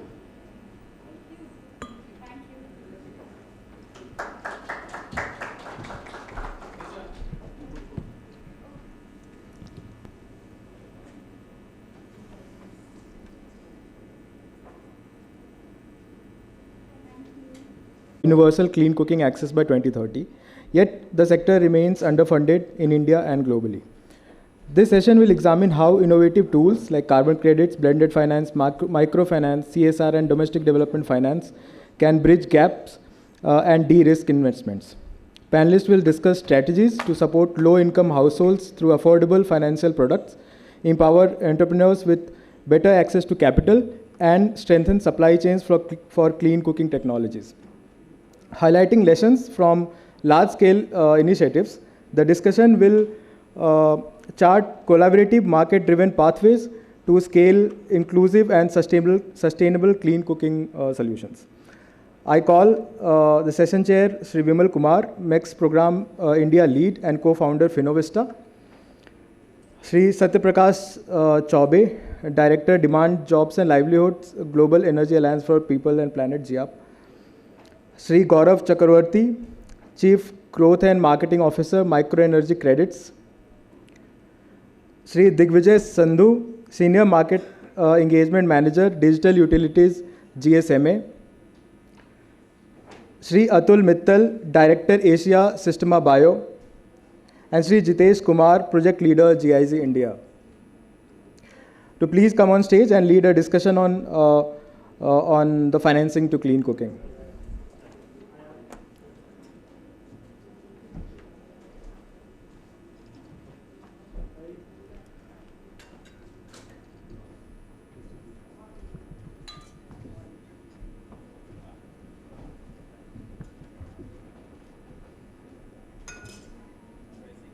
I request Mr. Vimal Kumar to take forward the session, please.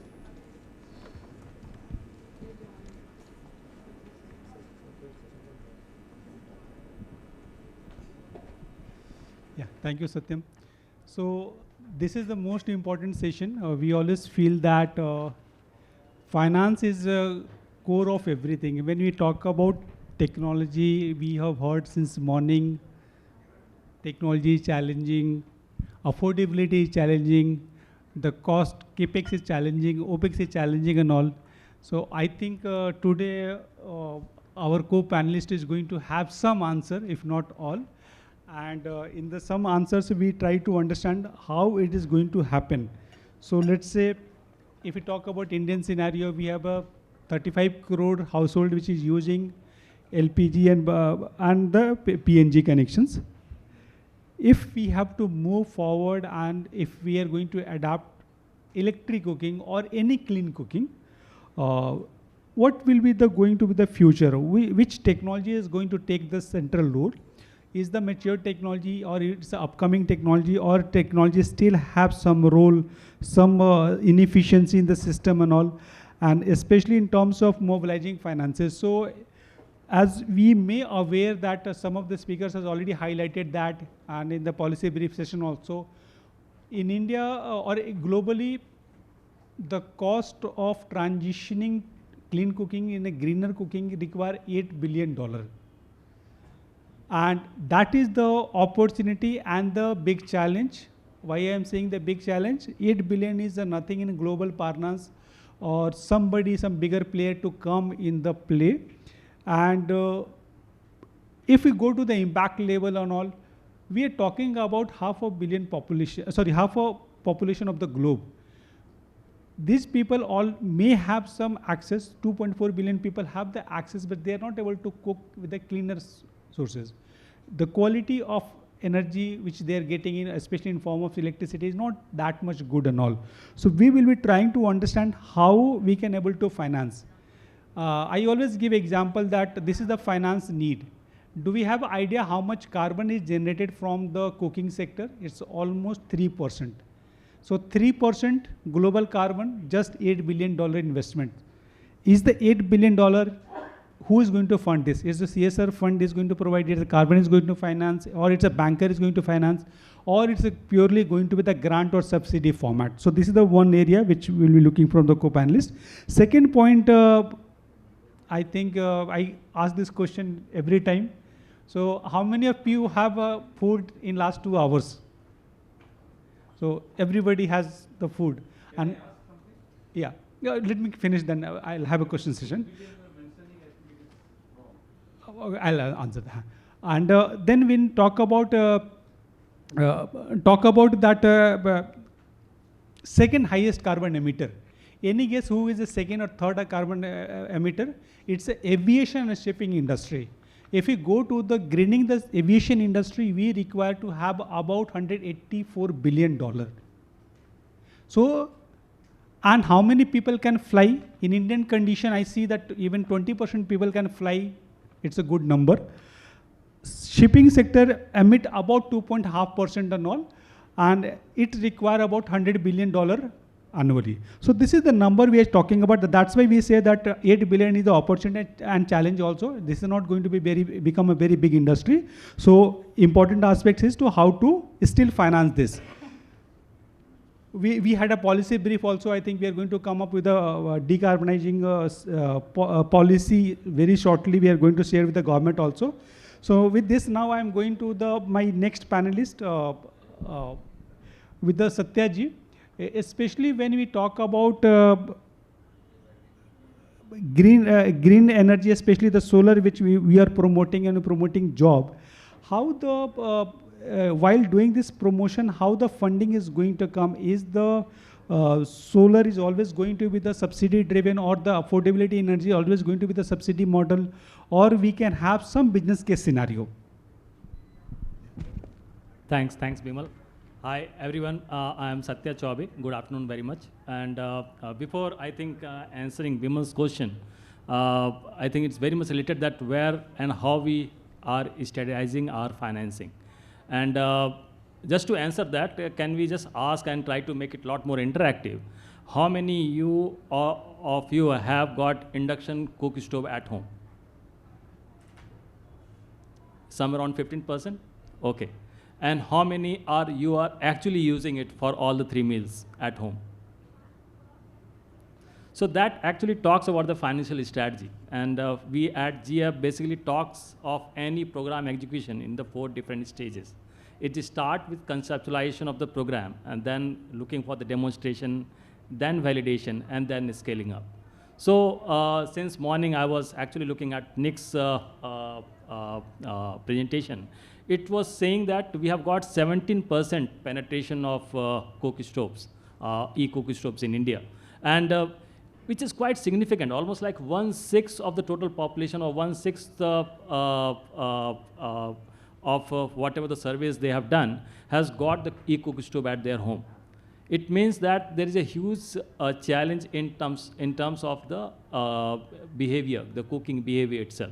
And that is something where we have to think of financing if we are thinking of doing the project financing in India.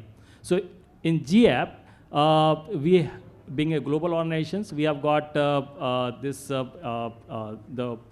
supporting the e-cooking in different parts of the world and in the different phases of the program we have.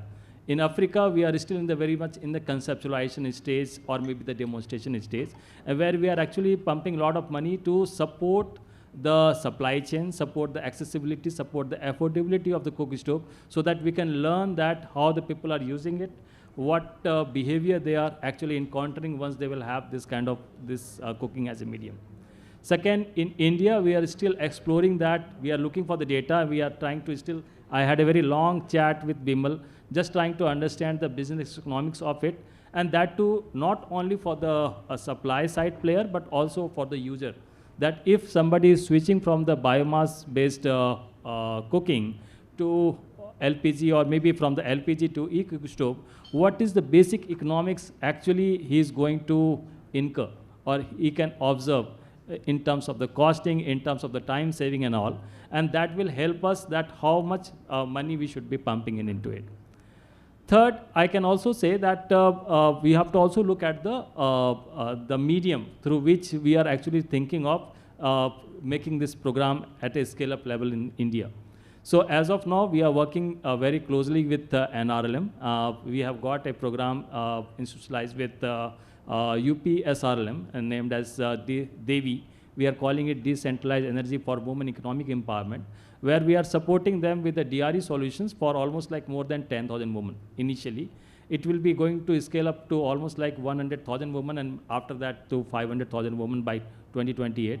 And there we are seeing that if we can actually introduce the e-cooking as a solution, or maybe as an empowerment solution to them, so that they can use it for the household purpose and even for the their own commercial purpose. So I will stop here. I will still waiting for some more data in terms of the business economics, and second, in terms of the market segment itself, so that we can strategize our financing much more better. Thank you, Bimal. Thank you, Satyaji. So I will be going to be the random sequence and all. Yeah. So next point, I am going to talk about, ask the question from Gaurav. Since you work with the MFI, you work with the carbon financing together. Is the end user affordability in terms of actual OPEX or CAPEX cost is coming down through this mechanism? We recently heard a lot of challenges started coming up, especially with the carbon finances, when the FNRB value has reduced drastically. And what I heard, like in India, the carbon finance is unsustainable especially for the cooking sector.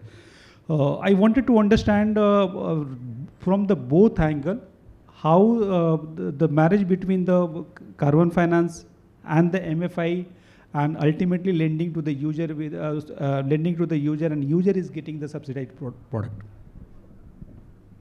Sure, thanks, Bimal. And maybe just to introduce, myself, I'm from Microenergy Credits, and Microenergy Credits probably is in the industry for the last 18 years, and therefore, we have seen the ups and downs of the market, and survived and standing on it. In fact, we were the first of its kind in the electric cooking methodology, GS methodology, which we had undertaken in partnership with the MECS. Till now, we have issued, in terms of reduction of carbon, more than 300 million tons, and in terms of impact, we have reached out to more than 5 million people. Now, to answer your question, Vimal, our model has been fairly unique, and it has been acceptable at the same time.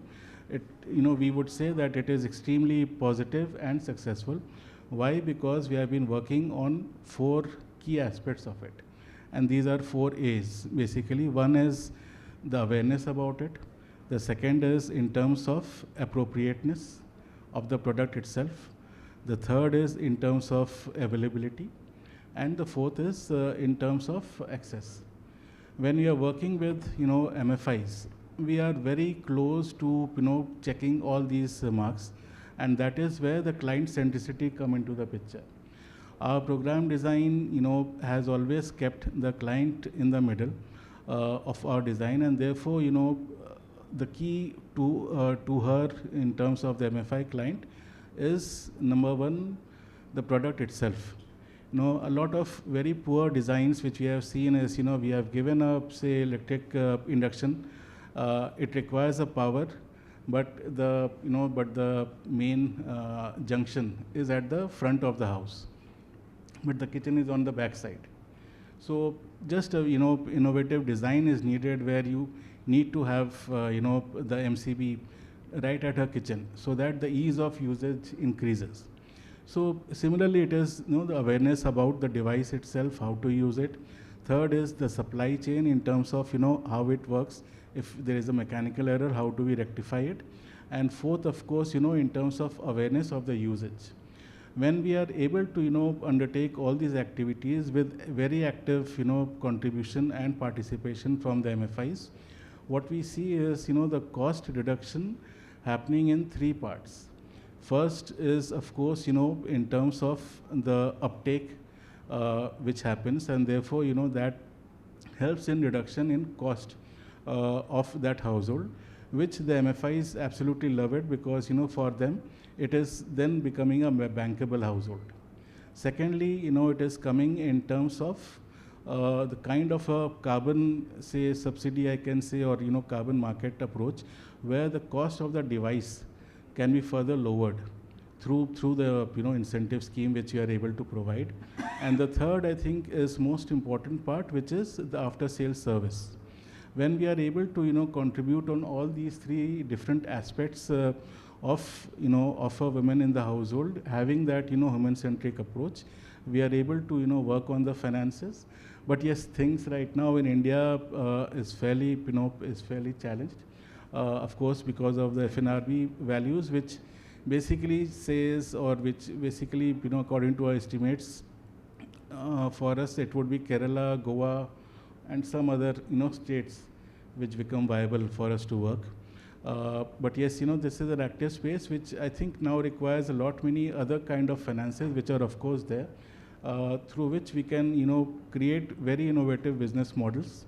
And the need is there, the demand is there from from the end customers, from the women clients, and therefore it is for us to devise those effective models which work on the ground. Thank you, Gaurav.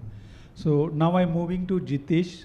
So Jitesh, I'm trying to understand from the GIZ perspective, when we work with the state and central government, what kind of a program a state or a country can actually launch to go to the each and every household.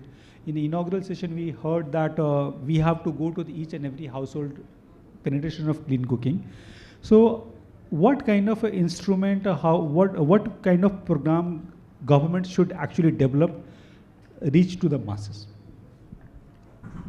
Okay, thank you, Vimal. Before I respond to your question, I would quickly like to highlight what exactly we are doing. I am Jitesh Kumar, and I have been working with GIZ for quite some time. And cooking is again one of the favorite subject of our portfolio. We have been doing a lot of work since quite some time, I would say. Madam Dhamija is here. I remember we started working with her to promote Unnat Chulha Abhiyan, like 10-15 years ago. So yes, and we at headquarters also have a NDEV program, which is Energizing Development, where we primarily focus on promoting clean cooking. So here again, in India currently what we are doing, we are supporting 6 federal states in the country to make this energy transition. And one of the tools for us to make this happen is green cooking. And hence we are promoting green cooking at the state, supporting the state governments in formulating such schemes, such programs, so as for the better uptake of green cooking in that particular state. Now, coming back to your question, what kind of program or scheme should a state come forward with? Now, everyone of us are aware there are a number of challenges as well as opportunity that we need to work on. For us, it is important that the energy transition should happen in a better way, where we also promotes the renewable energy and also caters the need which are there in the cooking sector. So e-cooking makes sense for us, and that we are doing. There are challenges like related to awareness, related to the finances, the technical capabilities, the infrastructure. So what I would say that, and what exactly what we are working in the state is to work on these parameters. We are working with the government to strengthen the basic infrastructure so that the energy can be provided to the rural areas where we are primarily focusing as our intervention area space. And yes, there are issues related to behavior, so we need to work on those behavioral aspects. We need to work on the finances so as to make this cooking solution accessible to the target audience. So I would say that these are the parameters where the state should focus and come up with the right scheme. Thank you, Jitesh. Of course, ultimately, we talk about development sector, so ultimately development sector has to go to the government, and government is going to be the ultimate beneficiary or caretaker of all the programs. Now I'm moving to the next speaker, Digvijay. I have a very interesting aspects. He represents the mobile industry. Mobile industry, I per se feel that it's a very similar to the clean cooking. In that mobile, you have to pay for the devices. These devices last for 3 to 4 or 5 years, whatever the number you can say. And then every month you have to pay some money. So this is the how, and government has not provided a large chunk of developmental project, especially in India. However, when we talk about, the reach has actually is a very huge, and everybody have the mobile phone and everybody have the data connections. The similar situations we are trying to develop for the cooking sector. You should have some money for the capex, and regularly you have to pay for some amount for the fuel. Though this become a big challenge, now you being a global organization, you have a good understanding and expertise on the development side, and energy is your core area. We are trying to understand how the blend finance and result-based finance can make a way in India. I understand it's a very regulated RBI, SEBI, and all the lot of regulations are there. Still, make sense to go for the blended finance or the RBF in Indian conditions? Yeah. Great. Thank you, Vimalji, for the question, and thank you for inviting me here as well. Just a very quick introduction. My name is Digvijay, as Vimalji said, and I work with GSMA. GSMA represents the interest of mobile operators globally. But through our Mobile for Development program, we also fund innovations in climate and inclusion, and energy is one of the spaces that we have been funding for quite a few years now. We largely operate across Africa and Asia as a markets. Now the question that you pose, Vimalji, is very interesting, but perhaps let me quote some statistics that will give age to my answer as well. And I'm picking my statistics from, I think, some reports from Clean Cooking Alliance over the last few years, which states that, finance in clean cooking has increased between the period of 2018 to 2023. And largely the increase that we see has been in debt, right? It's interesting. The equity investments have actually fallen and the grants have more or less remained the same, right? And why I think this is important is when we think about financing, and if the financing landscape is moving towards debt-based financing, that means entrepreneurs need to think and cater to the debt market a bit more, right? of course, I mean, there have been many instances. For example, Africa last year saw a pledge of about 2.2 billion on clean cooking, and African Development Bank also pledged about 200 millions per year on clean cooking as well. But the larger idea that debt is now a leading finance for clean cooking continues to be the rhetoric. When we talk about results-based financing or blended financing, so results-based is essentially you show me the result, I'll give you the finance, right? And blended finance is when you bring together instruments. For example, I give you a debt, but I also do a first loss guarantee. I also do some sort of grants for you, and I bundle that into one package and I offer that to you, right? For that, I think to succeed in India, there are many factors that are important, right? For example, the first, and as I am GSMA, it's a bit of a bias as well. You need MRV, you need measurement, you need reporting, you need verification. If it's digital, it's even better, right? You can measure remotely, you can measure, I mean, it's very consistent, and you have data with you. If the lenders have access to this data, it's even better. It gives investor confidence to invest in your startups. So I think the first thing that is very much required is a very robust MRV system, right? And if it's DMRV, which is digital monitoring, verification, and reporting, it's even better. The second thing which I see, for example, we mentioned RBI and the first loss guarantees. RBI launched a first loss default program for fintechs last year, right? And it has picked up quite a bit.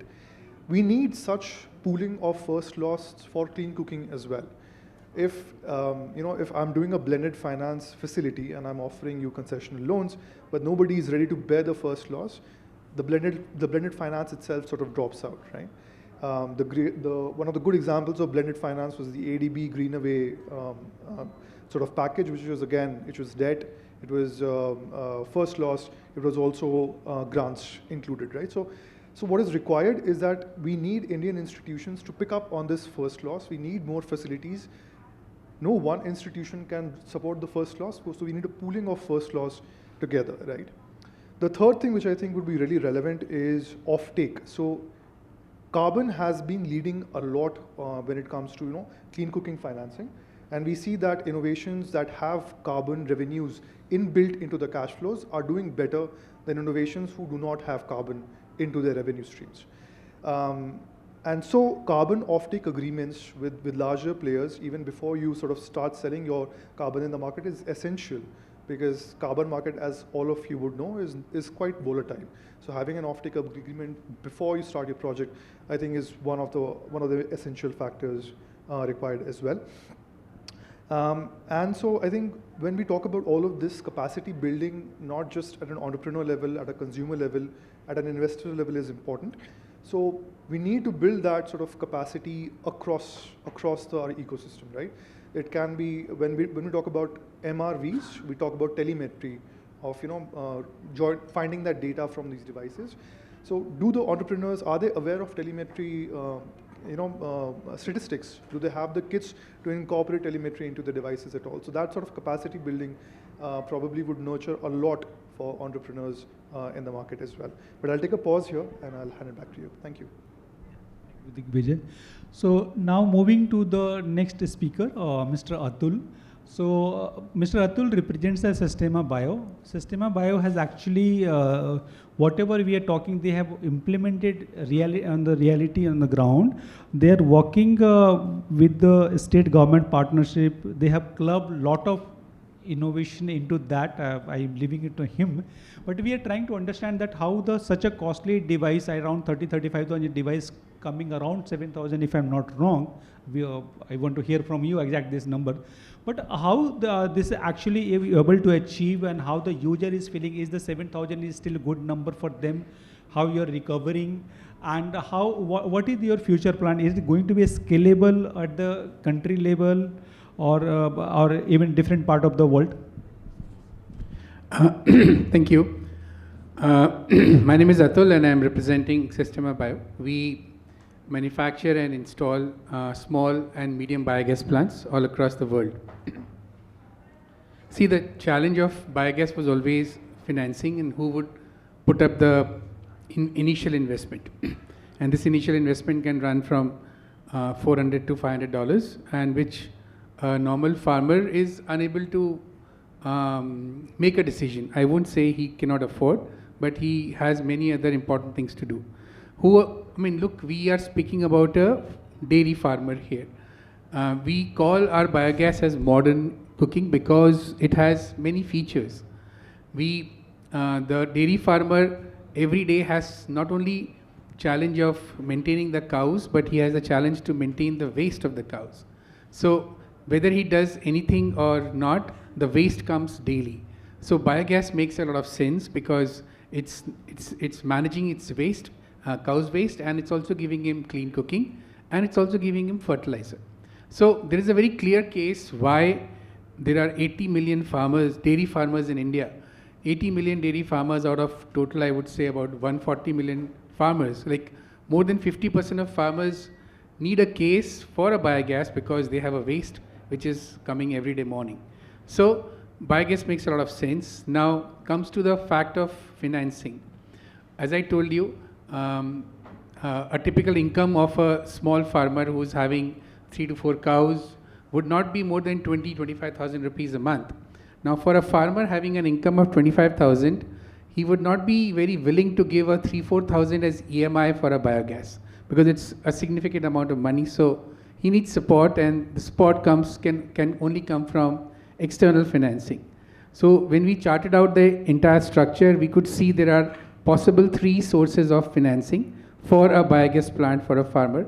The first source was government subsidy or some kind of government support, which present and exists in India. The second would be grants, either it is in the form of foundations or a corporate social sustainability CSR grant or any other kind of a rural development grant. And third, as Digvijay said and many others said, is carbon financing. These 3 are very important part, and we started blending these 3 sources. We could understand that subsidy can come from MNRE funded subsidy which goes to the biogas, or there is a Swachh Bharat Mission initiative which also promotes biogas. We're trying to get as much as possible. Not every state has a Swachh Bharat Mission program existing which can fund a biogas program. The second was foundation, and this second was grants. Grants are available in plenty, but every grant has a predisposed mindset where the grant has to go. But we are in great touch with many corporates. Our CSR relationships are very strong. So every now and then, small companies, large companies keep spending money for small, medium kind of biogas plants. We continuously strive for that. And then, of course, the third and the most important part would be carbon. Carbon is a very tricky business. Carbon is divided into voluntary and compliance. Both has large markets. Voluntary markets are there since last 12-15 years, as my friend from MEC was telling, and it is never consistent. It is high for 1 year and it is low for 6 years. So this is not a very good structure where you have only good times for 1 year and bad times for 6 years, and currently we are passing through a bad time. Compliance market, on the other hand, are supposed to be static, but no one has seen it, and there is so much of bottleneck to go through compliance market. So, and India has just ticked away biogas from the compliance market. Very unfortunate, but it's okay.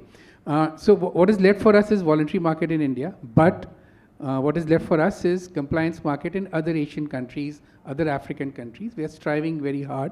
We have about 7-8 countries we have started compliance in biogas, and we'll be soon starting up in Asian countries as well. So it is left in India with voluntary.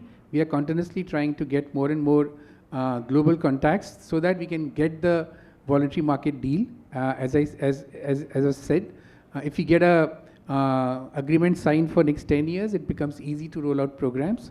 So currently we are lucky to have certain number of voluntary deals with us. So we are rolling out the programs in small numbers, but the magic of carbon is that out of $400 of a price of a biogas product, nearly $300-350 is picked up by the carbon. So eventually $70-80 is only paid by the farmer, and hence it becomes very sustainable because farmer can utilize this. He doesn't have to pay upfront money, and then the next beauty comes in that we go to the farmer not directly, we go through a dairy, a local a cooperative dairy, and these dairies then speak to the farmers. So many times that $70 amount which some farmers can say I don't have, dairy funds for them, and then dairy cuts it from the milk receipts. So this way it becomes very easy for the farmer to adopt these biogas plants, and it becomes very easy for us to continuously engage with the farmers through dairy, because biogas is a long product. It runs for 15 years. We give a 10-year warranty on the biogas plant. So it's a long-term product, and hence this whole multiple stakeholder management brings the magic to the farmer, and we have more than 120,000 farmers who have bought biogas plants through carbon programs, and we have a plan in the next 5 years about 5 million biogas plants in India, and correspondingly equally big in other Asian countries. Thank you. Yeah, thank you, Atul, for highlighting the real $400 to 70, 80, which is really affordable and all. So I'm going to the next round, but this is going to be the one-liner kind of a thing. So I am trying to understand from Mr. Satya, what is the one-liner that you think where the fund should come from?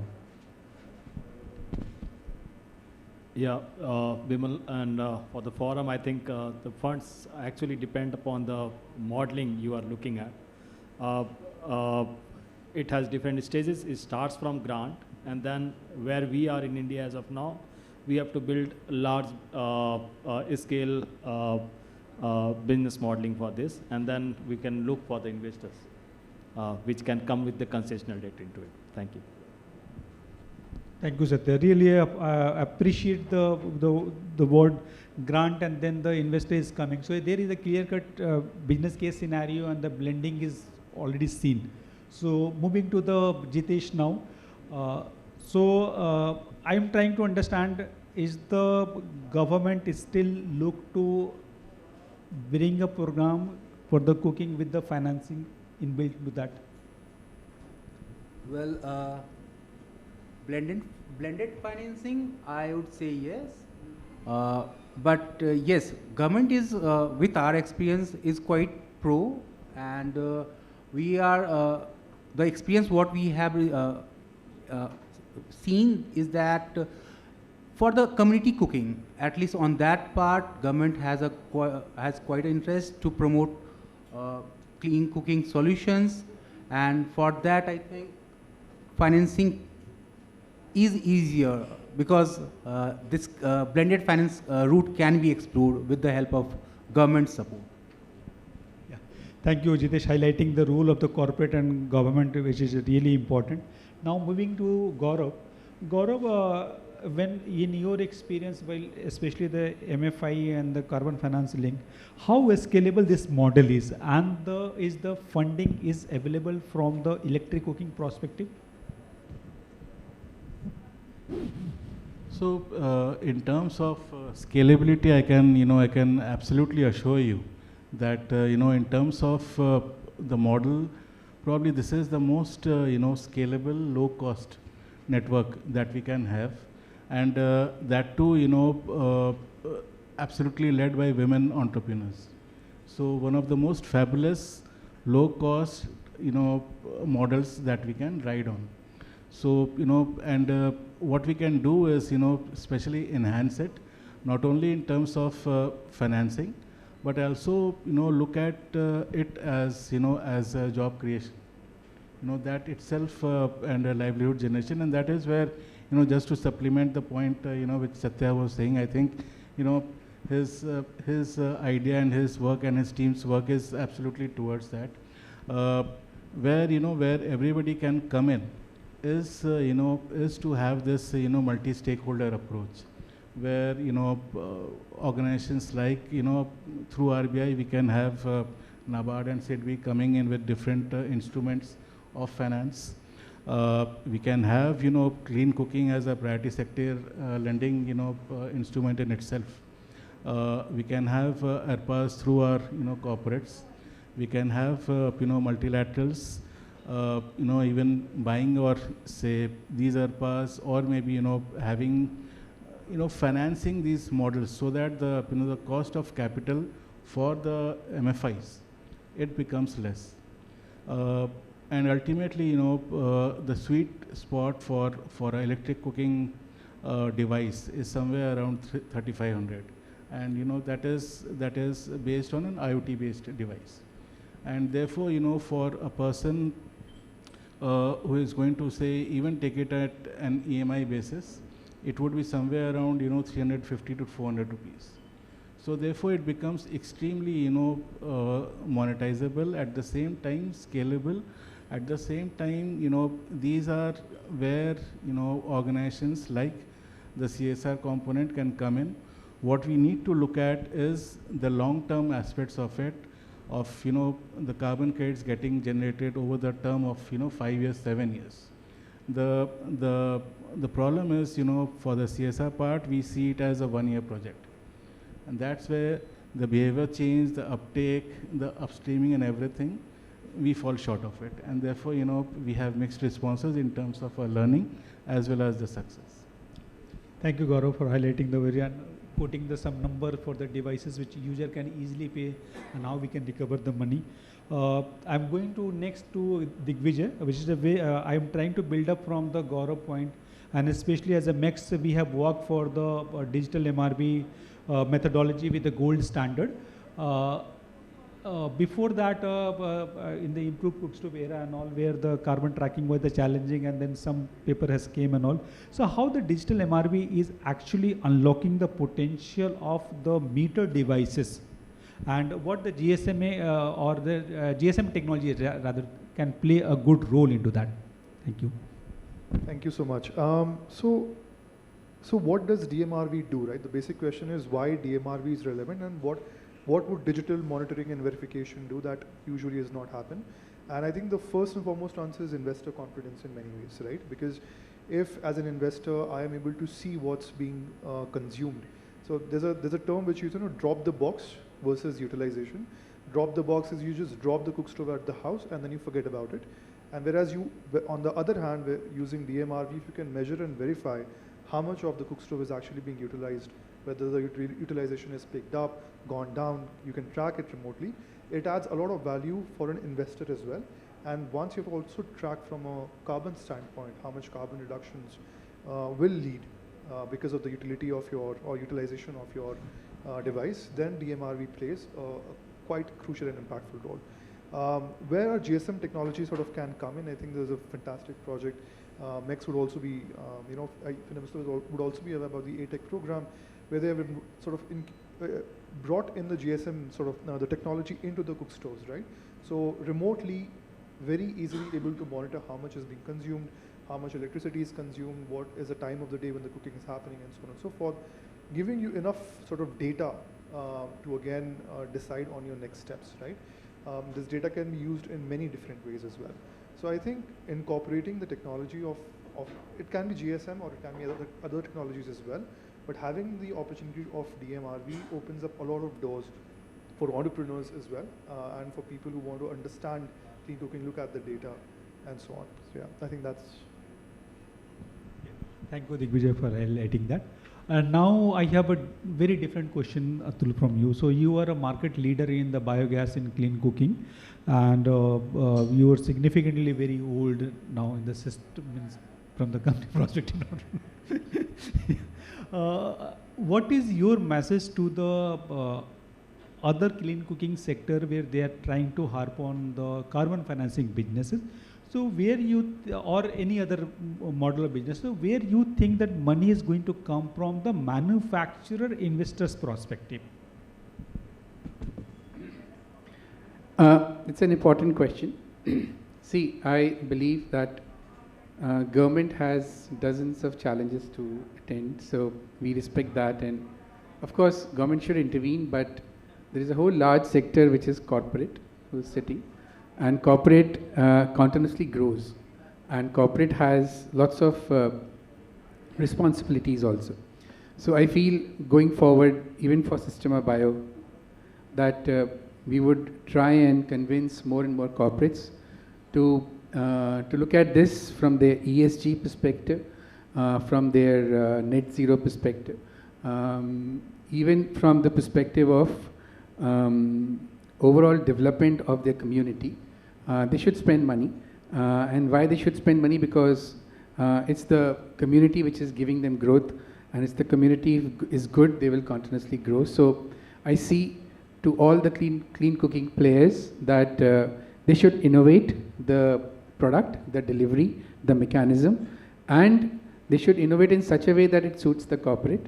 And there is immense amount of corporate available all across the world who is ready to put in and get something out of it, either in the form of carbon or in the form of sustainability goals. So and this is, I continuously say in my company also, that without innovation, corporate will not pick it up. And we have to continuously see that how all the stakeholders can make a win-win position. Ultimately, the beneficiary would be the consumer in this case. So I really look forward for the corporate. Yeah. So thank you for a very valuable point.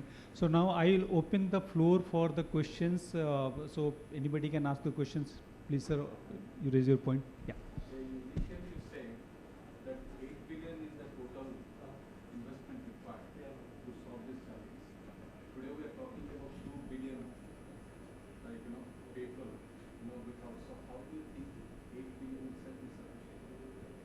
So this data has come from the multiple people. So we're talking about $4 per people? I don't think.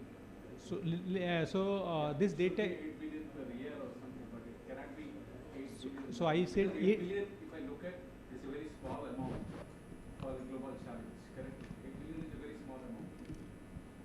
So my number was $8 billion per year, and this is the quoted by the SC for all. Recently, there is a report is going to publish in a short while by the IntelliCap also. They have quoted in their social media very well. So this number is 8 billion per year is a very much well defined and well accepted also, because SC for all has published this data long ago. So hope you. If you look at even like, because if you look at each family spends, correct? Okay, more than $4 per month. So in the first half also it has been quoted 8 billion annually if you want to saturate the e-cooking market by 2030. Yeah, thank you. This is come from the modeling and all, and we can share the link of the World Bank. It's not our data. It's the SC for all data, and IntelliCap has also used. So it's a publicly available data which we are quoting. Yeah. Next question, please.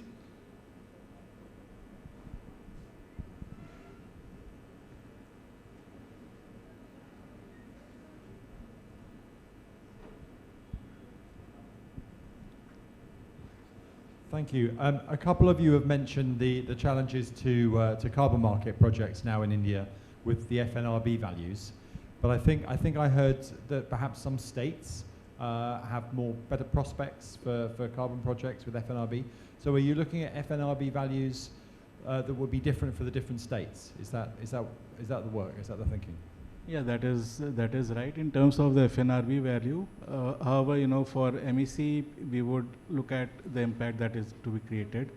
So we are going beyond the FNRB values in terms of our work.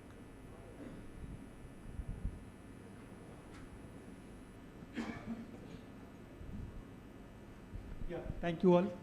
Thank you.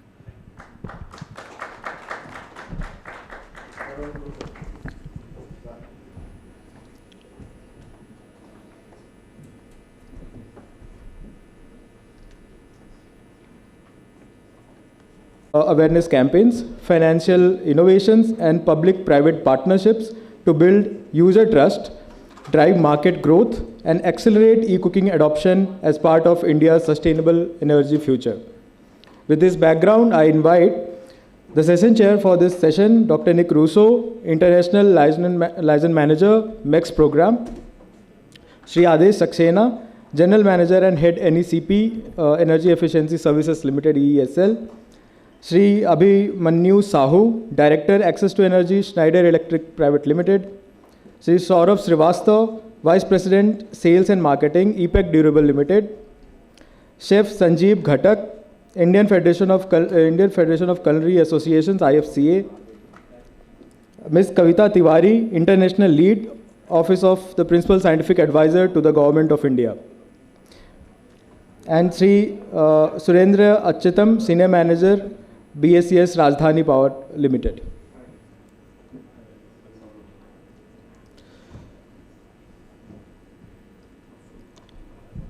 Okay, can you hear me? I think it's working.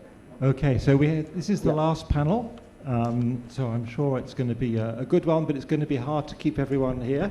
So just to highlight that to us, that we want to be as interesting and exciting as we can.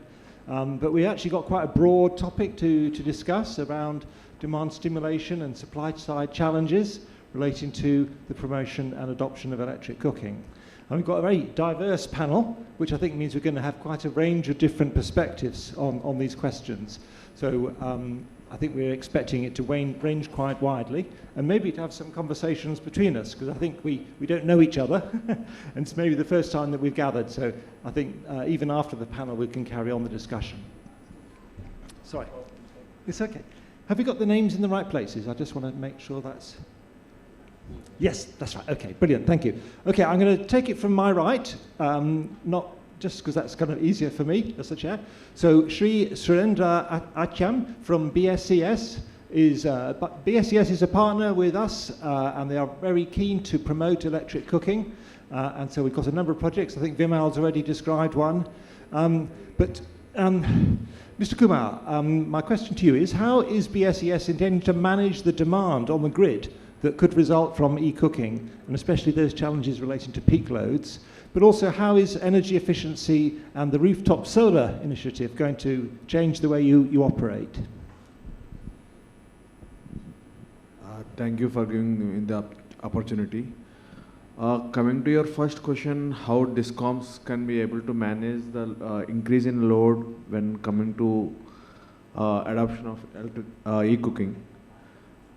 First, to increase the adoption, I shall lay my points for increasing the adoption of e-cooking. Just in the flyers which have been distributed, there is a comparison, beautiful comparison between preparation of dal in electric cooker, induction stove or infrared cooking. So when we compare for any DISCOM to increase the adoption of any energy efficient devices, the first the consumer has to be educated, or more awareness has to be created, because in India now, even if we say around 5% or 10%, there is people who are adopting electric cooking, because there is a lack of awareness among the consumers to go for the electric cooking. What advantage they are getting, the first thing, we have to educate them clearly. So increasing consumer awareness is the main point for adoption of this e-cooking, along with the financing also. Second point, how DISCOM can, or various DSM initiatives can be planned for e-cooking. There should be a policy support, just like EV tariffs which are coming into place for e-chargings. We can introduce, with the help of policy supports, we can increase cooking tariffs, or we can encourage the consumers to use it during the non-peak loads, that is time of use tariffs. This would be encourage consumers to use those cooking timings during the non-peak hours, because in Delhi we get very higher peaks. So we should adopt these time of use tariffs. And one more thing with this time of use tariffs, we should, since it is at a preliminary stage or nascent stage, we can initially encourage the manufacturers with the help of the government to manufacture energy efficient cooking devices. This is the first answer to your first question. Second question, with the help of rooftop solar, how can we promote? So rooftop solar has been being promoted aggressively by the government as well as the utilities to manage the peak loads. In the same scheme, we can help encourage the consumers to use battery operated batteries along with the rooftop solar, so that during the non-peak hours or during the times of cooking, they use these batteries for these cooking applications, so that there won't be a bigger impact on the grid. Thank you. Thank you. So our next panelist is Shri Saurabh Srivastava. I hope I've got that roughly right. He's Vice President of EPAC Durable Limited. And the first thing we should all say is to congratulate EPAC for their success in the Global Leap Award, where they won the best overall product. So that's a great commendation, because there's a lot of different companies who are competing internationally. It's always good to see an Indian company coming first. As a company that is supplying e-cooking appliances into the market, I'd love you to share some of your stories of success and the challenges that you think this community should be aware of and that potentially we could help you to address. And also, as an OEM yourself, how are you seeing the market developing and growing? Hi, very good evening, everyone. Thank you, Dr. Nick, for this opportunity. Definitely, it will be extend my great gratitude for the award of Golden Leap for the category of induction cooktops. So I think it's a joint effort by the innovation side from the R&D team, our collaborative approach. So I think we again thanks everyone for that support. How we look our journey of EPAC Durables, we started our e-cooking almost 13 years back with induction cooktop. And we see that the market is definitely growing, and we are increasing our product range from induction cooktops to the infrared cooktops and the air fryers also. We are not just the e-cooking appliance manufacturing company. We design the product, we develop the product, we co-collaborate with our business partner and the customers. So that way we are growing our journey, and definitely we are very proud to say that we are the leading induction cooktop manufacturer in India with close to 1.7 million ICT we produced last financial year. So that's why we are growing, adding a lot of customer base, our channel partners, customers. When we see the challenges, I think there are a couple of challenges. One is definitely the adoption side, where we have to educate the customers and the consumers about the usability of the devices. And as the consumer barely feels that it could be a value proposition, may not be there. So I think we have to educate through a lot of campaigns there. Also, I see a lot of challenges in the global supply chain, which means the raw material cost, supply disruptions on the logistics side. This could be addressed by going for a vertical integration or the backward integration. I believe as a EPAC, we are very proud to say that we have a highest amount of backward integration in terms of PCBs, induction coils, BLDC motors, plastic injection molding parts, sheet metal. So that is one opportunity where we can see and penetrate if we can go for more strategic sourcing in terms of local suppliers, and dependency on overseas or import parts should be less. So that's, I see a big counterpart on the challenges side. Also, I think maybe the affordability and accessibility could be one of the aspects for the e-cooking devices. So when we talk about our channel partners or the customers or the partners, we don't treat them as just a supply chain partner. We co-developed, coexist all the products with them. That gives us a lot of value proposition. And when we have the backward integration, we have better control on any changes happening in the customer side or the market size. We can adopt those changes very quickly, being everything locally in-house developed. Secondly, we have a better control on the quality standards, and also we can offer a very competitive price to the market. So I think these are my input on the challenges and the association with the partners. So thank you so much. Thank you. Some common threads there about educating consumers and helping them to understand the value proposition. And I think potentially there's a lot of work for Discoms working with e-cooking suppliers potentially kind of going forward. Okay, on my right here now we have Shri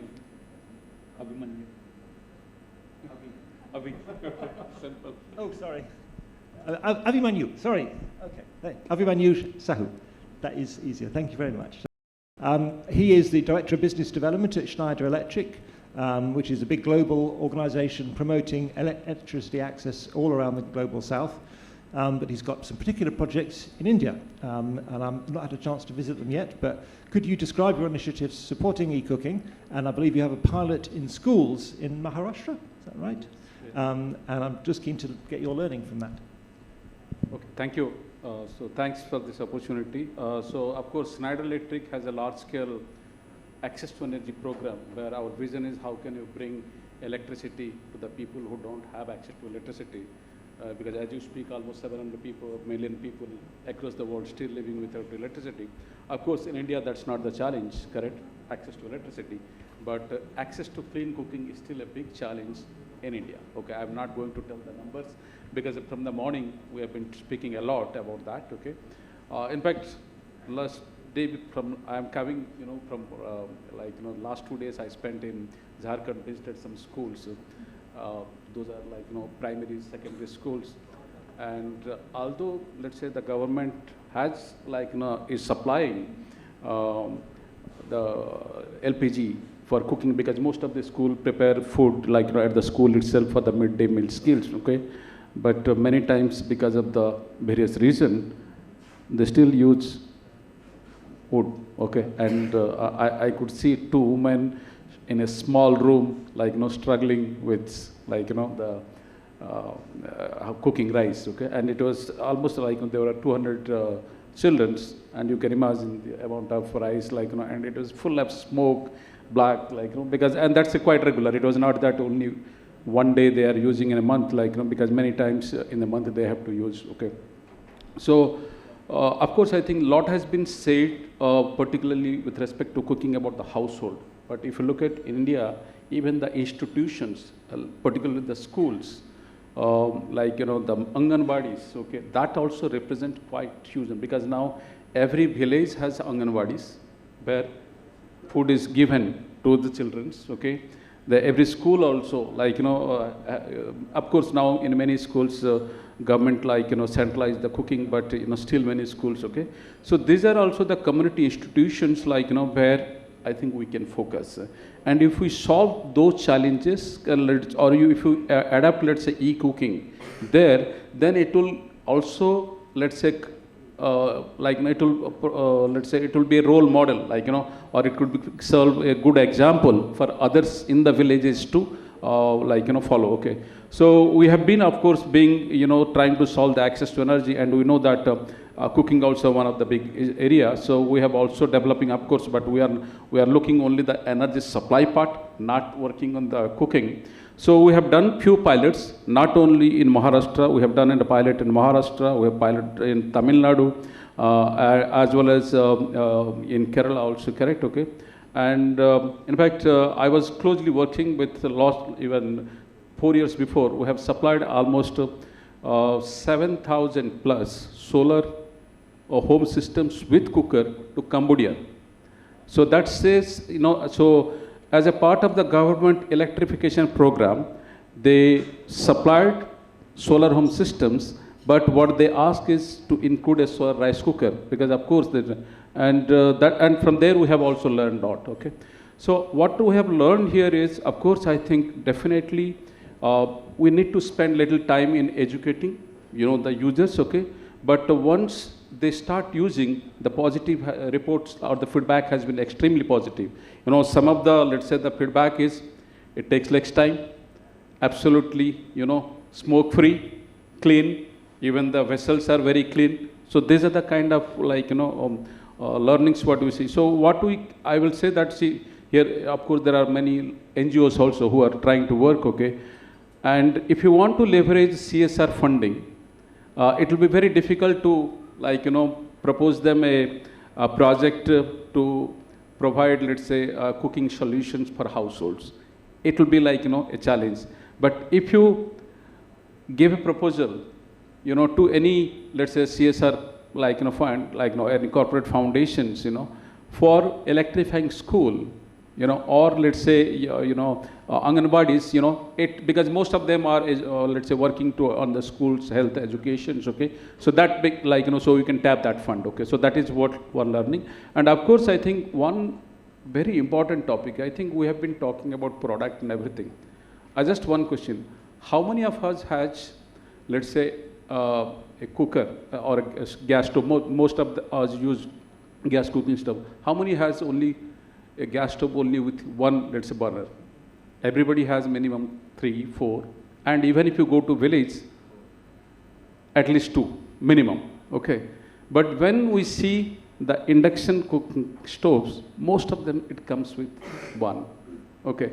So it is not only, I think, when we think about a new product or technology, I think we should think that it should meet the consumer's need first. Okay. We should not expect them to change their behavior based on the product. They should not now, because let's say we say that, okay, because if you look at cooking, it is it cannot be or it is a part of your daily routine, correct? You can't change it. You can't ask them to cook, let's say, electricity available low cost during, let's say, 1 to 2 or late night, okay, you use that. It does not work, correct? Okay. In fact, for example, in the France or UK, people use washing machine during non-peak hours because the rates are, but we can't adapt the same thing for cooking. So we need to make the product, I think, more suitable for the consumer behavior. I think that is where a lot of innovation has to go. And any new product, it has to be better than a present alternative which are available. But if that is not there, we say, no, this is the solution to what you have, and you need to adjust your behavior to meet or to suit the present product what we have. I think that's where a lot of resistance will come. Okay, so these are what I can say our learnings. Okay, and we're trying to in fact solve these challenges. So our main presently, I think, our focus is how can we really provide a good solution for the schools, because that itself, because we are talking, let's say 6 lakhs plus villages, you have so many Anganwadis, okay, that itself is a big opportunity, and I think that is what we're trying to solve, okay. But having said that, I think there is a big potential, even for, but coming to, the grid, I think, government has a very good now policy if you look at, because of the policy initiative, there is a huge adoption of this grid tie solar system, okay, under PM Surya Ghar scheme. It is even going to the rural areas, okay.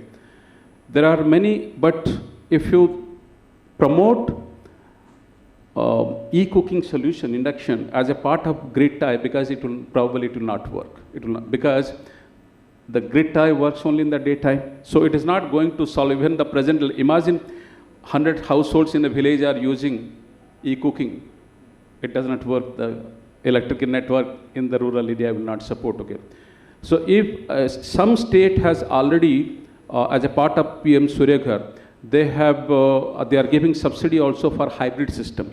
So if all the states make hybrid systems mandatory, correct, okay, then the e-cooking will be a easiest thing, because most of them now they are putting as a part of PM Surya Ghar mostly 3 kilowatt, okay, and a 3 kilowatt solar home system is quite sufficient to run an induction stove, okay. So I think if the government is push more towards hybrid solutions, as a part of PM Surya Ghar, I think that will be also really it will let's say scale. Yeah. So these are some of our learnings. Thank you. No, there's a lot there. My mind is racing because I want to respond to all these points, but it's very hard. But I think you're absolutely right, particularly around the not expecting people to completely change to adapt to your technology.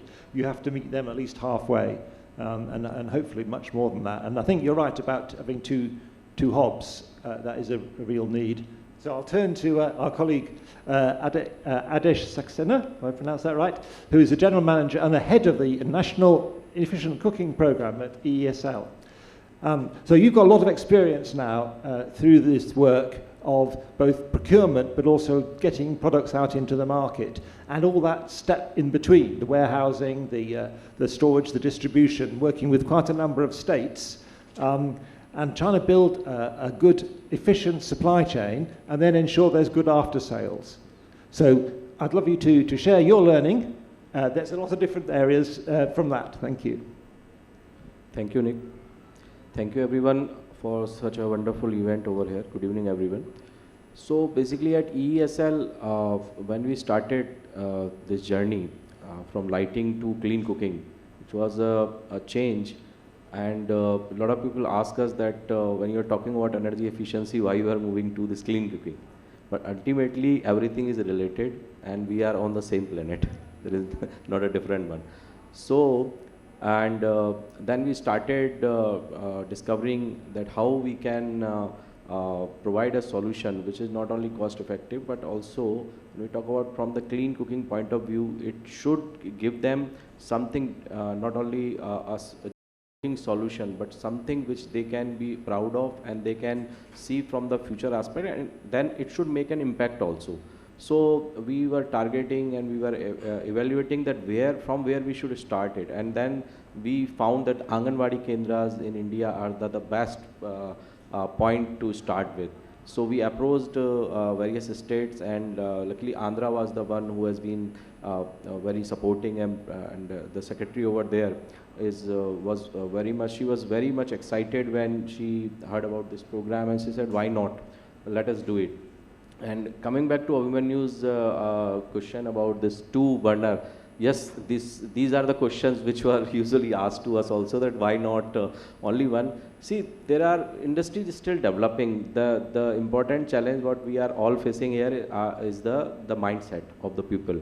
Cost is okay, people are ready to bear that cost, because it will take some time to enter into the retail market.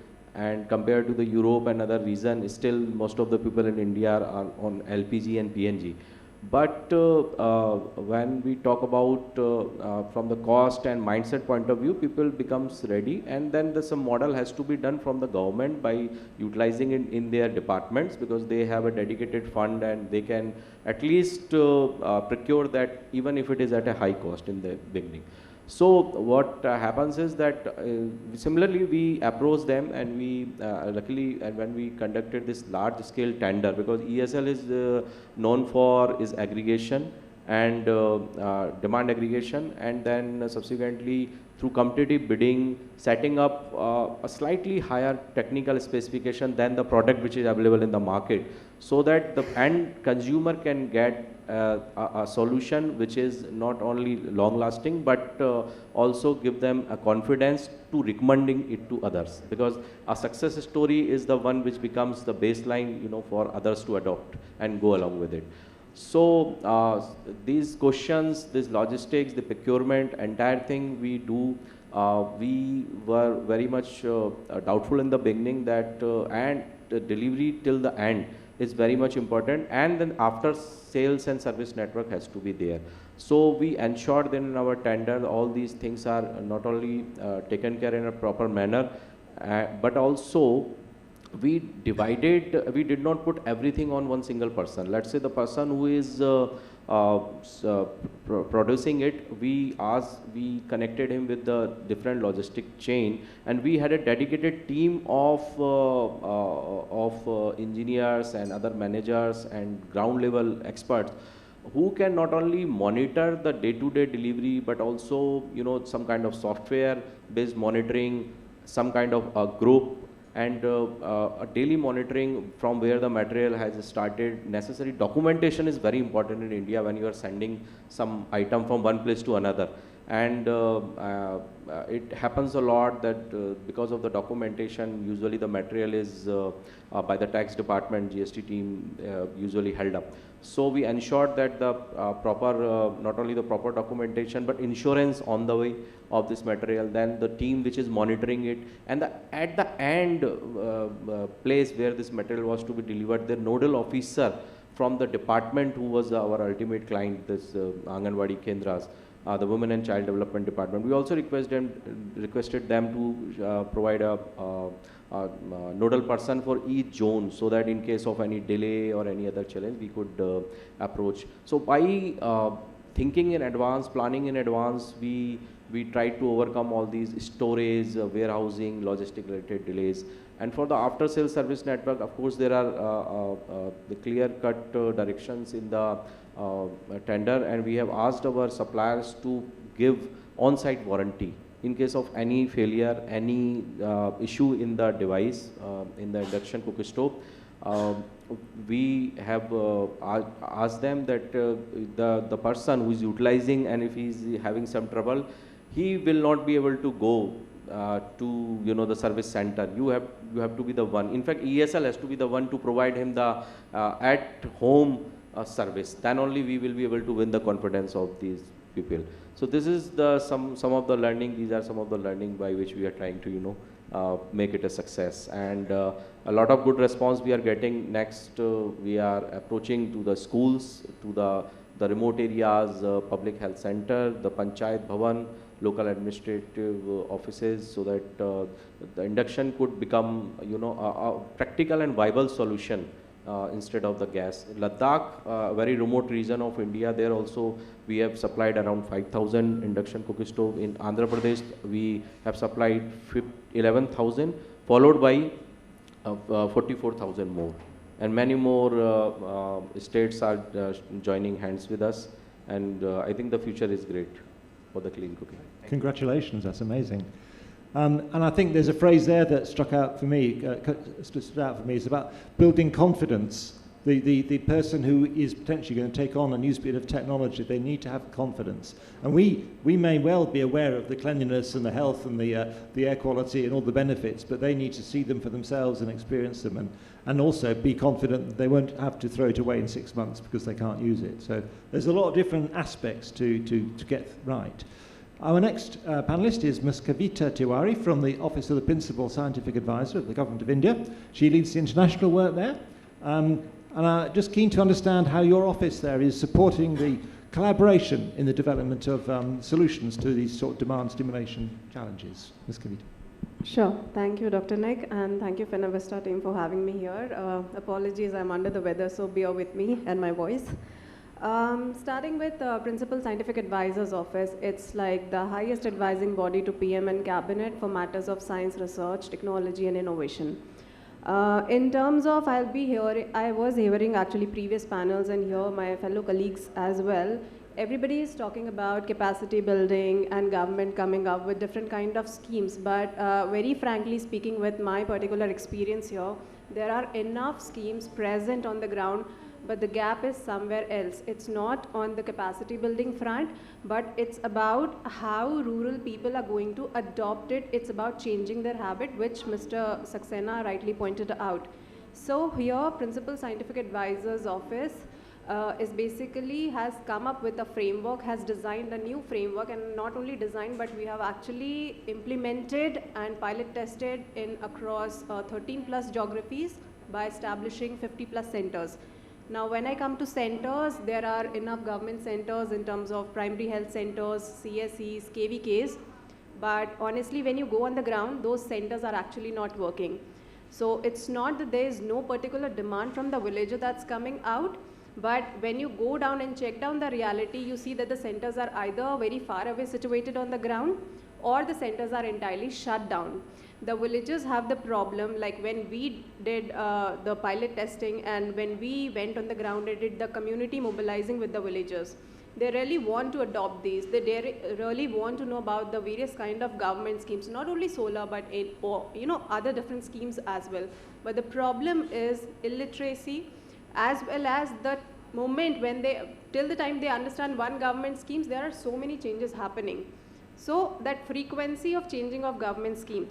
So for that, anyways, we have come up with a center where Finovista team is also very closely working, and I'm happy to share that they have even inaugurated one particular center in Bihar. So the concept is to make the center self-sustainable, not only solar-related technologies, but we are trying to deploy various other thematic area technologies also via those centers. So whether it is about agriculture services, whether it is about renewable energy services, wash, fintech, sanitation, etc., all that is being provided via those centers. My point of telling this whole concept is to make you understand that via doing CSR, via doing capacity building exercises by the organization, going to the villages, giving out them lectures and then coming back, you expect the result will not happen actually.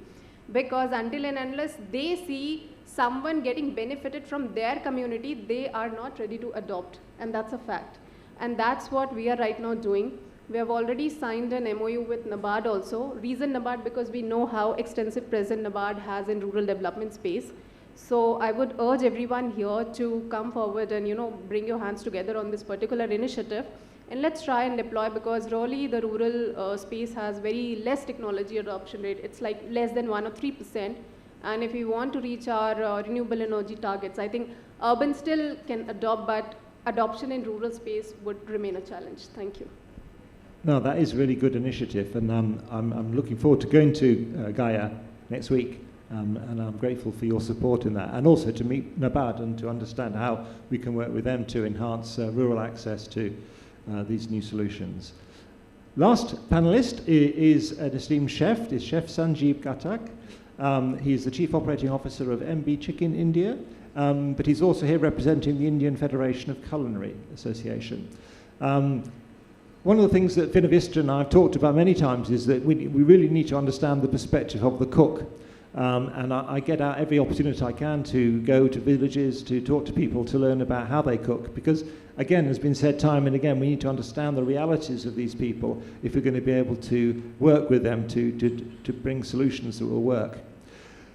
We have a professional chef here. I believe you're also involved in training new chefs and involved in that whole area. So what is your perspective on this?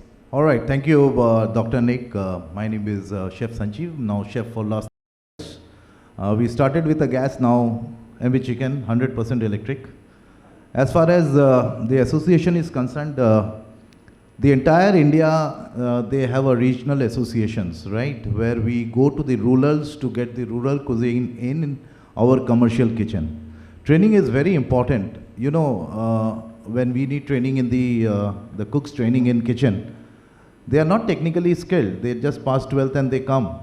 So always when I train and I tell my colleague, when they can operate smartphone, why can't they operate the electronics? That is the adaptation. We all talk about adaptation, but adaptation is very simple when you exactly, Miss Kavita said that practicality, if you explain, they understand each and everything. You will not believe, I'll share one example. We are cooking in a commercial kitchen earlier, one lamb dish which used to take 2.5 hours. All right, and the person is keep on doing it, cooking it for 2.5 hours, putting his whole energy. When technology changed into the equipment, you just have to press it and you can cook 5 items, and by the time you come back in 45 minutes, the dish is ready. So that is, I'm talking about 15 years back when we used to, you know, cook in a commercial kitchen, 30,000 to 40,000 meals per day in aviation. IFCA is doing a great job going to the rurals to get the poverty girls or boys to the association, train them and bring them to the professional hotels or restaurants and make them professional in next 5 years, which is, you know, make them independent. But again, when comes the e-cooking or technology, it is just a training, sir, which with a practical knowledge is very important. So we chefs put lot of energy and effort apart from our regular professional time. We spend training. We also promote home chefs for the e-cooking. We go to the canteens of the defense. We go to the railway caterings where we train them for bulk cooking in electronic equipments, which is very important. And we feel proud when we convert, you know, that is also very feasibility when you don't need a very huge space. That is the best part. So overall, it's been a very fantastic journey, transaction from the traditional cooking to the e-cooking. I think chefs are doing in this IFCA. The top legendary chefs are part of this association, and we bond and we join hand together to train and keep the spirit of Indian cuisine in the global with that concepts. Thank you very much, sir. Thank you for those stimulating and inspiring remarks. I think we all want Indian cooking to stay as fabulous as it has been for centuries. And as we've said, many of us, that you can't impose something new on people that isn't going to deliver the taste and the experience. But if you haven't had a chance to do the taste test outside, Finovista are there to prove that actually things can taste really good cooked on electricity. But there is some skill involved. Yes. There's a way of working, you know, working with induction isn't the same as working with a flame. So there's a process of change. And I think my sense, I was interested, Ms. Kavita, what you're saying about, you know, people are very open to things that will improve their lives, but they have to be credible and they have to feel there's going to be backup. and they're not just going to have it dumped on them and then walk away.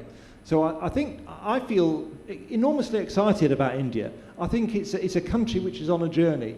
And I keep hearing stories about the young women in the village who don't want to be cooking with wood and charcoal anymore. They've got smartphones. They want things that they can use that are reflecting of an aspiration that they all share. And that is what I'm so passionate about trying to achieve and working with people. And it's about understanding, not being what we call sort of rose-tinted spectacles, trying to pretend the world's all lovely and everything. We need to understand and come together and find the solutions, because there are real challenges. But actually on this panel, from the energy supply through to the products, through to the technology, through to the sort of the market awareness and understanding of the genuine practice, to government support, to chefs, between us, we can crack this. I'm totally confident. And I'm sure that in 5 years' time, in 2030, we will meet again and say, yay, it's unstoppable now. It's happening.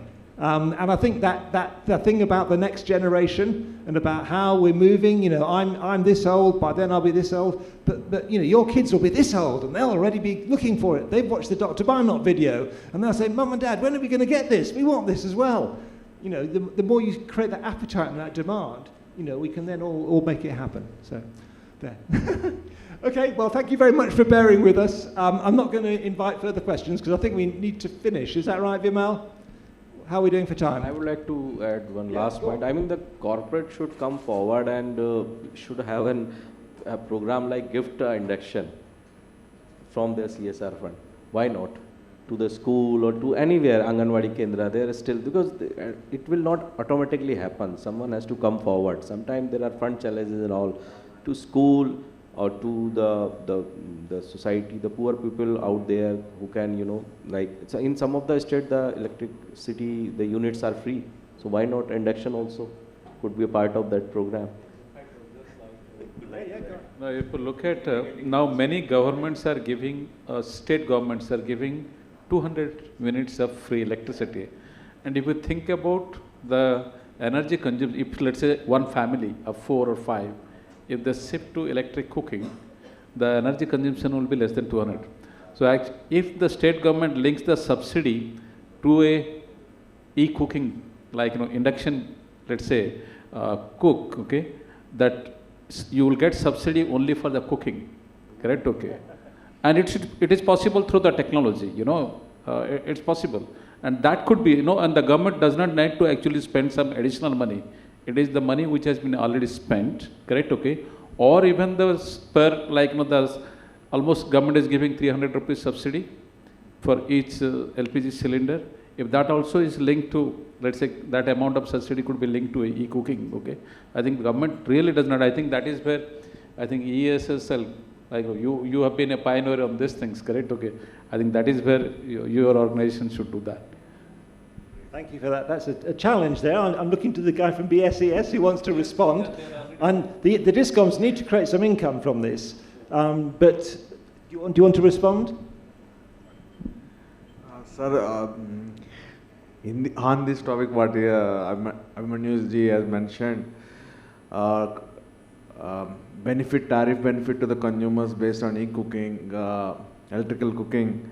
So we have to see the infrastructure has to be built according to that. Anyway, smart meters are coming into the play. So we need to see how the infrastructure plays out. Based upon that only we can decide. There should be a policy regulation on this. Then it is definitely beneficial to the governments also. Indirectly it reduces the burden on the government to subsidize LPGs. So that amount can be given here. Since many of the state governments have this policy of subsidizing LPG for the consumers. So it would be surely beneficial. Absolutely. And if I was fortunate enough to be in the research session where IASD had been modelling the government saving from reduction of LPG import costs, which is huge. It's trillions of rupees. Anyone else would like to make a final comment, response to any of those? I encourage you to go to Bihar, to visit the Rutag Centre there, if you haven't had the chance. And thank you very much again. We can have a final kind of wrap up. We have a photo.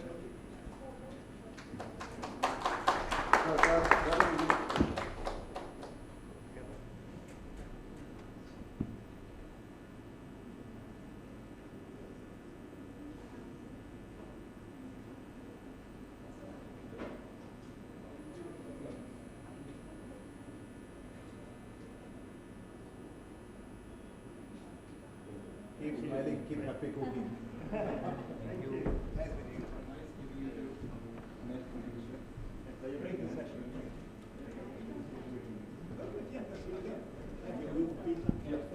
Thanks a lot. Yeah, have a proper time.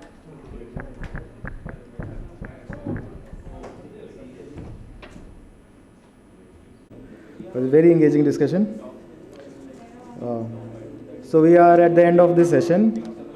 Now I would like to invite Professor Matthew Leach, Professor of Energy and Environmental Systems, MECS Programme Lead for Clean Energy Finance and Data Analysis, to finally close. Okay, it's coming towards the end of a long and very busy day, so we won't take too long over this closing piece. I think we just want to do two things. First of all, I want to take the opportunity to give out some thanks, because I think there are lots of people who need to be thanked. But just before we do that, I think a few of us from Finovista and from MECS want to just share a couple of thoughts that we've picked up during the course of the day. We're not going to try and summarize the day. That's far too boring at the end of a busy day. Everyone's got their own highlights that they've taken from what they've heard. So I think just a few of us want to take the opportunity to share our highlights, and then everybody else can take their own. I will just share three very quick highlights for myself that I've taken in very, very brief way.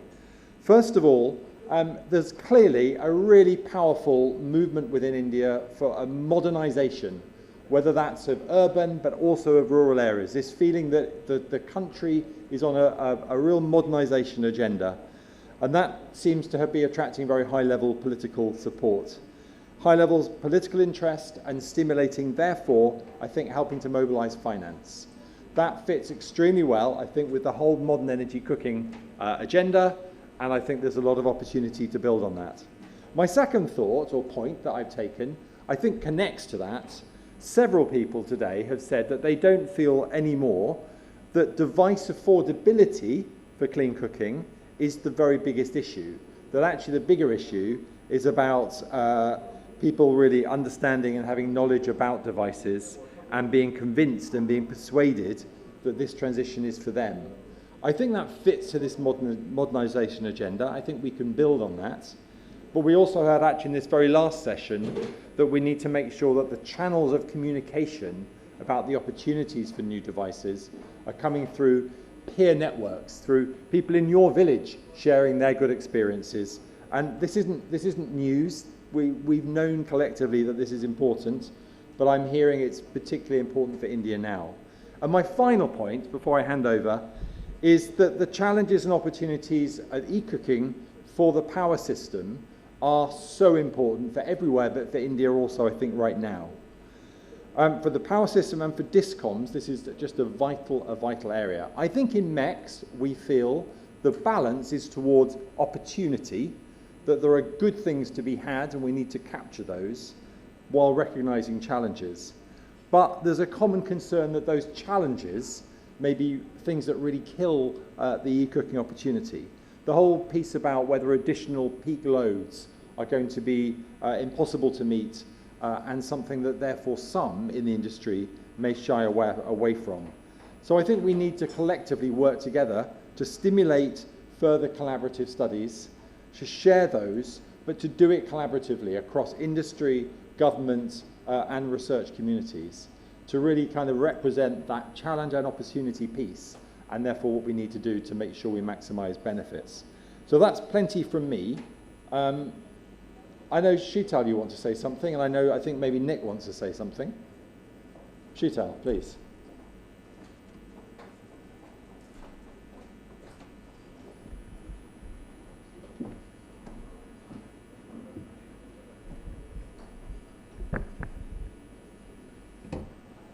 So I'll first start by saying a big thank you to everybody who committed their time to be with us today. A very, very big thank you to all the manufacturers and technology people. We know it wasn't an easy task to stand in that heat all day long and be resilient about showing the technologies to each and every person who walked in. But I would just like to say that you make our jobs more easy. Mostly we are the devil's advocate that promotes electric cooking amongst the conversations of is it feasible, what will happen to our grid, big jargons on every aspect. But it simplifies the moment they see and experience the demonstration themselves. There are a lot of panelists who have joined us today and have gone back with a renewed sense of confidence in these new technologies, that they are feasible, and there is continuous innovation which is happening. And I think that is something which is very, very important. MECS in India has been talking about electric cooking, has been talking about leveraging the renewable energy gains that India is making from a long time. But experiencing the rapid innovation themselves makes a very, very big difference. So a big thank you to all of you. I think you make our job easy, that puri nahi ban paegi and we will not be able to cook chapatis. Everything gets solved for us. Otherwise, we are left in one room just justifying that everything is possible in electric cooking. So that makes our job very, very easy. A big thank you to all our partners. We are seeing increasingly that this forum is gaining acceptance from a lot of stakeholders, and the partnerships that we have been able to leverage this time from NITI Aayog, from Office of PSA, from EESL. EESL has been a very long-standing partner of MECS program in India, and I think today's partnership and the senior leadership attending the session and coming back, I would need to re-mention this, okay? So the CEO was very busy, he had a meeting, but he came back specifically to look at the technologies. So I think that is very much important, and I think the same was with Bureau of Energy Efficiency. The secretary himself came in the inaugural panel and he left and he came back just to take the technology walkthrough. This means a lot to us at MECS program in India. And I would say one thing, that there are a lot of people who need to work together to walk this path long and be resilient while the journey is happening. And in that, everyone plays a role. So thank you all, each one of you. Thank you so much for joining us.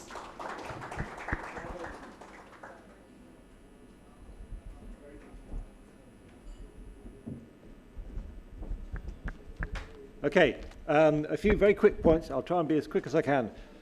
When I started my job in MECS, I was told, go out and find companies that will provide electric cooking appliances for Africa and Southeast Asia. And so I headed to China. Bloody hell. It was hard. And I found some big companies and it was very challenging. And then COVID came along. Boom! Right, that's it. China is out of the picture because we don't even know where it's come from. But India opened their arms to me. And Finovista and everyone here has been an amazing partner for MECS in a way which we struggled with other partners. So that's been really positive. And so we kind of started off thinking, okay, people are skeptical about electric cooking, but there's a real appetite, and you see the potential as a market in India and beyond. A couple of years ago then, we had one of these MEC forums, and at the time, I don't know if other people felt this, I felt there was a real nervousness, because actually quite a lot of companies were investing in this, trying to make it work. EESL were putting out some big procurements, but actually it was tough. And I sensed, gosh, yeah, companies are putting money into this that is at risk. And that was, I felt, gosh, yeah, I kind of, I hope I'm right about this, that this isn't going to happen, because, there's real things at stake. But actually, I feel the mood has changed, and I think, as Sheetal says, the levels of innovation and the companies coming forward and the kind of the sense of optimism, and this is really going to happen, is brilliant. I don't normally thank President Trump for anything, but he's going to make it a damn sight more expensive for India to continue to import oil. And in the other room that most of you probably didn't hear was 1.8 trillion rupees could be saved if the Indian government could significantly reduce the consumption of LPG in this country. Now, I don't want that to happen just because people who cook with LPG are now going to cook with electricity. What I want to happen is people who cook with biomass stop cooking with biomass because they now have better options that they can afford. And it's probably mainly going to be electricity, I think, but biogas has a role, and so do other fuels. But that is the big win for me. So I think, again, a question for you in the stocktake year, if you had 1% of 1.8 trillion rupees to spend, what would you be suggesting the government use it for to actually achieve the vision of clean cooking across the country? You know, obviously, yes, helping the discoms to manage that peak issue. You know, we can't just leave them on their own to do that. They need some support. Help with the tariffs, help with awareness raising, help with supply chain, help with training people, building capacity across the country. And that is it. That's it. So I'm kind of leaving on a high. So thank you very much again. Thank you to Finovista. They've done an amazing job.